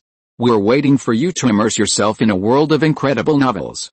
Chapter 42 acquired and established a textile and garment factory. While Cross was conquering America and winning over the people of New York, Saint-SS was enjoying a hot pot at Old Chen's house, living the good life. This was a completely new way of eating that Old Chen had never experienced in the first half of his life. Saint-SS, pretending it was a family tradition, claimed it was a hot pot style he created himself. Originating from the hot pot chain stores in the Sichuan region of later generations. It's perfect for people who like spicy food and those who don't to enjoy hot pot together. The chicken soup base is clear and white. Use chopsticks to pick up a slice of beef, swish it in the hot soup, and after a few seconds, put it in your mouth. This is a light way to eat, preserving the original flavor. The spicy side is stir-fried with ingredients such as butter, chili peppers, and rattan peppercorns. The soup base excels in its rich spiciness. The spiciness stimulates the mouth, and hot sweat flows all over the body. It excels in one word, shuang, invigorating. You can also use sauces to create your favorite flavors. Add basic seasonings such as sesame, soy sauce, chopped coriander, and minced garlic to the plate, because sauces like fermented bean curd and oyster sauce are not common locally. With only a few varieties available, Saint-SS mostly uses the light eating method, As the fresh ingredients are enough to stimulate their own flavor, the weather in Córdoba is also very suitable for hot pot. Saint Hurst bought mutton, beef, chicken, various vegetables, mushrooms and other ingredients from the market. Old Chen's excellent knife skills cut the ingredients into thin slices for a feast. By the way, Old Chen is no longer living alone. He has brought his eldest son's family of 3 to Córdoba. Chen's eldest son is called Chen Fuqiang, a rather rustic name, and is an honest and reliable person, who works very hard, already in his 30s this time. In addition to Old Chen's son, he also brought Old Chen's 2 grandsons with him. They departed from the Peruvian port by passenger ship, went south around Chile, then passed through the Strait of Magellan, and finally went north to Buenos Aires before officially entering Argentina. Finally, they took a train to Córdoba, experiencing hardships and traveling through many cities and ports. They arrived in early February, when Saint Hurst had just arrived in Córdoba and was preparing for exams. On the table was a mandarin duck hot pot, which Saint Hurst had customized from a hardware store in the city. On the left was Argentina's special red chili peppers, and on the right was clear chicken soup. The aroma was very captivating, allowing Saint Hurst to continue indulging in it. A group of 4 old and young men were enjoying the hot pot, shirtless. After all, when eating hot pot, you definitely need some white liquor. However, since the last blackout, Saint Hurst has given up white liquor and now only drinks soda and locally produced ginger beer. Ginger beer has no alcohol content and is a local flavored drink suitable for children and ladies. Old Chen's alcohol tolerance is unquestionable. He starts with tequila. Old Chen still drinks with moderation and does not overindulge, so Saint Hurst is relatively relieved. The group ate and chatted. This time, they weren't using Cantonese anymore. When in Rome, do as the Romans do. They were all speaking Spanish. After chatting for a while, not long after, Old Chen's son, "I heard that you also let the 2 little kids work in a restaurant." Saint Hurst watched the 2 little guys gobbling up food, wondering how long it had been since they had eaten meat. Afraid they would burn themselves, Old Chen told him to quickly send his 2 grandsons to school, but Old Chen's son refused, and Old Chen had no way to change his mind. When children grow up, they are beyond their father's control. Okay, he still likes to pursue his own life, so he should be supported. That's not right. Little kids should focus on studying. How about I help you find a school for them to enroll in? Although learning a skill is never wrong, they should still go to school at this age, so they can have a decent job in the future, Saint Hurst couldn't help but say. It's not that Saint Hurst is just a nice guy, but Old Chen's cooking is indeed delicious, and Old Chen is an old friend Saint Hurst met when he came to this world, so he definitely has to help with a small favor. Look at me, I'm so old and I still have to go to school, although being a chef is actually pretty good, Saint Hurst added, then swished a slice of fatty beef. It's really a delicious treat. Actually, I also want the kids to go to school. It's just, Old Chen's son stammered for a long time without saying a word. What are you mumbling about? Speak up if you have something to say. Saint Hurst was getting anxious for him, and quickly took a sip of soda to calm his nerves. I'm afraid they'll be bullied. They can be taken care of by fellow villagers in the restaurant. The 2 little devils also stopped eating. Uncle, we also want to go to school. I don't want to work. The 2 little guys had tears in their eyes. They were both under 10 years old. Damn. This is child labor. Saint Hurst is determined to help with this. We should send our grandsons to school. If they don't study, they won't be successful in the future. Old Chen, who hadn't spoken, said, "No matter how poor we are, we can't be poor in education." A true saying. Okay, enough nonsense. I'll send them to school tomorrow. I've decided. I'll have Aragon contact them. Don't worry about being bullied. Saint Hurst directly made a decision, regardless of Old Chen's son's objections, that, "Thank you so much. We should send them to school." Old Chen's son finally relented. Sometimes he doesn't listen to his family, but when outsiders say a few words, he's willing to listen. It's often like that. Yay, we're going to school. The 2 little kids jumped up excitedly. Also, didn't you want to be a construction worker? I'll find you a factory to be responsible for renovating and remodeling. I'll pay you a salary. Saint Hurst stopped eating and said seriously. The Polari factory does need a construction worker. Many places need to be renovated, but there's no time and energy to set up a construction team for now. We'll do it when we have time. Really? Would that be inappropriate? Old Chen's son's eyes lit up, like a hungry wolf showing its green eyes in the night. Then he deflated and asked softly, "It's true. You go report tomorrow. You know Kingayan, right? Just find him. Continue eating, come on, let's have a toast. Aragon raised his glass. The two little devils also picked up their drink cups. Old Chen had tequila, and Old Chen's son didn't drink alcohol, picking up soda. Hey, it's still great to have hot pot. Old Chen, how's your vegetable selling business lately? Have those little ruffians been bullying you? Saint Hurst ate a peanut, crunchy and delicious. It's gone. I heard the police department arrested all the gangsters. The Durant market is very peaceful now, and everyone is very happy. I heard it was done by someone named Cohen. He's a really great guy. That's good, Saint Tessa thought to himself. Feeling secretly pleased, the group happily ate and drank from afternoon until dark. When passing by the shop was dark, and the weaving machines in the workshop were silent. Aunt Lin Yun was nowhere to be seen. Saint Tessa knocked on the door and went in. Seeing Aunt Lin Yun knitting a sweater listlessly after Saint Tessa greeted her, they chatted for a while, and he learned the whole story. It turned out that after Lin Yun's clothing factory finished Saint Tessa's order, it was on the verge of bankruptcy. Without new orders, it faced a crisis of dissolution because Argentina really lacks the tradition of clothing manufacturing. He also felt a little guilty for his previous overconfidence. The ladies in the production workshop lost their opportunity for part-time work. Now that Saint Tessa has cash on hand, he plans to acquire this garment workshop and modernize and standardize it, increasing competitiveness while also increasing employment opportunities. Argentina is actually very suitable for developing the clothing industry. It has a very large cotton planting area and is one of the world's major cotton producers domestically. It is mainly located in the Chaco province and Santa Fe province in the northeast, as well as Santiago del Estero province. The cotton output of these three provinces accounts for more than 90% of the country's cotton production, and it is very close to Córdoba province. Argentina is also one of the three major wool production bases in the world, mainly from the Pampas grasslands near Córdoba and the Patagonia region in the south, which is very convenient. Therefore, Córdoba is also very suitable to become a textile industrial base, located in the central region of the country, with convenient transportation, and can be transported by water and land to Buenos Aires downstream for export to Western Europe and the United States. However, currently, most of Argentina's wool and cotton are exported as primary raw materials. In terms of export composition, Argentina is currently a country similar to Middle Eastern oil countries, mainly exporting primary processed products. The craftsmanship of the ladies in the garment workshop is not a problem. The problem lies in the orders, and sales have gradually become Saint Tessa's strength. In Argentina, he already has one of the strongest sales teams. The Polari Factory Soda and Little Nick's Buenos Aires sales company are very competitive. Starting as an OEM factory is very suitable. Argentina is a country of immigrants and is naturally suitable for dealing with the Western European market. The first step can be to explore the Western European market. Jeans, shirts, jackets, dresses, and coats all have very large markets. Therefore, Saint Tessa acquired Lin Yun's entire garment workshop and formally established a textile factory and a clothing factory. The textile factory produces cotton and wool fabrics, while the garment workshop, as the acquired entity, establishes a clothing factory.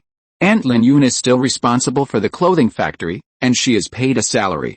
Currently, they do not have the management skills of a modern factory and can only be trained first. Saint Tessa is quite dissatisfied with the fact that Argentina currently only exports cotton and wool.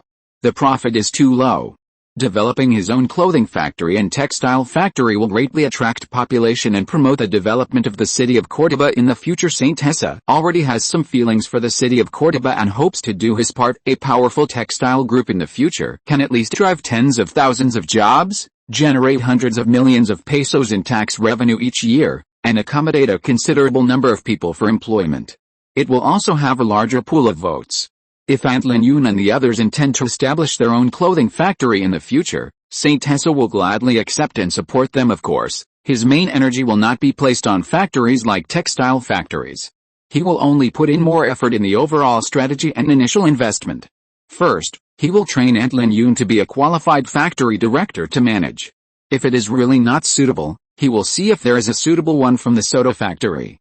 Being a hands-off shopkeeper is what Saint Tessa wants to do. As for the growing pains of the clothing industry, they are inevitable. Saint Tessa can only try to improve employee benefits while taking into account profits. But if someone tries to threaten Saint Tessa with the management methods of Argentina's pitiful President Perón, then he can only say that he is very sorry. He would rather disband than accept threats at home. The road ahead is still very long. Saint Hesse's third industry, the textile and clothing industry, has also begun its faltering first step after some thought. Saint Hesse tentatively named the textile factory and the clothing factory Blue Cloud. The employees of the original garment workshop who were laid off were all recruited back. Recruit all those people back and retrain them. I want to establish a modern factory, and the wages will be higher than in the past. Of course, you can also work part-time, but the wages will be much lower, I will tell them, Aunt Lin Yun said with a happy face. At least the sisters can continue to work. After the original garment workshop had no orders, she had no choice. Her husband was very dissatisfied with her showing her face in public, and it was basically impossible to find a job in the city. Now this problem has been solved. A Blue Cloud clothing factory is temporarily set up in a small factory building rented near Chinatown, starting with making uniforms. It is easy to get orders. Fortunately, the little commander is still in power. The uniforms and shirts for these 6,000 soldiers, at least 2 or 3 sets per person, can be easily obtained. The female workers in the clothing factory have experience in making work clothes and can quickly get started. Anyway, Saint Hesse's quotation is low enough.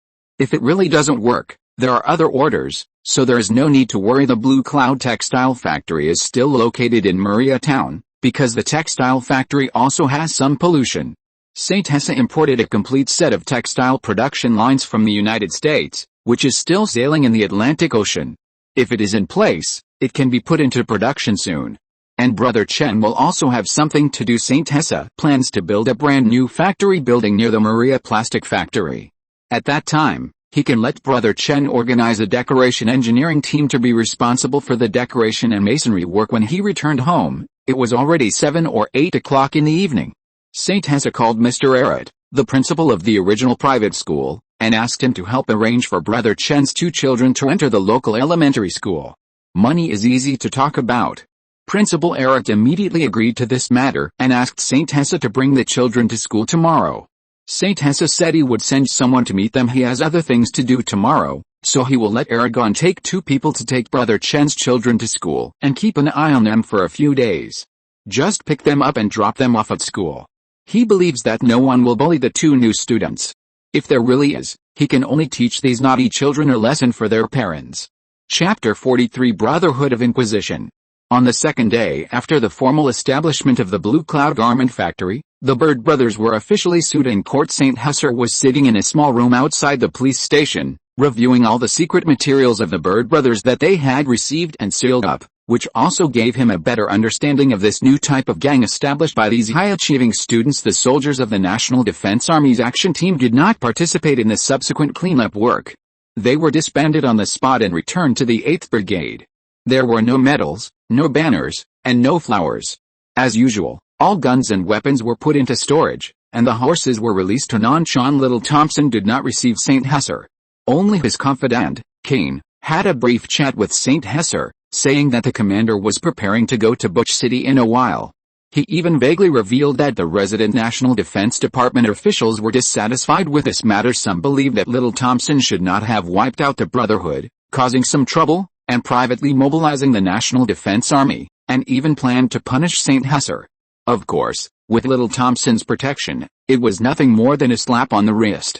Little Thompson was a true local power figure, and the capital's National Defense Department's criticism was nothing more than a scratch that would soon pass. The cleanup work was the responsibility of the chief of the police department, and Abraham, who had been colluding with the Bird brothers for a long time, was also temporarily suspended for investigation. As for the stolen money and other illicit funds, of course, they were all confiscated. The task of collecting the criminal proceeds was given to a retired soldier squad led by Grodd, and they were secretly transferred. Grodd took most of it, and even found some secret stashes, bearer deposits, etc., totaling about nearly $500,000, which was quite astonishing, reaching about 1/5 of the sales of the Plary factory last year. Moreover, this was pure profit. The Plary factory's gross profit last year was about $1 million, and the net profit was expected to be less than $300,000. The surplus funds were invested in equipment upgrades, but they did not actually generate much output. Under Saint Hesse's instructions, Grodd did not go too far, leaving a lot of wealth for the people in the police station. Other teams like the Lightning Project Sounds and Hunters were, after all, government troops and could not do these things. Of course, Saint Hesser did not stop some people from stealing some cigarettes and alcohol, turning a blind eye, and he could not change their minds. Taking the spoils of victory, he couldn't let the corrupt police station people get too much of an advantage. Their deputy chief also participated in this matter, leaking secrets to the Bird brothers. Fortunately, Grant cooperated internally and externally, fanning the flames, so that the encirclement and suppression operation did not fail, and the criminals did not escape. Saint Hesser was even more disdainful of the people in the police station. Saint Hesser did not want the funds, stolen money, illicit funds, gambling money, etc., that Grant was responsible for secretly collecting. Instead, he instructed Grant to establish a foundation in Coke City to help out-of-school children. All the funds were transferred to the foundation, which was responsible for providing relief to some out-of-school children in Coke City, hoping to do his part. This matter made Grant even more convinced of Saint Hesser. For Saint Hesser, who could already handle tens of millions of funds, 500,000 was nothing, and it was still ill-gotten gains, so using it for good was the appropriate way out. He had thought of let's skip over that. Saint Hesser originally understood that the family-style gangs in the current United States not only seized excessive commercial profits, but also manipulated the political situation behind the scenes. Like a shadow government, the American Bird Brothers is a new generation of gang underground forces, different from the traditional family-style gangs in the United States, originating in the emerging city of Los Angeles, Los Santos in the past. The main location of traditional family gangs in the United States was New York, New England, Detroit, Chicago, New Orleans, Denver, Cleveland, and other traditional cities. Emerging cities often do not have the soil for the survival of traditional family gangs. The Bird Brothers are very different, but their development is very rapid, and the structure is more standardized and rational.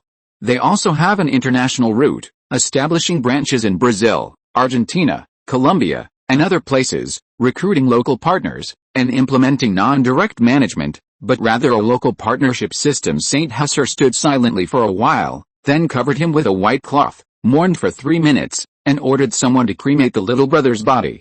He was simply buried in the city cemetery, with a tombstone engraved, and the epitaph written on it, with a bunch of white chrysanthemums placed in front of the tombstone. A poor man shines unrich Johnny, March 1, 1951, Cordoba. Above it hung a black and white photo, an innocent little boy. Tragic, lamentable. This gang in Cordoba was eliminated in its early stages due to internal strife among the city's upper echelons, where factions vied for power. The Bird Brotherhood made a flashy entrance, colluding with corrupt officials and degenerate councilmen. Despite their short period of growth, they caused significant damage. Don't let these criminal organizations fool you with their tough exterior. They're merely paper tigers. When the government launches a crackdown, they're all rounded up, sentenced, imprisoned, or even executed. After World War II, the government focused its efforts on national construction and reconstruction, allowing organized crime to seize the opportunity. Western criminal organizations primarily originated in Italy, where political instability and unemployment provided fertile ground for their growth. Even after Italy's unification, the situation remained chaotic, with groups like the Mafia brazenly supporting Mussolini and infiltrating the government.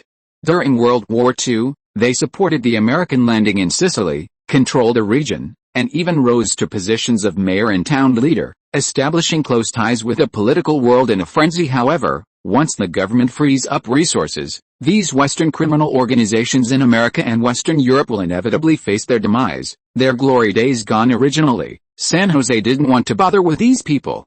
But since they dared to block his path to wealth, he had no choice but to deal with them. After finishing his tasks, San Jose prepared to go to the courthouse to observe the trial proceedings and see how Cordoba's chief judge would handle the Bird Brotherhood criminal gang. He wasn't particularly interested in pre-trial reviews or lawyer debates, so he entered the audience seating area through a small door only when the verdict was being read. By this time, the sentencing had already begun.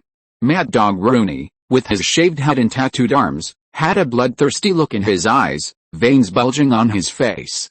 Both his hands and feet were bound by heavy chains. San Jose also spotted Limp Benny and other high-ranking members and enforcers.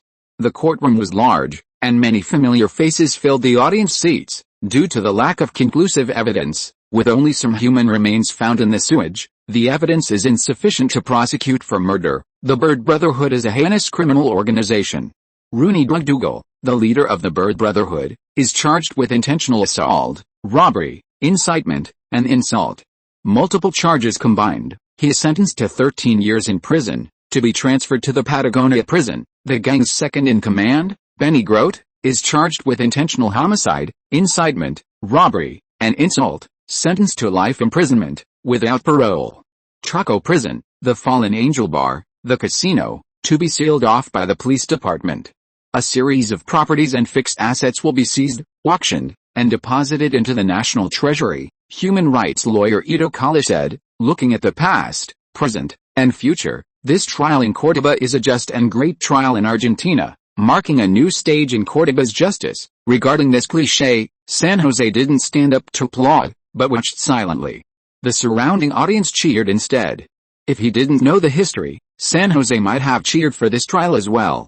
But knowing the general direction of things, he felt that the Bird Brotherhood's actions were truly insignificant.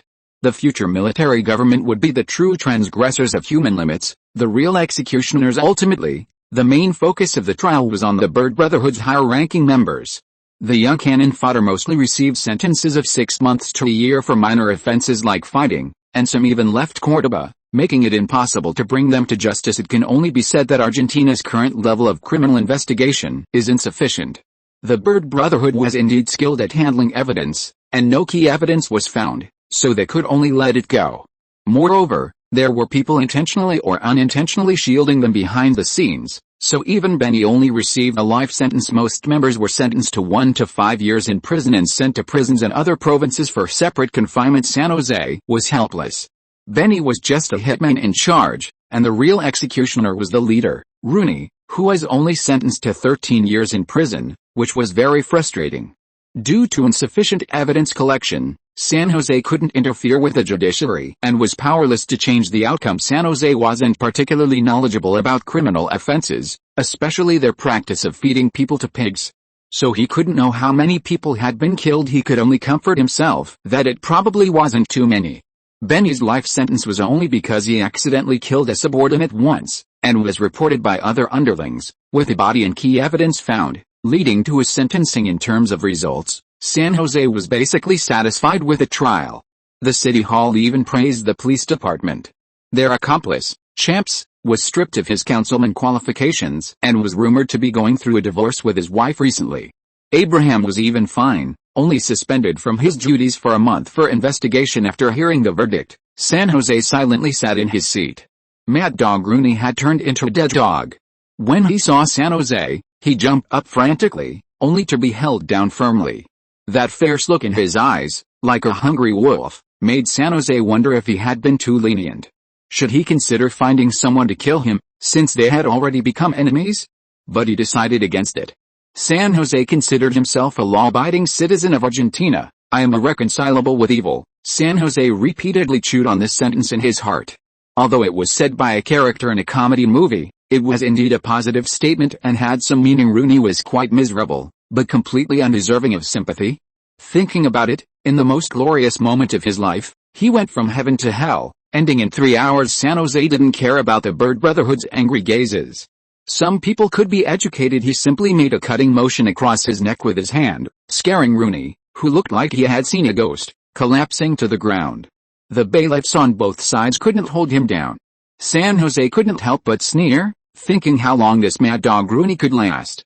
Now, he was just a dead dog. If Rooney was a mad dog, then San Jose now was a fierce tiger ready to extend its sharp claws. San Jose turned and left the courthouse, looking at the scales of the goddess of justice with disdain. Chapter 44. Steam freighter arrives. After leaving the courthouse, it was already almost 6 in the evening. Just reading out the crimes of the criminals took a full 2 hours. It was truly long and tedious, and this time there were so many people arrested. Whether it was a small fry or someone important, they all had to be read out once. With nothing else to do, Saint Tessie went home.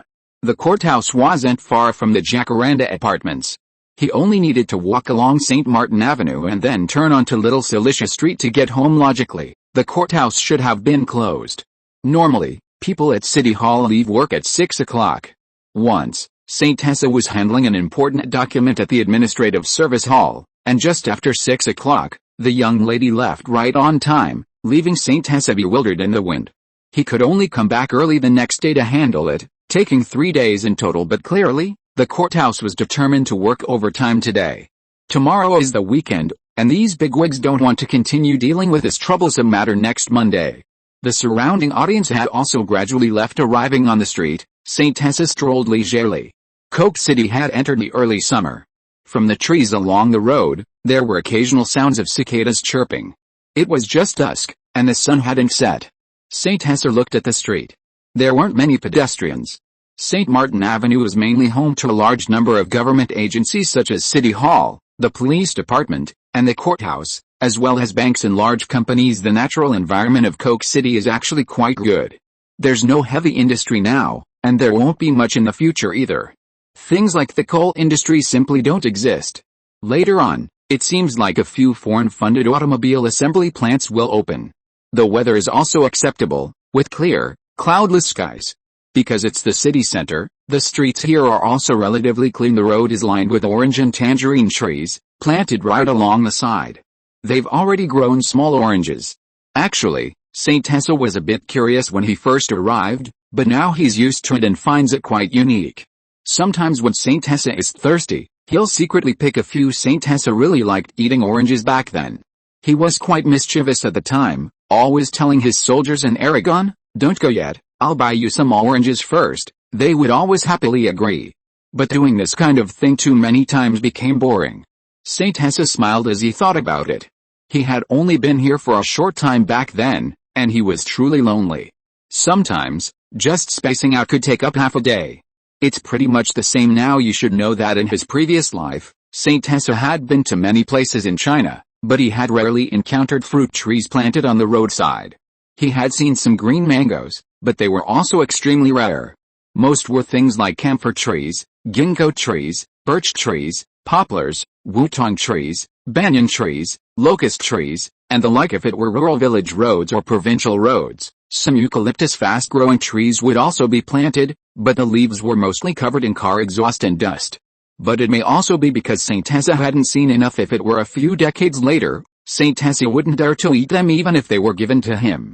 Now, there are relatively few cars in Argentina.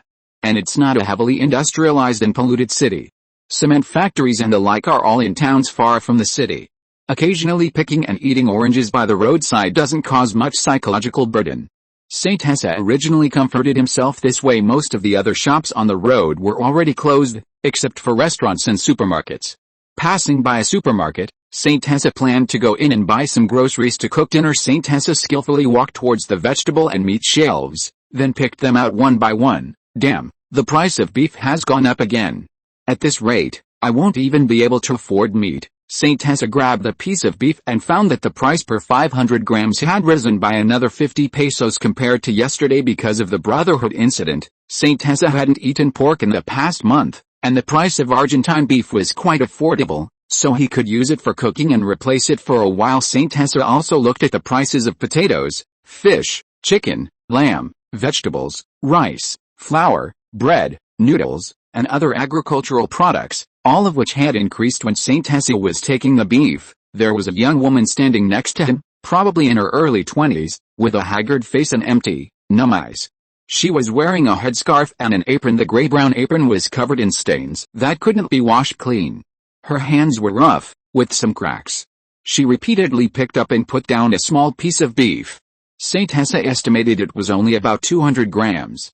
Don't ask Saint Tessa why he knew, because she had been standing still, and Saint Tessa had walked back and forth 3 times for a full 10 minutes. She hadn't left the beef refrigerator. Finally, she gritted her teeth and put the piece of beef into her shopping basket. When Saint Tessa had finished picking out all the vegetables, the young woman was still standing at the daily necessities shelf, struggling over whether to buy a bar of soap. In the end, she didn't buy it and went to the bread section. Saint Tessa shook his head, feeling that he didn't have the ability to change anything right now. After paying the bill, he left the supermarket straight away. In Argentina, the rate of wage increases will never keep up with the rate of price increases. Price increases are really fast, and they've been getting more and more crazy recently. However, when Saint Tessa was still some distance from the apartment, he inexplicably saw the young woman passing by in a hurry again, holding only a large bag of bread in her hand. Saint Tessa seemed to have thought of something. He quickly took out a piece of beef from his cloth bag. He had taken an extra portion when he paid the bill just now, and then ran towards the woman, stuffing the piece of beef into the young woman's hand quickly and accurately. "Madam, this is a gift from me, please accept it." "No thanks." He left a sentence and then quickly ran away, leaving the young woman bewildered in the wind. "This person is probably an idiot." The woman finally accepted Saint Hess's kindness. After all, her child hadn't eaten meat for a long time. She worked part-time every day, and her salary was only enough for rent, but prices were getting more and more expensive. Looking at the label, it was from the supermarket she had just been to. The young man had been wandering behind her, taking a few pieces of beef. She had seen it too. At that time, she was a little envious, but he didn't seem like a bad person. He should be a good person. As if with a youthful heart, the haze in his heart seemed to dissipate a little.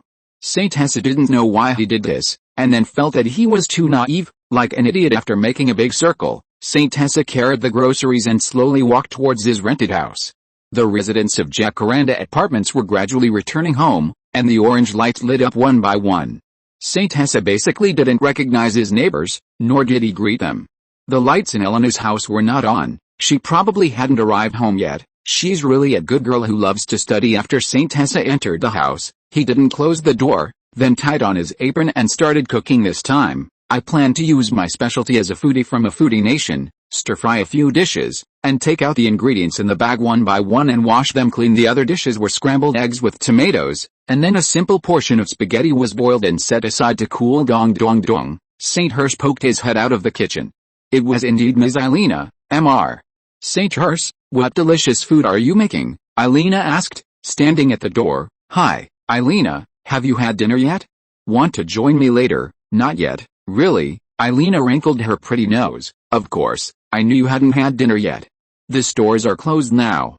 You usually just have milk and bread for dinner, right?" Saint Hesse guessed, then returned to the kitchen to continue cooking. "Almost ready." Saint Hesse's voice came from the kitchen. He first took out the steamed sea base with hot gloves and sprinkled some thinly sliced mint leaves on top. Then he quickly stir-fried the celery with beef, fried eggs with scallions, spaghetti, scrambled eggs with tomatoes, one stir-fried green vegetable, one after another, and brought out the chicken soup. Setting the table, Saint Hesse prepared knives and forks for Elena, while he used wooden chopsticks, and served a bowl of chicken soup to both Elena and himself. "Elena, try my chicken soup. It's been simmering for over an hour.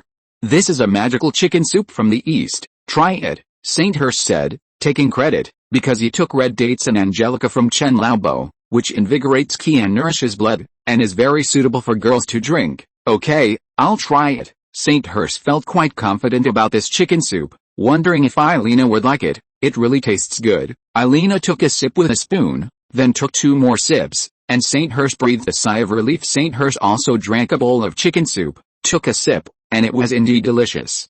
Then he tasted the sea base with chopsticks, which was sweet, fresh, and very satisfying. He quickly served a plate of spaghetti to Mary Kim, while he filled a bowl of rice for himself. The rice in Argentina is of average quality, not as good as the Longjiang rice and Thai fragrant rice he had eaten in his previous life.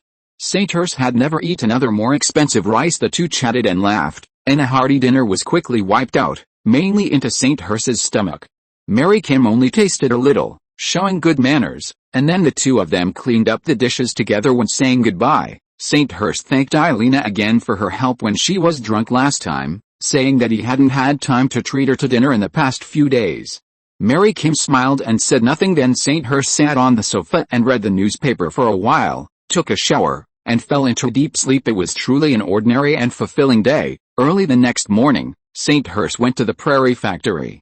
The Prairie Factory, Factory 2, and Factory 3 have all fully entered the expansion phase. He has leased all the abandoned farms around the area. He is preparing to renovate and expand them. The construction team is demolishing and cleaning up construction waste. The original sheds can no longer meet the needs. Saint Hesse needs real, sturdy, and easy-to-use modern factory buildings. In Saint Hesse's opinion, who holds a large sum of money, the dilapidated indoor breeding sheds that have been in disrepair for years must be demolished as soon as possible. Dangerous buildings cannot be used. Set up a brand new, more advanced soda production line like the one in Boo City to achieve greater production capacity breakthroughs. While Saint Hesse was waiting, Cross also arrived at the factory and said that most of the important goods on the ocean-going freighter had been cleared 3 days ago. 2 days ago, more than half of the goods had been unloaded in Boo City, and Little Nick's had settled them. The other goods and production equipment, and mechanical equipment, have been transferred to small steamships that day, and are expected to arrive at a pier in Mariatown today. The freighter will be transported from the tributary of the Paraná River to the Mariatown pier. At that time, someone needs to be arranged to unload the goods. Sainthurst also nodded, preparing to go to Mariatown to arrange it. Sainthurst then called Aragon, rented a car, put on a bulletproof vest and helmet, and took cross, driving to the Mariatown pier. When he arrived at the pier, Sainthurst saw this huge freighter, the Marmins freighter, a leader in river steam freighters, produced by the Virginia shipyard in the United States. It is a younger brother in front of a 10,000-ton freighter, but it is enough for inland waterway transportation. The Marmins freighter is a second-hand steel freighter that Sainthurst asked Cross to buy in Boo City. It is a discarded American cargo ship, 110 meters long, 16 meters wide, with a draft of 3 meters and a load capacity of 3,000 tons. It is like a huge steel monster, and it also emits huge black steam, exuding a metallic luster all over. Sainthurst arranged for workers to unload the goods. Some important equipment was arranged to be unloaded by Cross and others. Sainthurst did not help unload the goods, but just looked at the relatively simple riverport pier, watching the busy workers. Without modern gantry cranes, they could only open the containers one by one to unload the goods. Sainthurst looked at the 1,000-acre industrial park in the distance, where the Maria Plastic Chemical Factory stood, producing large-scale plastic bottles. Further away from the chemical factory was the new soda factory construction site, which was also under intense construction and had initially revealed its framework. For a moment, he was somewhat distracted and amazed at the rapid changes in Mariatown. The chemical factory is a catalyst. Mariatown will be one of the important industrial bases in Sainthurst's mind, the prototype of a future industrial city next to the Marmins freighter, where several huge freighters from the Argentine oil company, which were responsible for transporting petrochemical raw materials for the production of the Maria Chemical Plastics Factory. This small port has become busier because of Sainthurst. From 10 o'clock in the morning to 10 o'clock in the evening, more than 3,000 tons of goods were unloaded, a full 100 containers, stacked in the port's warehouse, waiting to be sorted and transported to the Decay City and Mariatown factories the next day to play their role. Chapter 45: The development of Mariatown. Because unloading was already finished in the evening, and driving late at night didn't feel safe, José stayed in Mariatown, receiving a warm welcome from the town's mayor. He hadn't really noticed it the previous 2 times he'd been here, but this town was actually quite large for Argentina. It even had a small airfield. It was also relatively far from the center of Córdoba province, with a small local population, and the town was already in decline, making it perfect for making things happen. Besides the flour mill, there were also a few small factories in the town, like a cement factory. Outside the town, there seemed to be a dynamite factory and a cannery. José was somewhat interested in the cannery. After all, canned goods were his first step in accumulating initial capital. Although the sales of canned goods were now far behind those of the soda factory initially, they didn't have their own mold factory, so José had to personally handle the debugging at the time. The bottle molds currently in production were still designed and debugged by José himself. Well, he provided the drawings. These injection molding machines were custom-made production equipment jointly from General Electric and Siemens of Germany, and it took half a year to successfully put them into production. After transporting them back and debugging the parameters, the plastic bottle production innovatively adopted a brand new, custom-made 2-step bottle blowing equipment, which allowed the production of plastic bottles to increase rapidly, while the unit production price dropped rapidly.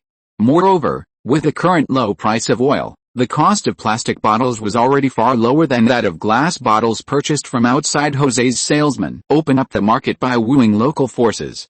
Of course, the domestic market in Argentina was still very small. After all, it couldn't even compare to a single city in New China in later generations. Currently, soda has begun to be exported to the 2 neighboring countries, Paraguay and Uruguay. Brazil will be the next important market. Little Nick in the capital is doing well, while Cross's nephew, Lucifer, has contributed greatly to developing the local market. Give them profit sharing, establish local joint ventures, and at the same time, transfer the funds to the bank as soon as the money is received, exchange it for US dollar foreign exchange, and then invest in the US stock market, or purchase various production equipment in large quantities in the United States, transport it back to the country, and carry out international operations. At least for now, It is doing well. The production efficiency and process waste of Sean's state-owned glass factory are relatively large, so the cost is relatively high, which affects profit output. José is already considering whether to merge with this glass factory, looking at the injection molding machines, more than 50 in total, producing plastic bottles day and night. José's heart was also full of excitement. This is the charm of industrialization, and these factories are all profitable, paying taxes on time every month. And in the Maria Wharf warehouse, among the 100 containers, there are mechanical processing equipment for José's next plan. In the future, he won't have to spend a lot of money to purchase other people's machines. He will produce his own mechanical equipment, paving the way for future independent development in order to cultivate talents. José even wants to establish an industrial college to train talents. Now there is not much money on hand, and the investment in building a university is too large, so he can only give up for the time being. Now it's just a small fight. José spent a whole day wandering around the town with Mayor Cavo, eating and drinking at the mayor's house. He also met the mayor's wife, who is in her 40s, holding a little girl, probably only 3 or 4 years old. The mayor's house was also quite large, a 2-story building with a separate courtyard. Then, after dinner, the two returned to the office in the town hall, and the relationship became closer and closer. Brother José, the development of our Maria town is getting better and better. It's really all thanks to you, Mayor Cavo said with some emotion after taking a turn around. At the beginning, the city selected 3 towns to support this new chemical plant with loans.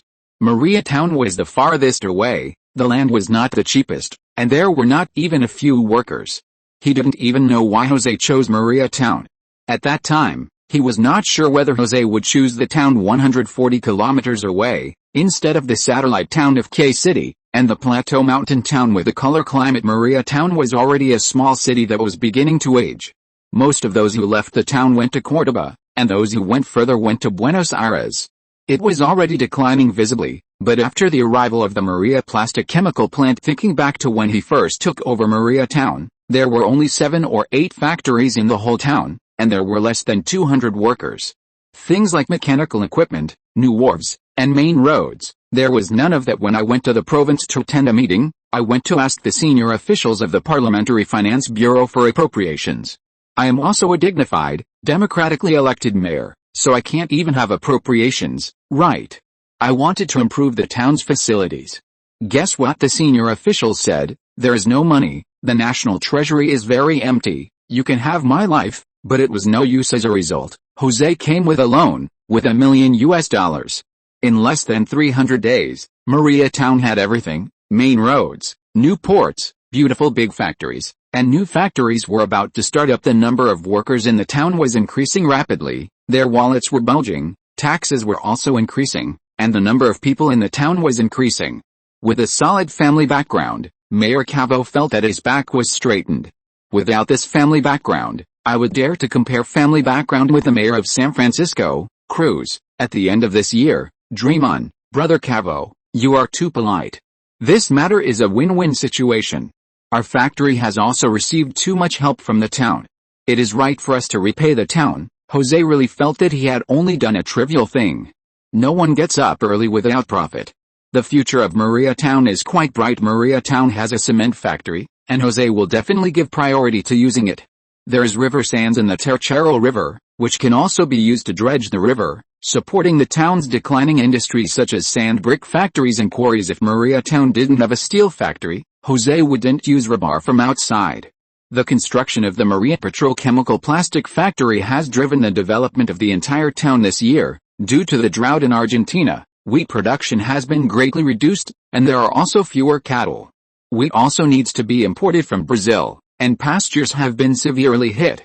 Many farmers have lost their jobs.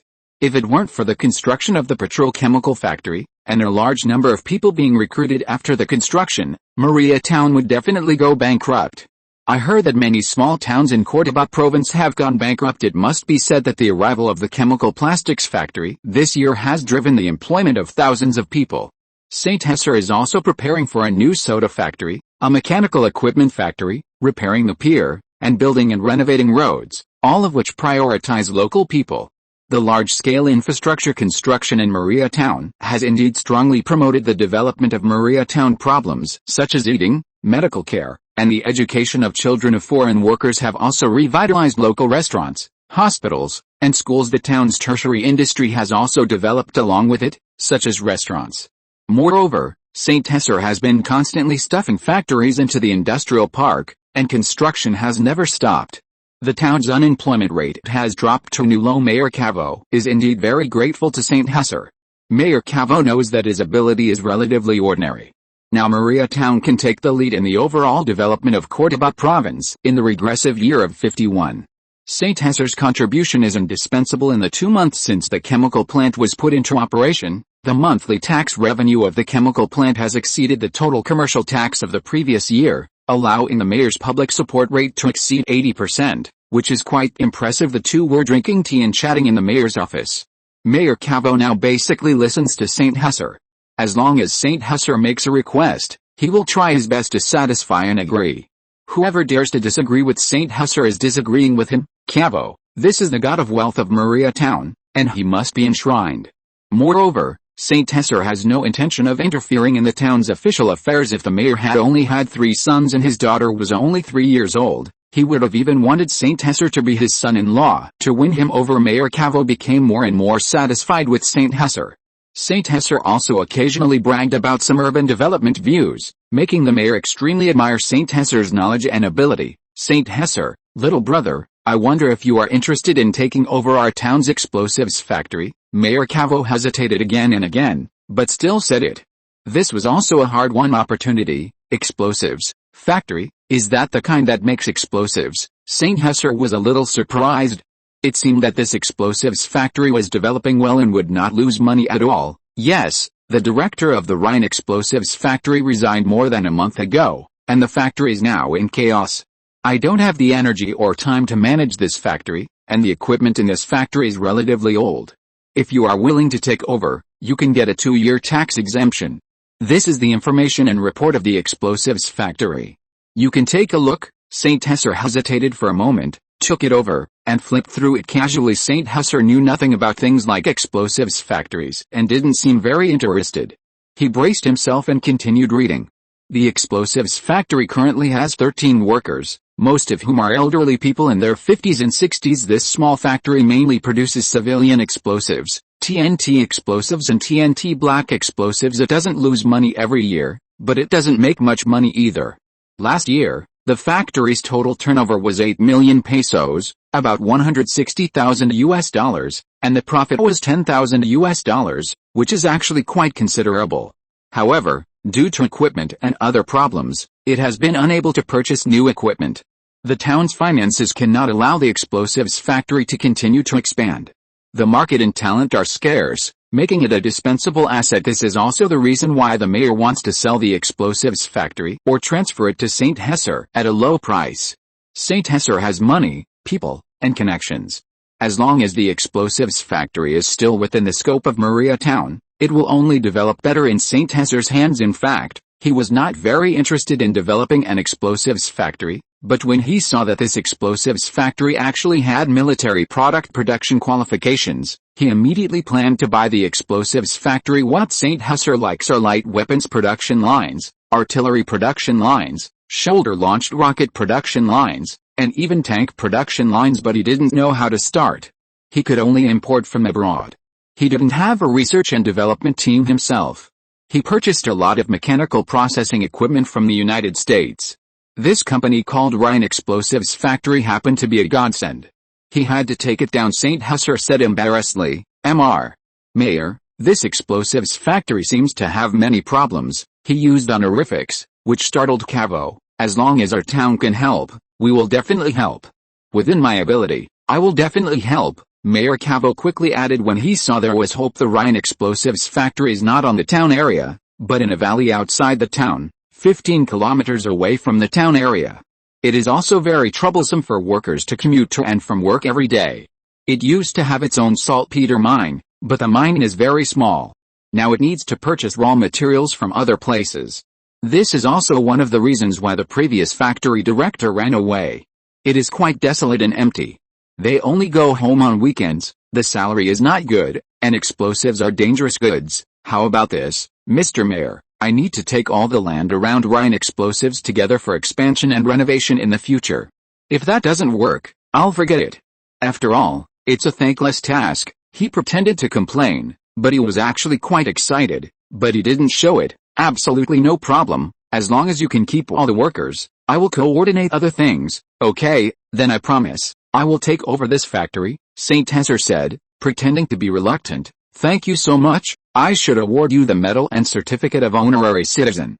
I will announce this good news to the citizens of Maria Town tomorrow." Saint Hesser, little brother, Mayor Cavo, was quite excited and moved, and began to address Saint Hesser as a brother. Mayor Cavo's family was actually a small and powerful planting landlord family in Argentina, but now the family has been in decline for a long time. The forces in Córdoba province are intricate and mysterious. Saint Hesser, who has embraced the Thai, has also begun to transfer factory forces away from the center of the storm. In a few years, the Perón government will step down, the national finances will go bankrupt, and Córdoba City will be one of the important forces for the military government to change the stage. Saint Hesser has also begun to prepare for his future, to do something big this time. Being able to win over Mayor Cavo is not only because Saint Hesser is now one of the emerging powerful factory consortium representatives in Córdoba City, eating the last national loan from the Perón government, and thus developing and growing. It is also related to the fact that Saint Hesser is a spokesperson for Commander Little Thompson. Commander Little Thompson withstood the pressure from the Ministry of National Defense and protected Saint Hesser in the process of encircling and suppressing the Bird Brotherhood, which also showed strong strength this time. He has successfully established a firm foothold in Maria Town. The next step is to start raising funds to transform and upgrade the Rhine explosives factory into a light weapons arsenal, and consider going to Europe, the United States, or the Soviet Union to buy several light weapons production lines to provide firearms, weapons and ammunition for the Córdoba National Defense Forces. Chapter 46: Falcon Intelligence Strike Team. More than 10 days had passed since the last Brotherhood encirclement operation. The Thunderbolt Project action team was disbanded on the spot at that time. Saint Hesser had not seen Commander Thompson again, nor had he seen his secretary, Kate. After meeting the talented Guerrero, Saint Hesser finally made up his mind to establish his own secret intelligence department. Guerrero was someone Saint Hesser had been paying close attention to during his time in the city defense force. Although he was taciturn at the time, his instructor was meticulous and always completed tasks on time. Moreover, he grew up in an orphanage and had no ties before the Thunderbolt Project to encircle the Brotherhood even started. Saint Hesser recalled his old subordinate, Guerrero. Without hesitation, Guerrero gave up his thriving career to follow Saint Hesser, learn undercover experience, and completed it exceptionally well, which surprised Saint Hesser. This Guerrero was definitely a genius. After a long talk, they exchanged many ideas, and Guerrero joined Saint Hesser's new plan to form an intelligence team. The Falcon Intelligence Strike Team had been secretly preparing in K-City for the past few days, using the initial funds provided by Saint Hesser to build a secret headquarters. The long-term goal of Falcon is to spread its intelligence network throughout Argentina. Guerrero was appointed as the first leader of the intelligence team, and currently only 2 suitable people have been recruited. Meanwhile, retired soldiers from the National Defense Army and some suitable candidates from the past, who have been tested for a long time, are also being urgently recruited. Saint Hesser didn't plan to be blind anymore. If he couldn't develop himself in the 4 years before the fall of the Perón government, then the arrival of American capitalists might be the death of Saint Hesser. He allocated an initial action fund of 10 million pesos from his private treasury, totaling $200,000, to start the preliminary preparations. The intelligence strike team is divided into 2 parts.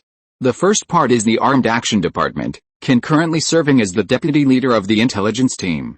The head of the department is the Bald Aragon, codenamed Tiger.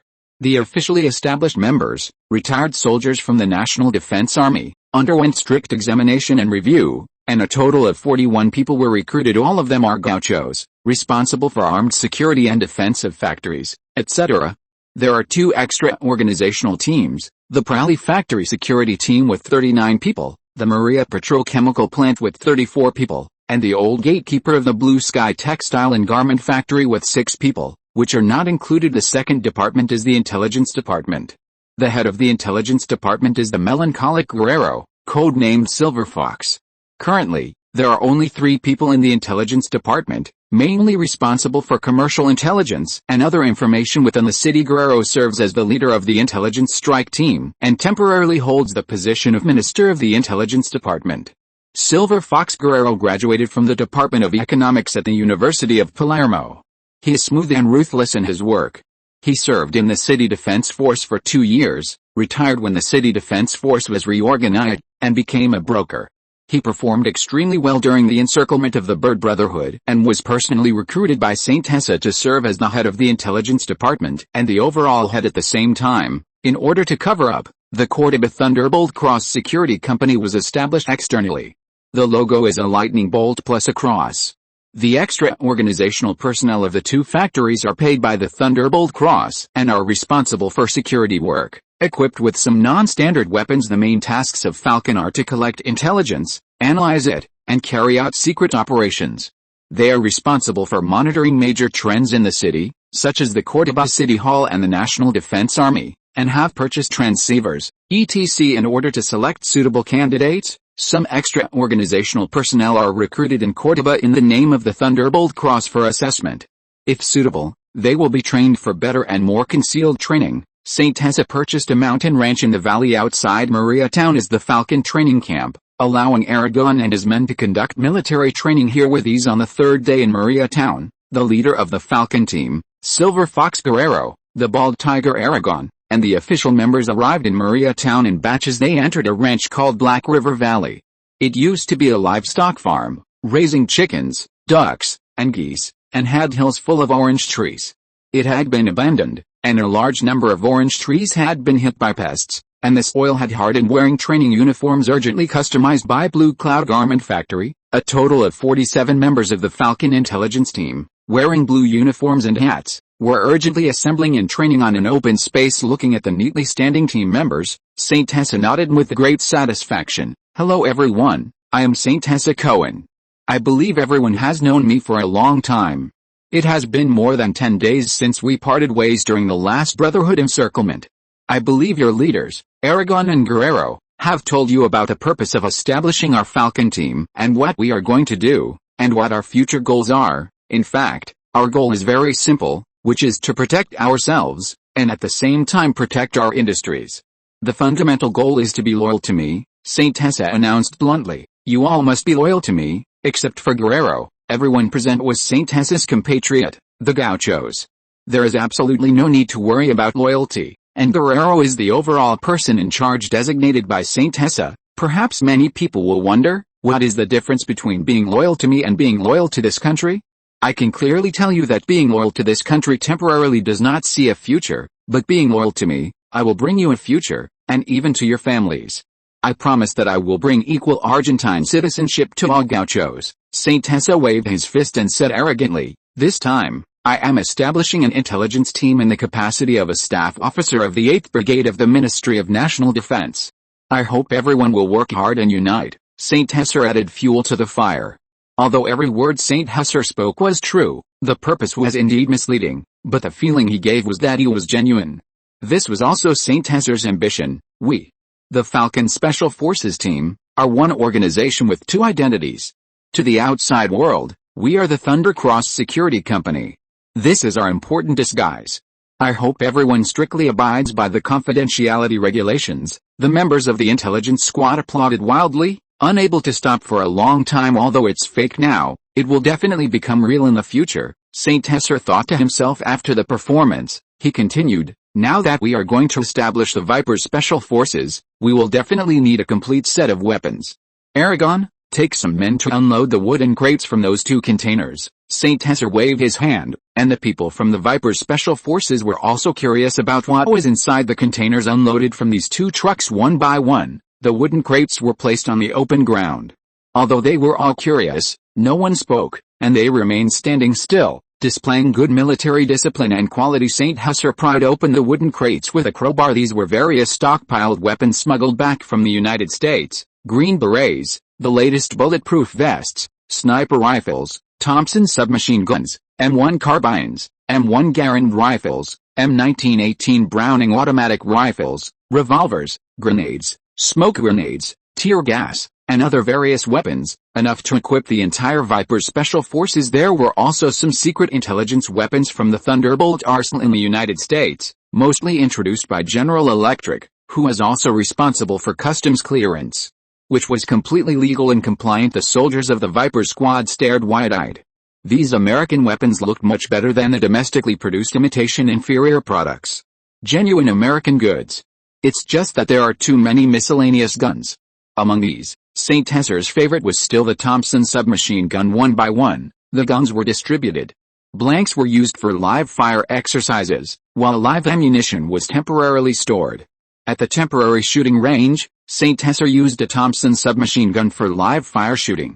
A burst of bullets went by, the power was enormous, and the recoil was also significant. The muzzle flashed, and the sound was tat-tat-tat. No wonder it also had a nickname, the Chicago typewriter. With St. Hesser's physical fitness, there was no problem. The guns the Americans were selling were still World War II stockpiles, not the latest models.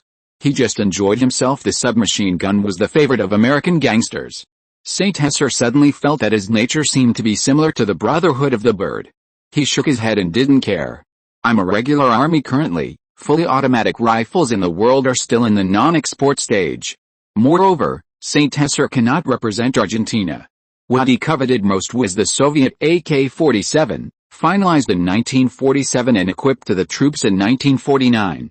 The Soviets would not release it for the time being. The Americans are very cunning. Except for bulletproof vests, which are the latest products, they are only willing to sell stockpile guns and ammunition. But it's a seller market, there's no way. There are many semi-automatic rifles, but those things are not good for St. Hesser at all. He was not interested. The latest fully automatic rifle has not yet been released on the market. The M14 rifle already has prototypes. St. Hesser knew about this gun because of the Vietnam War. This new rifle was long and heavy, completely unable to match the AK-47, and was eventually replaced by another small caliber rifle. The M1918 Browning automatic rifle was a large batch of stockpile goods produced by the United States during World War II. The quality was not bad. Although it was not as advanced as the STG-44 and AK-47, St. Hesser was not interested in this automatic rifle. In his opinion, the AK series was the best in the world. He even wanted to get one to play with. The Golden AK was the weapon of the Babylonian line in later generations, but unfortunately, the ending was not good. He quickly removed the unrealistic thoughts from his brain. Argentina has made some imitation versions of the German STG-44, the CAM-1, but the quality is not reliable and the cost is too expensive. It is still in the experimental stage and has only been taken out during military exercises and the last special application. There is no mass production yet. Without its own weapons production line, it can only pick up other people's stockpile goods to use. Thinking of India, which claims to be a major world power, it seems that it has only been independent for 3 or 4 years and is already quite militarily powerful. A real testing ground for weapons and ammunition from all over the world. Nehru is indeed a great man. He integrated a divided India, trying to completely integrate the scattered India with thousands of local forces. He succeeded in a large part, but unfortunately, he met the real great man of that era and could only step down and die depressed. Okay, everyone has received the weapons in their hands. In the next few days, we must strengthen training and protect ourselves. I have already transported all the food, vegetables, fruits, and meat needed for a day. Fresh vegetables and fruits will be transported every day. You must train well. Yes, Captain. They still like to call St. Hesser Captain. The bold Aragon also has his own career. St. Hesser had a brief chat with Guerrero. St. Hesser actually had a batch of heavy weapons, but they were not arranged to be taken out and were secretly protected in a warehouse in Maria Town. After arranging these things, St. Hesser drove a pickup truck back to Maria Town alone. Today, he wants to talk to Mayor Cavo about how to take over the Maria Explosives Factory. The Rain Explosives Factory is located southwest of Maria Town, like Black River Valley. The two are less than 2 kilometers apart, just on opposite sides of a mountain, quite close. St. Hesser plans to set up a huge laboratory, but unfortunately, he lacks mechanical equipment and talent. Weapons and equipment talent have not yet been recruited, of course. Fortunately, Maria Town is not far from the capital. There are many talents in the capital. When the time comes, he must recruit talents and carry out reverse engineering before introducing the production line, and carry out some simple preliminary designs. Some people have already been recruited, but not in Maria Town, but in Cordoba. When the new factory building and office building are completed, the mechanical equipment factory can be formally established to produce its own mechanical equipment, instead of importing from the Americans, which is really like robbing money. Mechanical industrial equipment is needed for the weapons and equipment factory, the petrochemical plastics factory, and the prairie factory. In the future, they will all be produced in the mechanical manufacturing plant to be established. Brother Saint, let's go visit the gunpowder factory later, and come to my house for dinner tonight, okay, Brother Cavo? I also really like the food your family makes, Saint Hesser said. Truthfully, I have to say that the craftsmanship is really good. The chef at Mayor Cavo's house has unique cooking skills, which Saint Hesser also thinks is good. No wonder they are a Fallen noble family with a rich ancestry. It is said that their chefs are all hereditary. This is outrageous. It's really evil capitalism in the future. I must find a few French chefs. When eating, I want to watch them perform, so that eating will be enjoyable. Chapter 47: Explosives Factories and Mines. Saint Hurst followed Mayor Cavour to the location of the dynamite factory, taking another road. From Maria Town, Mayor Cavour drove a large American pickup truck. Wearing a cowboy hat, Saint Hurst drove the rented pickup truck closely behind, wearing a steel helmet. This road wasn't a concrete road, just an ordinary dirt road, a bit bumpy, with dust flying everywhere, similar to the dirt road at the Falcon team's training ground. After driving slowly along the mountain road for about half an hour, they finally arrived at a huge valley. In the distance, there was a row of one-story bungalows in front and a small mine in the back. They parked the vehicles. Mayor Cavour went to the factory area to find someone first, telling Saint Hurst to stay put. Saint Hurst got out to get some fresh air. The air was filled with a slight smell of sulfur. The mountains here were bare, and most of the trees had been cut down. 10 minutes later, Mayor Cavour came out, bringing someone with him. Hello, Sean Todd, currently the technical engineer and production supervisor of the Maria Dynamite Factory, he said, extending his left hand to shake Saint Hurst's hand. Hello, Saint Hurst Cohen. Starting today, the owner of the Maria Rain Dynamite Factory. Before him was a middle-aged white man with a ponytail, a slightly bulging belly, a wedding ring on his rough left hand, a rustic hairstyle, wearing thick glasses, with a stubbly beard and heavy dark circles under his eyes, seemingly exuding a smell of saltpeter. Hello, Cohen, let me introduce our factory. Our factory covers 100 acres, with a sulfur mine covering 200 acres behind it, and another 500 acres of surrounding land also belonging to our factory. We currently have 37 workers, most of whom live in Maria Town. We mainly use Swedish technology to produce mixed explosives. Sean's voice was a bit hoarse, and he seemed to have some difficulty speaking, as if he wasn't very good at communicating. Led by Sean, the two came to a factory workshop. Saint Hurst saw a group of workers, mostly middle-aged women and men, wearing all kinds of clothes. They were quietly sitting on the assembly line in the workshop, skillfully producing dynamite. The atmosphere was somewhat dull, the air didn't circulate well, and there wasn't even a fan running, just occasional natural breezes. Cohen, this is our factory's assembly workshop. The dynamite produced by our factory is mainly in cooperation with domestic mines, such as the Zexia mine in San Juan province, but we haven't been paid for more than 2 months. Each person is owed 4,000 pesos per month, which is nearly 160,000 pesos in salary expenses. Sean paused for a long time, his Adam's apple bobbing, his eyes a little red, and finally he said it. Many of our old workers are also owed about 300,000 pesos in wages and have switched to the Maria Plastics Chemical Factory, where they get 5,500 pesos a month and are never in arrears. Actually, I've also thought about going there, but there aren't any suitable positions, and I didn't pass the interview. Saint Hurst didn't answer. Sean's mentality also calmed down, and once the floodgates opened, he dared to say anything. It would be strange if he passed the interview looking like this, speaking so bluntly and directly. Saint Hurst couldn't bear to tell him that he was the boss of the plastics factory. Good heavens, he was digging his own grave, but the man was not bad. That's no problem. The arrears and wages will be paid up immediately today, and then starting next month, everyone will get a 500 peso raise. Saint Hurst nodded, thought for a moment, and said, 400,000 US dollars have already been spent, so this 1 or 2,000 US dollars in salary expenses doesn't matter. Actually, the dynamite factory isn't worth that much, but the ore in this mountain is valuable, with a tenfold profit. Boss, you're not going to lie to us, are you, fooling kids?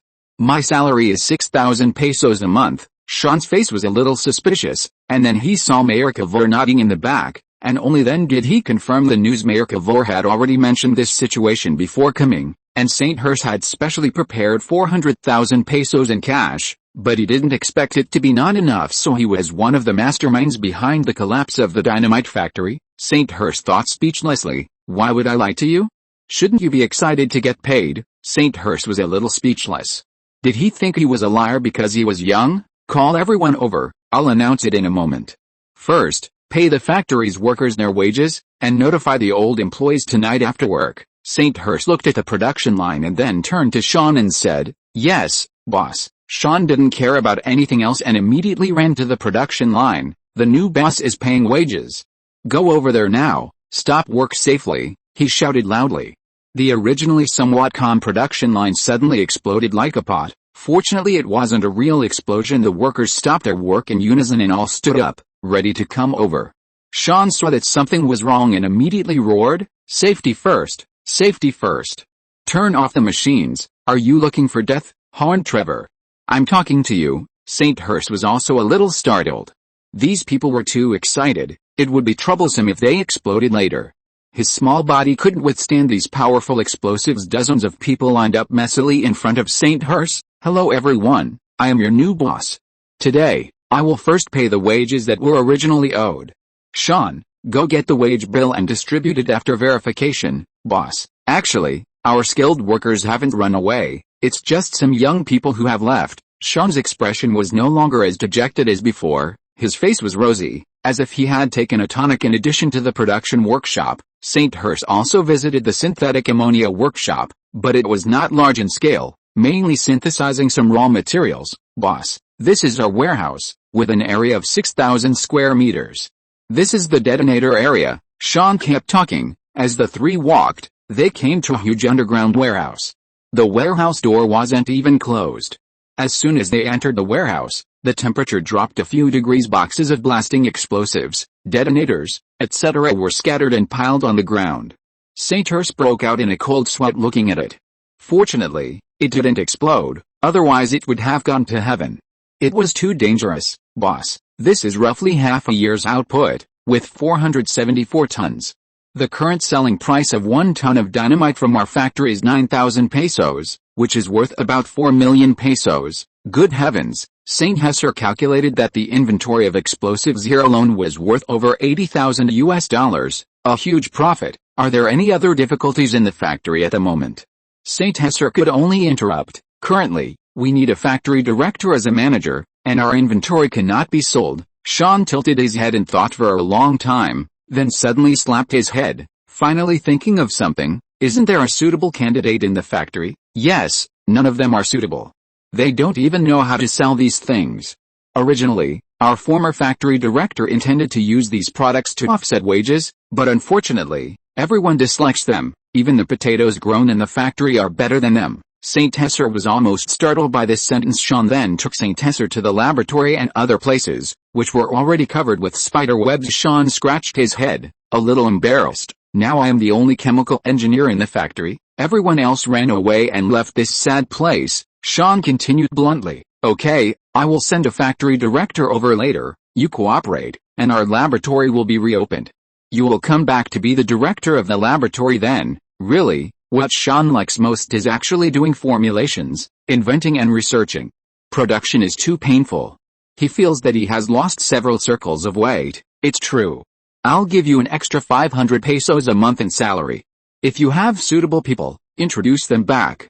I want to develop other new products." St. Hurst added, "Boss, you are so awesome. I will work hard in the future." Sean was very excited and gave a stiff flattery. "Fireworks and firecrackers are very marketable." St. Hurst kept communicating with Sean, finally making Sean understand Maria Town has its own paper mill, which is very convenient for making those firework tubes for firecrackers. When the raw materials of paper are bought, a machine can be used to produce them. As for the yellow mud problem, it is easy to solve. St. Hurst also visited the mine. The mine has been shut down for several months. St. Hurst looked at the raw material warehouse again. A huge amount of ore can be seen everywhere. Self-sufficient. St. Hurst has new weapons, and St. Hurst has already planned to carry out reverse engineering once but there are no suitable people yet. It is best to go to the weapons factory to poach people after a tour. These hundreds of thousands of dollars are well spent. Just need to send a new factory director and a few people who are good at clinging to relationships, and then the situation can be opened up. Fireworks and firecrackers directly provide the civilian market, which should be enough for the gunpowder factory to continue to survive. The rest is to open up the mining market. Argentina is not good at mining. Brazil, Australia, and South Africa are now developing on a large scale. Either go mining yourself, which requires cooperation with local forces, or go for international exports, so that explosives can blossom in Australia, South Africa, and Brazil. In fact, Bolivia also has many minerals, and the people there are relatively poor. If there is a chance, we must go there to mine. Brazil's power is still relatively strong. After they moved their capital, the development of the Brazilian highlands accelerated, and now it is also a window period. St. Hesser knows something about the mines developed by Vale. After all, this name can often be seen in the news in later generations. New China is the first country in the entire Blue Star and the only country in human history to break through 1 billion tons of steel production. Argentina lacks at least two important minerals in the development of the steel industry. One is industrial grain, coal, and the second is iron ore. These are very serious problems to be overcome in the future. Whether to import coking coal or develop in neighboring countries is a question that needs to be carefully considered. South Africa is still a colony of the British. Most of Africa is still a colonial country. The Soviet Union and the United States are preparing to completely dismember the old colonial countries. India's independence a few years ago dealt a heavy blow to the British Empire. France, under the leadership of de Gaulle, is revitalizing and trying to deepen its rule over Vietnam, and is still fighting in Vietnam. Australia is still working hard to integrate the country, but Brazil is now embarking on the road to vigorous development of a great power. In the newspaper news, St. Hesser has already seen that Brazil has successively established large state-owned enterprises such as Vale, Redondo Steel Plant, and Petrobras. In Brazil is far ahead of Argentina in this respect on the road of centralization, especially when the capital was moved to Brasilia. It seems to be in the 1960s and 1970s. This is the only country among the major powers after World War II to move its capital. Now that I think about it, Brazilians do have some stuff. That big plane is still impressive, and Brazil's aircraft industry has already begun to take off. St. Hesser had already forgotten the specific time of Brazil's capital relocation. The current capital is still Rio de Janeiro. There is no news of any capital relocation in Brazilian newspapers. I don't know if history has changed like Brazil, keenly aware that Argentina now has a huge window of opportunity for development. It depends on whether St. Hesser can seize it, but it is still very short of money. The good news is that St. sent a message that the U.S. stock market, in which St. Hesser invested heavily, has begun to surge. St. Hesser followed the impression of major U.S. companies in later generations, as well as the investment philosophy that military industry and gold will rise in troubled times. Not only invested in General Motors, but also invested in a large number of military industries such as Boeing, and futures stock assets in U.S. dollar gold. Driven by the war, they began to rise crazily, and those that did not rise were held still. After solving the problem of developing mineral deposits, St. Hesser turned his attention to the explosives factory. St. Hesser also has greater ambitions to develop his own light weapons, but he lacks people now. Argentina's Domingo Mat light weapons factory has not yet mass-produced too many of its own automatic rifles, which will be a good opportunity. When Cross held a plastic bottle press conference in the United States last time, he had contact with people from the Soviet KGB.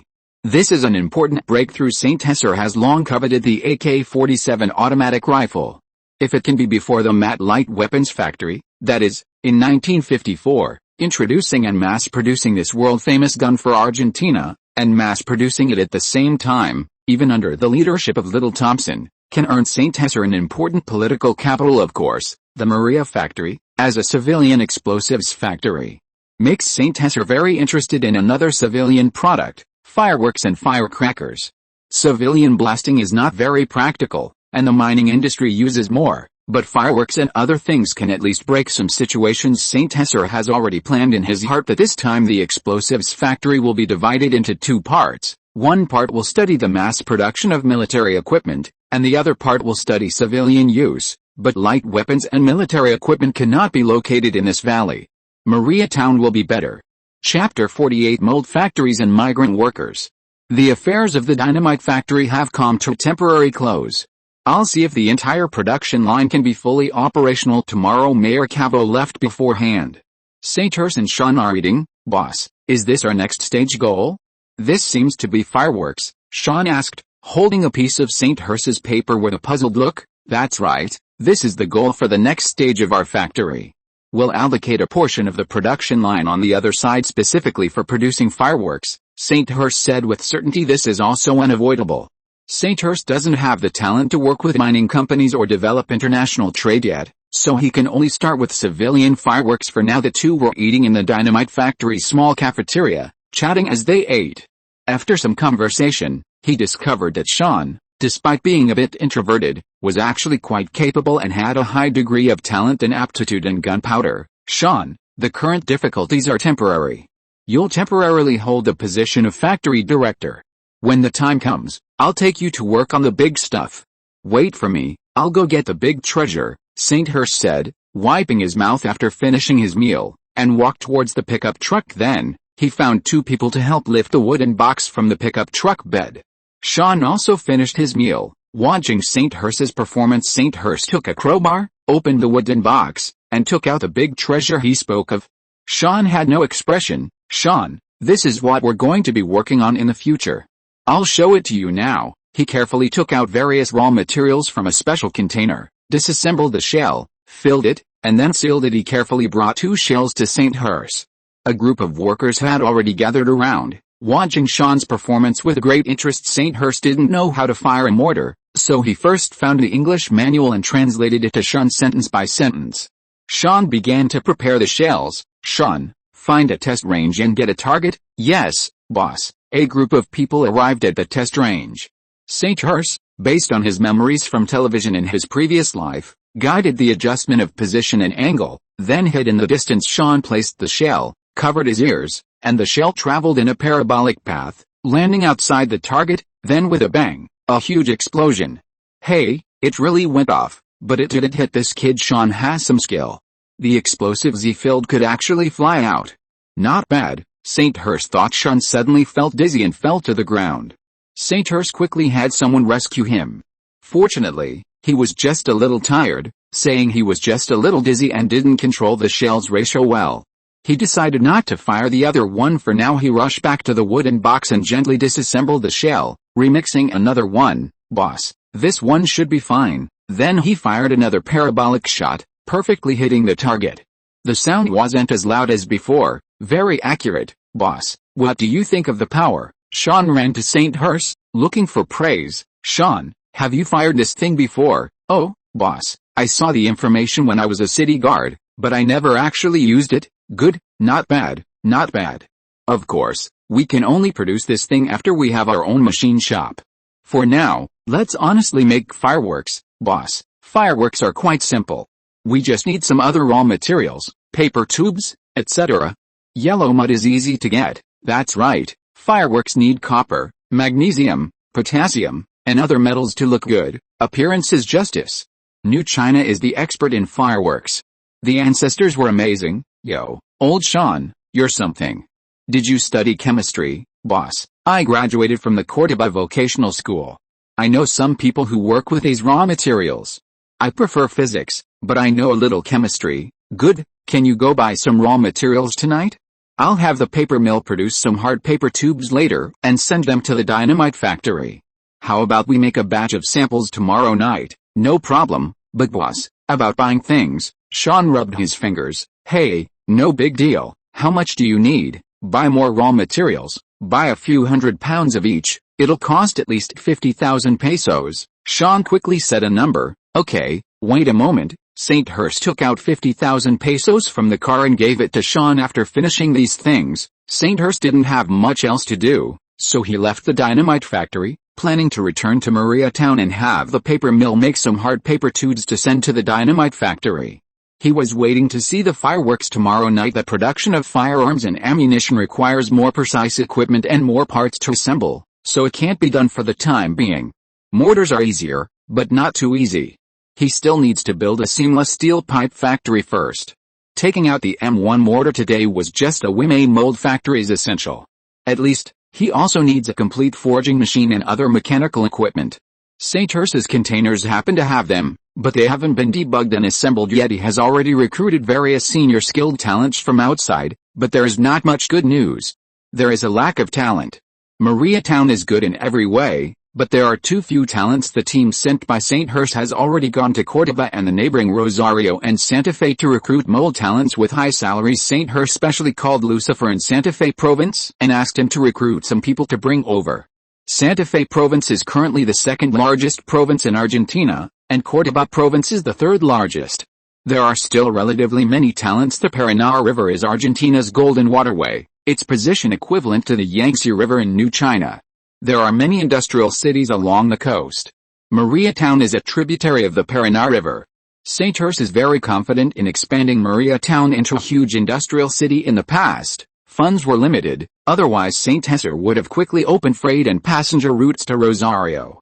Now that he has money, he has already asked people to find suitable passenger ships to attract and receive talent from other places. Otherwise, with St. Ursa's ambition, these machinery factories and future artillery factories would never be able to develop. Although a sentence has been said to death, talent is indeed very important.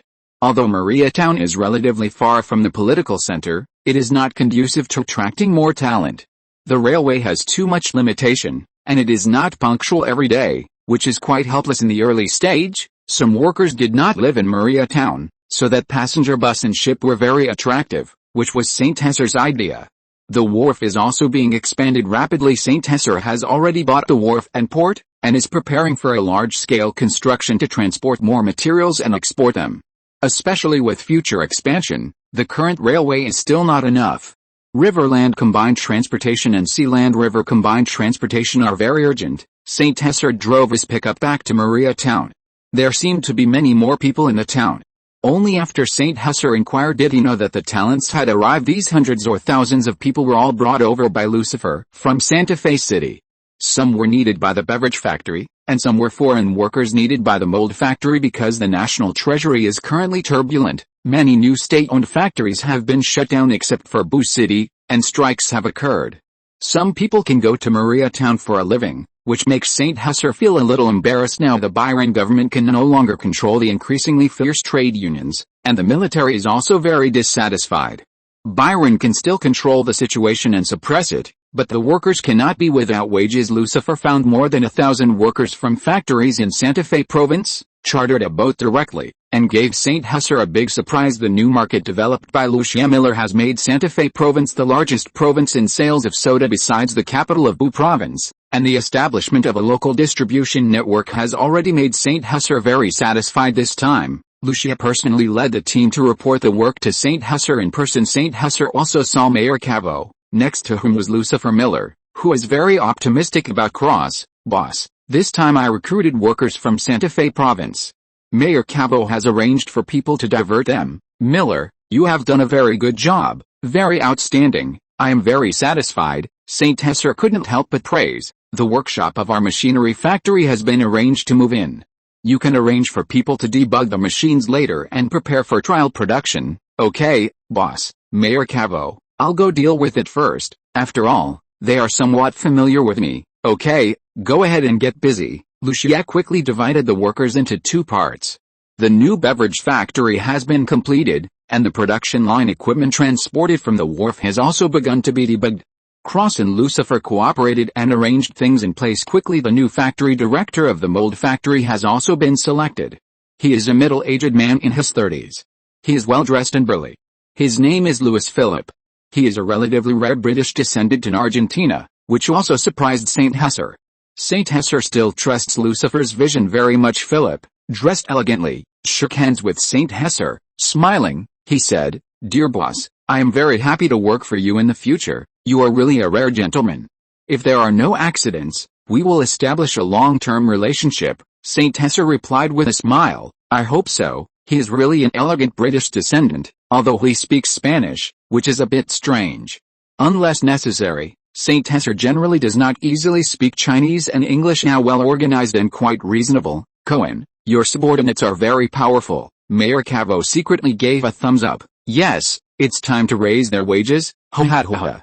That makes sense. In St. Ursa's industrial park, there are now 4 factory buildings and 3 dormitory buildings, which are the earliest completed petrochemical plastic factory, plastic bottle factory, soda factory, and the newly designed mold factory. More than 1,000 workers were quickly arranged. The soda factory has more than 800 people, specializing in the production of soda for export, and the mold factory has more than 100 people, carrying out the first step of debugging in production. The two have been able to stand alone. Now St. Hesser has a weaving and clothing factory in K City and the Plary Main factory, as well as a beverage factory in Boo City that has not yet started production. In addition to the factory in Maria Town, the main purpose of the mold factory is to prepare to produce its own simple production line, and at the same time, it is responsible for the reverse engineering of some parts, to prepare for the later stage. For this reason, St. Hesser dismantled an American imported production line and prepared to replicate it 1-to-1. I don't know if it can be successful. However, for the gunpowder factory, the first task is to arrange the production of firework bases. As long as the beverage production line can be self-sufficient, the next step is a larger-scale mortar production line, food production line, and canned food production line. Even if the quality is a little worse in the early stage, as long as the price is cheap enough, it can also provide some experience and lessons for subsequent research and development. The expansion of the food industry cannot satisfy St. Hesser. Machinery manufacturing, the steel industry, the chemical industry, and even military weapons, must be able to produce their own alternative equipment in the future, so as not to be strangled by others. This is also the experience and lessons of Xinhua in later generations. Of course, it is too far to say these now. It depends on whether the mold equipment factory can be started. A group of people worked until the evening and finally completed the basic debugging. St. Hesser announced 3 times the salary tonight and invited them to a big meal. They must thoroughly debug the equipment and have arranged accommodation. The workers were also very excited. After all, they ran so far to work in other places. The higher the salary, the better. Mayor Cavo organized the restaurants in Maria Town to cook for the suddenly increased number of workers. St. Hesser also realized that he had not considered carefully enough, but Mayor Cavo had considered it thoroughly. It was not until 8 o'clock in the evening that all the machinery debugging was completed, and the roar of the machines sounded, and the workers cheered. Specially made, slightly chilled salt soda, roast mutton, and various delicacies have also been arranged. St. Hesser, Luciette, Cross, and Mayor Cavo had a drink together in Mayor Cavo's house. St. Hesser exceptionally drank a little. Today is indeed a good day, but the fireworks could not be arranged in time, otherwise we could celebrate the opening of the new factory. It is also a bit suspenseful. Tomorrow, it should be in time. The day after tomorrow, St. Hesser thought as he washed up and lay on the bed, and fell into deep sleep. If you're listening to this novel on a channel other than Fanfic World, it means they downloaded and uploaded it without effort. We cordially invite you to visit our channel, Mundo Fanfic Novelis. There you'll find the original version of this story, and you can explore many other novels of various genres. We're waiting for you to immerse yourself in a world of incredible novels. Chapter 49. This grand fireworks is as you wish. Wednesday, sunny, not a cloud in the sky. Waking up early, St. Hesser simply washed his face and immediately felt refreshed. It was already 7 o'clock in the morning. After finishing breakfast, he drove non-stop to the paper mill. The cardboard tubes had been arranged yesterday. St. Hesser was a little worried and had to complete most of the processes, then dry the fireworks for the fireworks display the day after tomorrow. He arrived at a small workshop next to the paper mill, the only place that could make straight cardboard tubes. Boss, time is too tight, you have to add money. I must finish it in the morning. Stop talking nonsense, hurry up and get it done. I'll double the price. 2 times is not enough, it has to be 3 times. You don't know what's good for you, do you? If you keep talking nonsense, you won't get a penny. St. Hesser took out a gun from his pocket, then took out a stack of banknotes and put it on the table. Yes, yes, yes, big brother, don't be angry. I'll get it done right away. I guarantee it will be done beautifully. That's more like it. St. Hesser walked away satisfied. The chubby boss of the paper mill wiped his sweat. He originally wanted to make a fortune, but he met a tough guy. St. Hesser's hair was messy. After thinking carefully, wasn't this the guest of honor of Mayor Cavo? He was trying to extort money from the wrong person. When he came later, he had to apologize. The chubby boss had a look of regret on his face. It was really a case of mistaken identity. His mind was clouded by greed. What are you looking at? Hurry up and work. Do you want to eat a bullet too? The chubby boss roared. This fireworks display was also the debut of the gunpowder factory's transformation.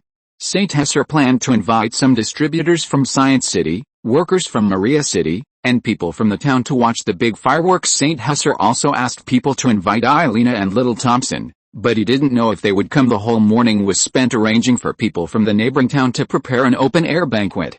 Fireworks were essential. St. Hesser ran back and forth, first taking some samples of the paper tubes to Sean and asking him to debug them. St. Hesser also felt that he was a bit annoying, so he quickly left. Everyone, today is triple pay. Thank you for your hard work. After the production is completed, I will arrange for everyone to have a good meal. Okay, boss. The factory workers responded without raising their heads, and continued to bury themselves in production, preparing raw materials, mixing, and stirring. Is this boss an idiot? It feels like I heard everything.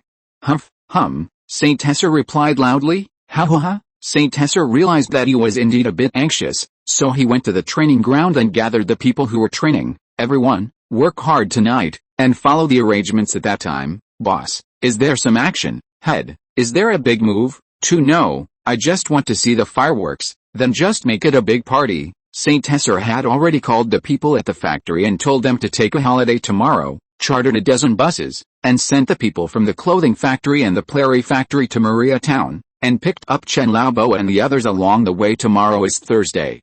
And General Little Thompson has also been contacted. Commander, I will hold a large fireworks banquet in Maria Town tomorrow, please be sure to come. St. Hesser, that's great. I have nothing to do tomorrow, I will definitely come then. Okay, Commander. Hello, is this Lee Kingayan? I am St. Hesser Cohen. The Plary factory will be closed the day after tomorrow. After you get off work, call Chen Laobo and them to come to Maria Town to attend the banquet. Okay, boss. Hello, is this Little Nix? St. Hesser Cohen, please arrange a holiday tomorrow and come to Maria Town to attend the banquet. You can bring anyone who is free, and I will reimburse you for the travel expenses. Big sister, I'm St. Hesser, please arrange the work of the clothing factory. The factory will be closed the day after tomorrow. Hello, Chief of Staff, I'm St. Hesser. Hello, Finn. Hello. St. Hesser invited all the acquaintances he could call. Now there is nothing major in the town. Friday is just a holiday in Argentina, and Thursday can be a day off. St. Hesser arranged for all the people in the factory to take a holiday and arranged for them to go to Maria Town. Fortunately, there are many empty houses in Maria Town, and Mayor Covo organized cleaning, so there was no big problem. Mayor Covo was also shocked by St. Hesser's sudden attack, but he immediately realized that this was a good opportunity to show the style of Maria Town, and immediately went to the town council to start a mobilization meeting, and then the whole town broadcast, and the whole town took action. At noon, St. Hesser came to Fatty's packaging factory and saw 2,000 cylindrical piers of gunpowder, which had been made. That's great, very on the ball, Brother Cohen. I'm really sorry. I was wrong before. This time, I'll apologize to you. Okay, don't be polite. You can make it so quickly, it's really good. 3 times the price, you can count it. I'll continue to cooperate with you next time, and watch the fireworks together tomorrow. St. Hesser brought people from the gunpowder factory to check these paper tubes for fireworks one by one. They were of good quality, both large and small, and cost a lot of money. This little fatty is quite on the ball. In addition to the paper tubes, St. Hesser also arranged for the mold factory to produce plastic fireworks bases like mortars. There is a pity that the super fireworks cannon that can fly 400 meters high is that Sean's aesthetics seem to be average, and he can only make some ordinary fireworks for the time being. St. Hesser spent a lot of effort to make Sean understand these things, such as some special fireworks. The structure of fireworks and firecrackers is similar, using ordinary black gunpowder, not the main raw material yellow gunpowder of the current gunpowder factory. Fortunately, the factory stocked a large amount of raw materials. After some debugging and matching, the production and trial release of fireworks were completed that night. Sean is indeed a master of playing with gunpowder.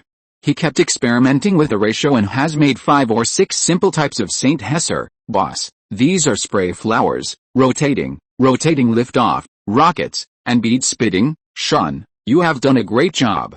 Double the salary next month. Let's release it immediately and see. Boss, it doesn't seem very clear during the day. It's okay, I'll just take a look.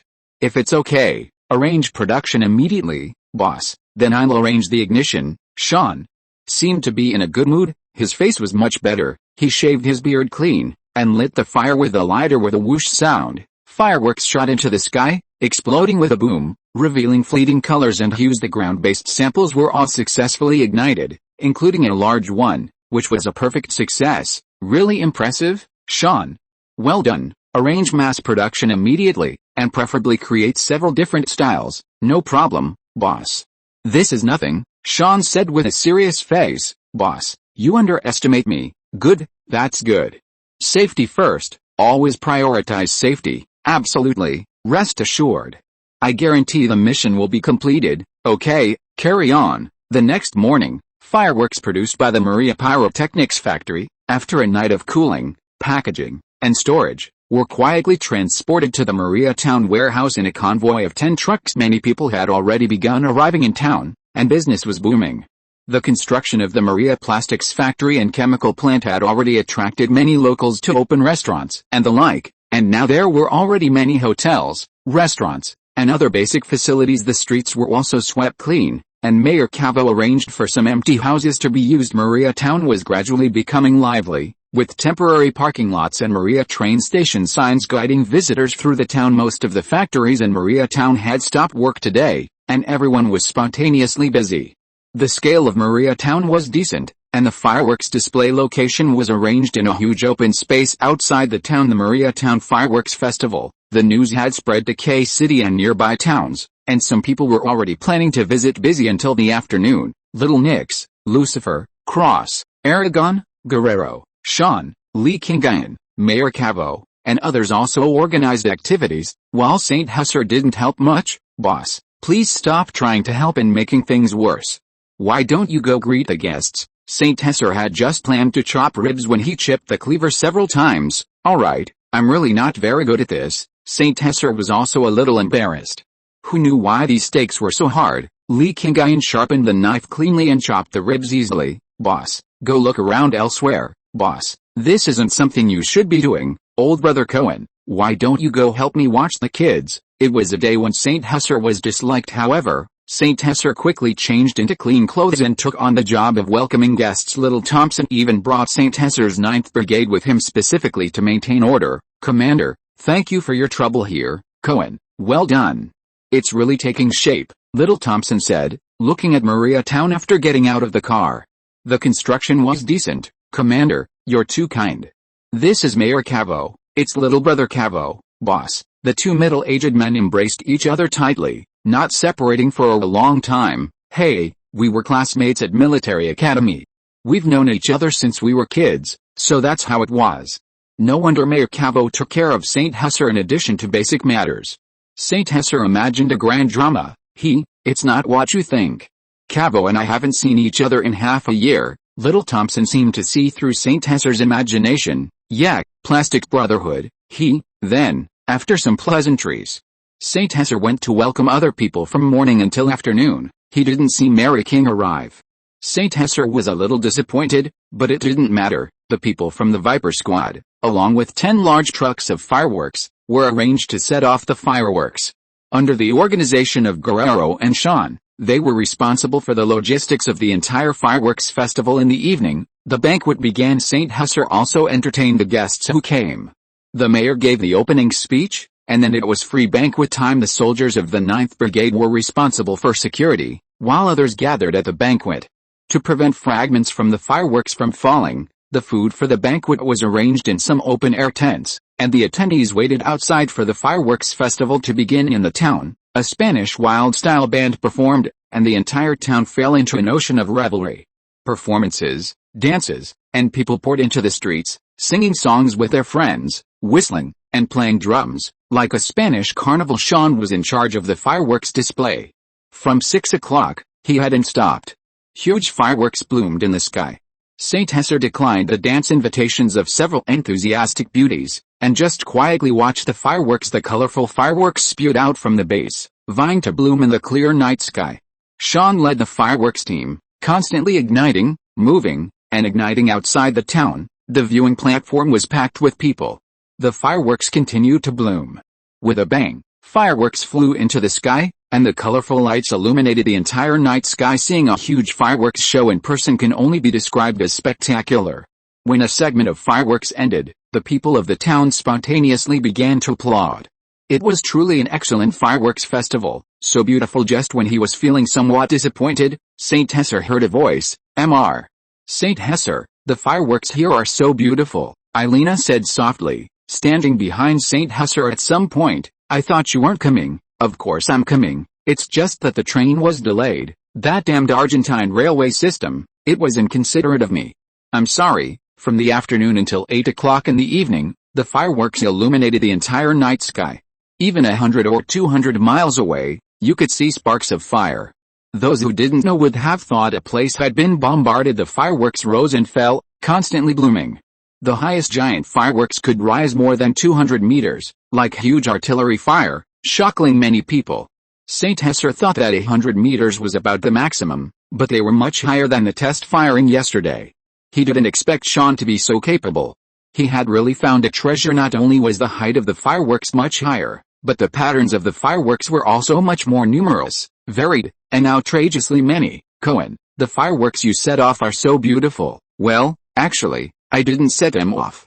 Okay, I did organize them. It seemed he really was the one who organized it originally. He just wanted to test the fireworks and conduct investment promotion work, but somehow more and more people got involved, so he simply turned it into a carnival fireworks banquet. Eilina next to him suddenly kissed Saint Hesser on the cheek. And then the two held hands and watched the fireworks together under the fireworks festival. Saint Hesser suddenly wanted this moment to last forever.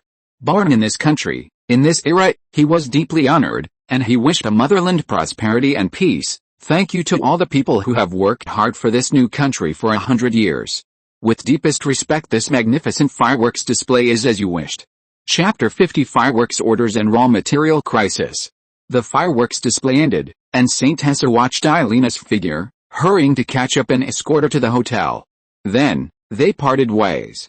Tonight's experience felt like a dream. Separating from Eilina the next day, Saint Hesser drove Eilina to the Maria train station early in the morning, agreeing to meet again in Buda. Eilina also had to prepare for the graduate school entrance exam in Buda. The commander, the Chen family, the clothing factory, and the people from the Prairie Soda factory and canning factory were also settled one by one. Just as he stopped, Sean, the chief manager of the gunpowder factory, came over. Boss, I have good news and bad news. Which one do you want to hear? Don't dawdle like a woman, spit it out, Saint Hesser said impatiently. Boss, we're running out of raw materials. Also, the fireworks orders have exploded.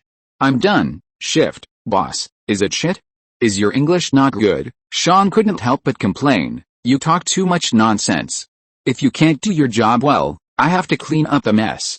What raw materials are lacking? Be specific. Is it a lack of money? I'll take care of it. Raw materials, huh? Time to use money power. Saint Hesser felt his wallet was bulging now. Boss, it's not a matter of money. The fireworks orders have increased a lot, right? The main raw material used is black powder, and our factory's inventory can only produce less than 10,000 boxes. As a result, the effect last night was very good, and people have already paid deposits, selling 20,000 boxes of fireworks. People are still coming to ask today, Sean quickly explained, worried that the boss was angry. Was this guy too narrow-minded? Could he take a joke? Isn't this a good thing? How do you produce your black powder? I will provide funds and equipment. It was a good opportunity for the machine factory to get some production orders. The mine behind our factory is a sulfur mine, which can produce sulfuric acid. Ammonia can also be synthesized, but potassium nitrate needs raw materials to synthesize, and we don't buy much. It's imported from Chile, but you know that our relationship with Chile has been bad in recent years. Even the Redwood Fertilizer Factory has become the Redwood Organic Fertilizer Factory. Sean continued to explain. Are you talking about Redwood, the one that imports bird droppings? Saint Hesser was also a little speechless. Wasn't that the name of the company he originally planned to register? Yes, boss, I've been there. The Redwood factory has transformed to produce organic fertilizer. Is there an alternative? I can't go to Chile to get bird dropping saltpeter, can I? Actually, we have a set of ammonia synthesis equipment, which also requires potassium chloride to react and synthesize. We need potassium nitrate to produce fireworks. This is the main raw material. Sean, you're quite something, keeping a low profile. Boss, I only know a little bit. Okay, so the raw materials can still be bought, right? It's just not very safe. That's right. It's a tri-border area, and it's chaotic there. There are some small workshops locally, but there are also some local armed bullies. I'm afraid we won't come back if we go. Sean was still apprehensive when he said this. Then I'll take care of this matter. I'll handle it. How long can the current raw materials last? Maybe, perhaps, it can last for half a month. Our factory has a lot of inventory, and we didn't originally deal with black powder. That's easy to handle. I'll find a few train cars, which should be enough, right? If not, I'll get a train. That's enough, boss. I'm very confident in making the gunpowder factory thrive. I'll go sort out those orders and give them to you later. But boss, you need to hurry up. My mind isn't on sales. You'll have to work harder during this period. I'll find a factory director for you then. Since Chaco was busy, Saint Tessa planned to send the Viper squad out to do some escort work. There was no other way. Now that he had the gunpowder factory, he still had to make money. Saint Tessa found the Viper squad members who were eating breakfast and instructed Aragon, planning to make a big move. Aragon, I'm assigning you a mission to occupy a place for me on the Puna Plateau. Since there were rebellious local armed forces there, Saint Tessa didn't want to pay protection fees to others. It would be better to occupy a piece of land, buy a few mines, and do it himself. Boss, are you running a fever? Aragon touched Saint Tessa's forehead. Go, go, go, I'm not kidding. This mission is assigned to you guys in the Viper squad. No, Guerrero should also be called. I'm afraid you'll mess things up. Saint Tessa pushed Aragon's hand away. Just treat it as one of your exercises. There are rebellious armed forces there, and guys from Bolivia and Chile often sneak across the border to mess around. My gunpowder factory is very short of raw materials right now. Go there and occupy a position, and buy more potassium chloride back. Is that so, boss? Isn't this illegal? Aragon scratched his face, deeply inheriting Saint Tessa's true teachings. That's not true. We're acting in self-defense. We absolutely don't do illegal things, and we're buying things with money, not forcing anyone to sell. How could it be illegal? I'll give the funds for buying the mines and mineral fields to Guerrero, and you guys will listen to his arrangements then. I'll issue weapons to you, and you can treat this as an escort mission. Okay, boss. By the way, our Viper squad is a bit small. If you see anyone suitable there, you can recruit them as non-staff members. Saint Tessa said after thinking for a moment. The Viper squad only had 30 or 40 people, which was indeed not many. He couldn't rely on veterans for the time being. That area was also an indigenous tribe, a tri-border area, and Bolivia wasn't a modern country, it was chaotic. For self-preservation, the more people, the better. He couldn't fully let go domestically. Saint Tessa found Guerrero, who looked tired and was just about to go to sleep, and told him everything again. Guerrero, this mission is very arduous. Except for leaving a few people here with me, I plan to send everyone out. Don't worry about the weapons, I'll clear the checkpoints for transportation. If that doesn't work, go to Bolivia to purchase arms and ammunition. Saint Tessa has some dealings with those international arms dealers, so he must ensure everything is foolproof. A viper without weapons is like a viper without fangs. Bolivia is now beginning to establish modern national institutions. The entire country is located in the highlands. Since the War of the Pacific, it has been arguing fiercely with Chile. There are also many opposition armies and guerrilla forces within the country. The Puna Plateau is the so-called Potassium Triangle, a kind of no man's land. If Argentina weren't strong enough, it would definitely have been invaded by Chile. Chile is known as the Prussia of South America and is indeed considered militarily powerful. Saint Tessa has no doubt that if Argentina were as weak as Bolivia, these Chilean military governments would definitely invade. Chile defeated Peru and Bolivia. After Bolivia lost its access to the sea, it has been arguing ever since. Unfortunately, Bolivia is too weak to recover its lost territory and is one of the largest landlocked countries in the world. Saint Boss, this isn't a big problem, Guerrero yawned. These should just be armed villagers, far from being like the mafia. Plus, with the full arsenal Saint Tessa provides, it's like using a sledgehammer to crack a nut. The only trouble is establishing a foothold locally, which needs careful planning. Saint Tessa isn't just acting on a whim. He thinks it's too troublesome to send people over every time. That area happens to be a no man's land. If he can raise a small local armed force, even if it's just to secretly develop in a place like Bolivia, it would be a good fallback plan. Saint Tessa is also very envious of Bolivia's huge mineral resources. A horse doesn't get fat without grazing at night, and a man doesn't get rich without outside wealth. Although doing some legitimate business is good, if he wants to develop, he definitely needs multiple funding channels. If all else fails, he can just wage guerrilla warfare in Bolivia. Saint Husser doesn't have much goodwill towards Bolivia, this agricultural tribal nation. Although the future history is unknown, he still wants to try to change it, even if he can't succeed. Alright, I won't disturb your rest. We'll have a meeting tonight to plan things out. Saint Husser is also a bit worried. Is he going too far by doing this? Sean just needs some raw materials. He can't be too merciful, Saint Husser decided. He must do it. Saint Husser opened a container in the warehouse, filled with weapons, all of which were old Thompson submachine guns, Browning pistols, berets, bulletproof vests, and a large amount of ammunition, enough to arm a battalion. Saint Husser is already planning to send them out. The only pity is that there are no suitable automatic rifles. There are only a few dozen M1 Garand rifles, and it's unknown how the M1 Garand's combat performance will be in the highlands. This time, they are also responding hastily. There are only about 10 days to transport the raw materials back by rail. Time is tight. Saint Husser plans to equip each of them with 5 grenades, 1 Browning pistol, 1 Thompson submachine gun, 1 beret, and 1 bulletproof vest. He won't arrange for other guns. The caliber and logistics are difficult to guarantee. The expedition is more than 1,000 kilometers away, and they can only transport supplies once. The next time will be when they have occupied the territory. For the absolute safety of the Viper squad, they must advance in an orderly manner, focusing on purchasing supplies first. After familiarizing themselves with a local environment, they can occupy territory, and then organize the establishment of logistical support, transporting supplies continuously. I will send several containers of food and grain. You arrange for some people to go with a train, and then handle things cautiously after figuring out the situation. The main goal this time is to buy 50 tons of potassium chloride raw materials. If the conditions are not right, immediately abandon the occupation. For this operation, Guerrero will be responsible for all matters, and Aragon will serve as his deputy to command. The name will be Thunder Cross Security Group. Consider this our practical exercise, to let those tribal villagers see the strength of our Falcon Commando team. Saint Husser declared the operation. Does everyone understand? Understood, understood. Good, everyone pay attention to rest today, dismiss on the spot, and assemble promptly at 8 o'clock tomorrow morning. Yes, sir. Weapons and ammunition can't be too ostentatious.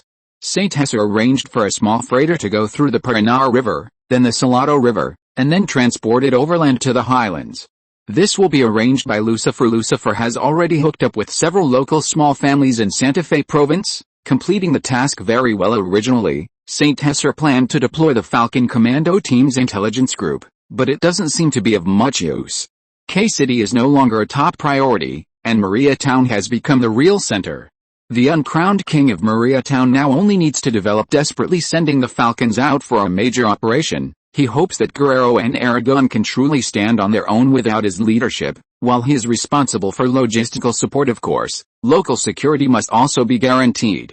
Saint Husser has already contacted Mayor Corvo, planning to select and establish a militia in Maria Town to protect the safety of Maria Town, and the National Defense Army Infantry Brigade has new retired soldiers. It's not a big problem to train another batch. This is also Saint Husser's plan. Maria Town is in a peaceful and prosperous age, and his focus in Cordoba City is slowly shifting. It's not a big problem to leave the Plary factory to Klaus. Klaus has completely adapted to these tasks. The trip to America has brought about a big change in Klaus. It's also not a big problem to have him watch over the Blue Cloud factory. If it doesn't work out, just give it up. After arranging all the big and small things, Saint Husser stopped. This time, arranging for the Falcon team to go to the tri-provincial border area wasn't a sudden whim, but rather Saint Husser was influenced by the new China's idea of having multiple fallback plans. It's a good opportunity to buy some salt lakes and establish a new rear area for himself. If he can continue to expand the Falcons, it will be the first armed force under Saint Husser's command. He believes that after training and practical exercises, there will be great progress, and Argentina has a huge amount of undeveloped mineral resources. If he can successfully intervene, he can start from this remote area and establish his own mining group from scratch. Bolivia's iron ore and coal are very abundant and are essential raw materials for building a steel plant. The steel plant is an industry that must be heavily invested in the future. Argentina has little local iron ore and little coal. Brazil and Argentina don't get along very well, and it's too troublesome to ship iron ore and coal from Australia for the time being. Imports and exports also take time. Bolivia, a landlocked neighboring country, is in a state of domestic turmoil.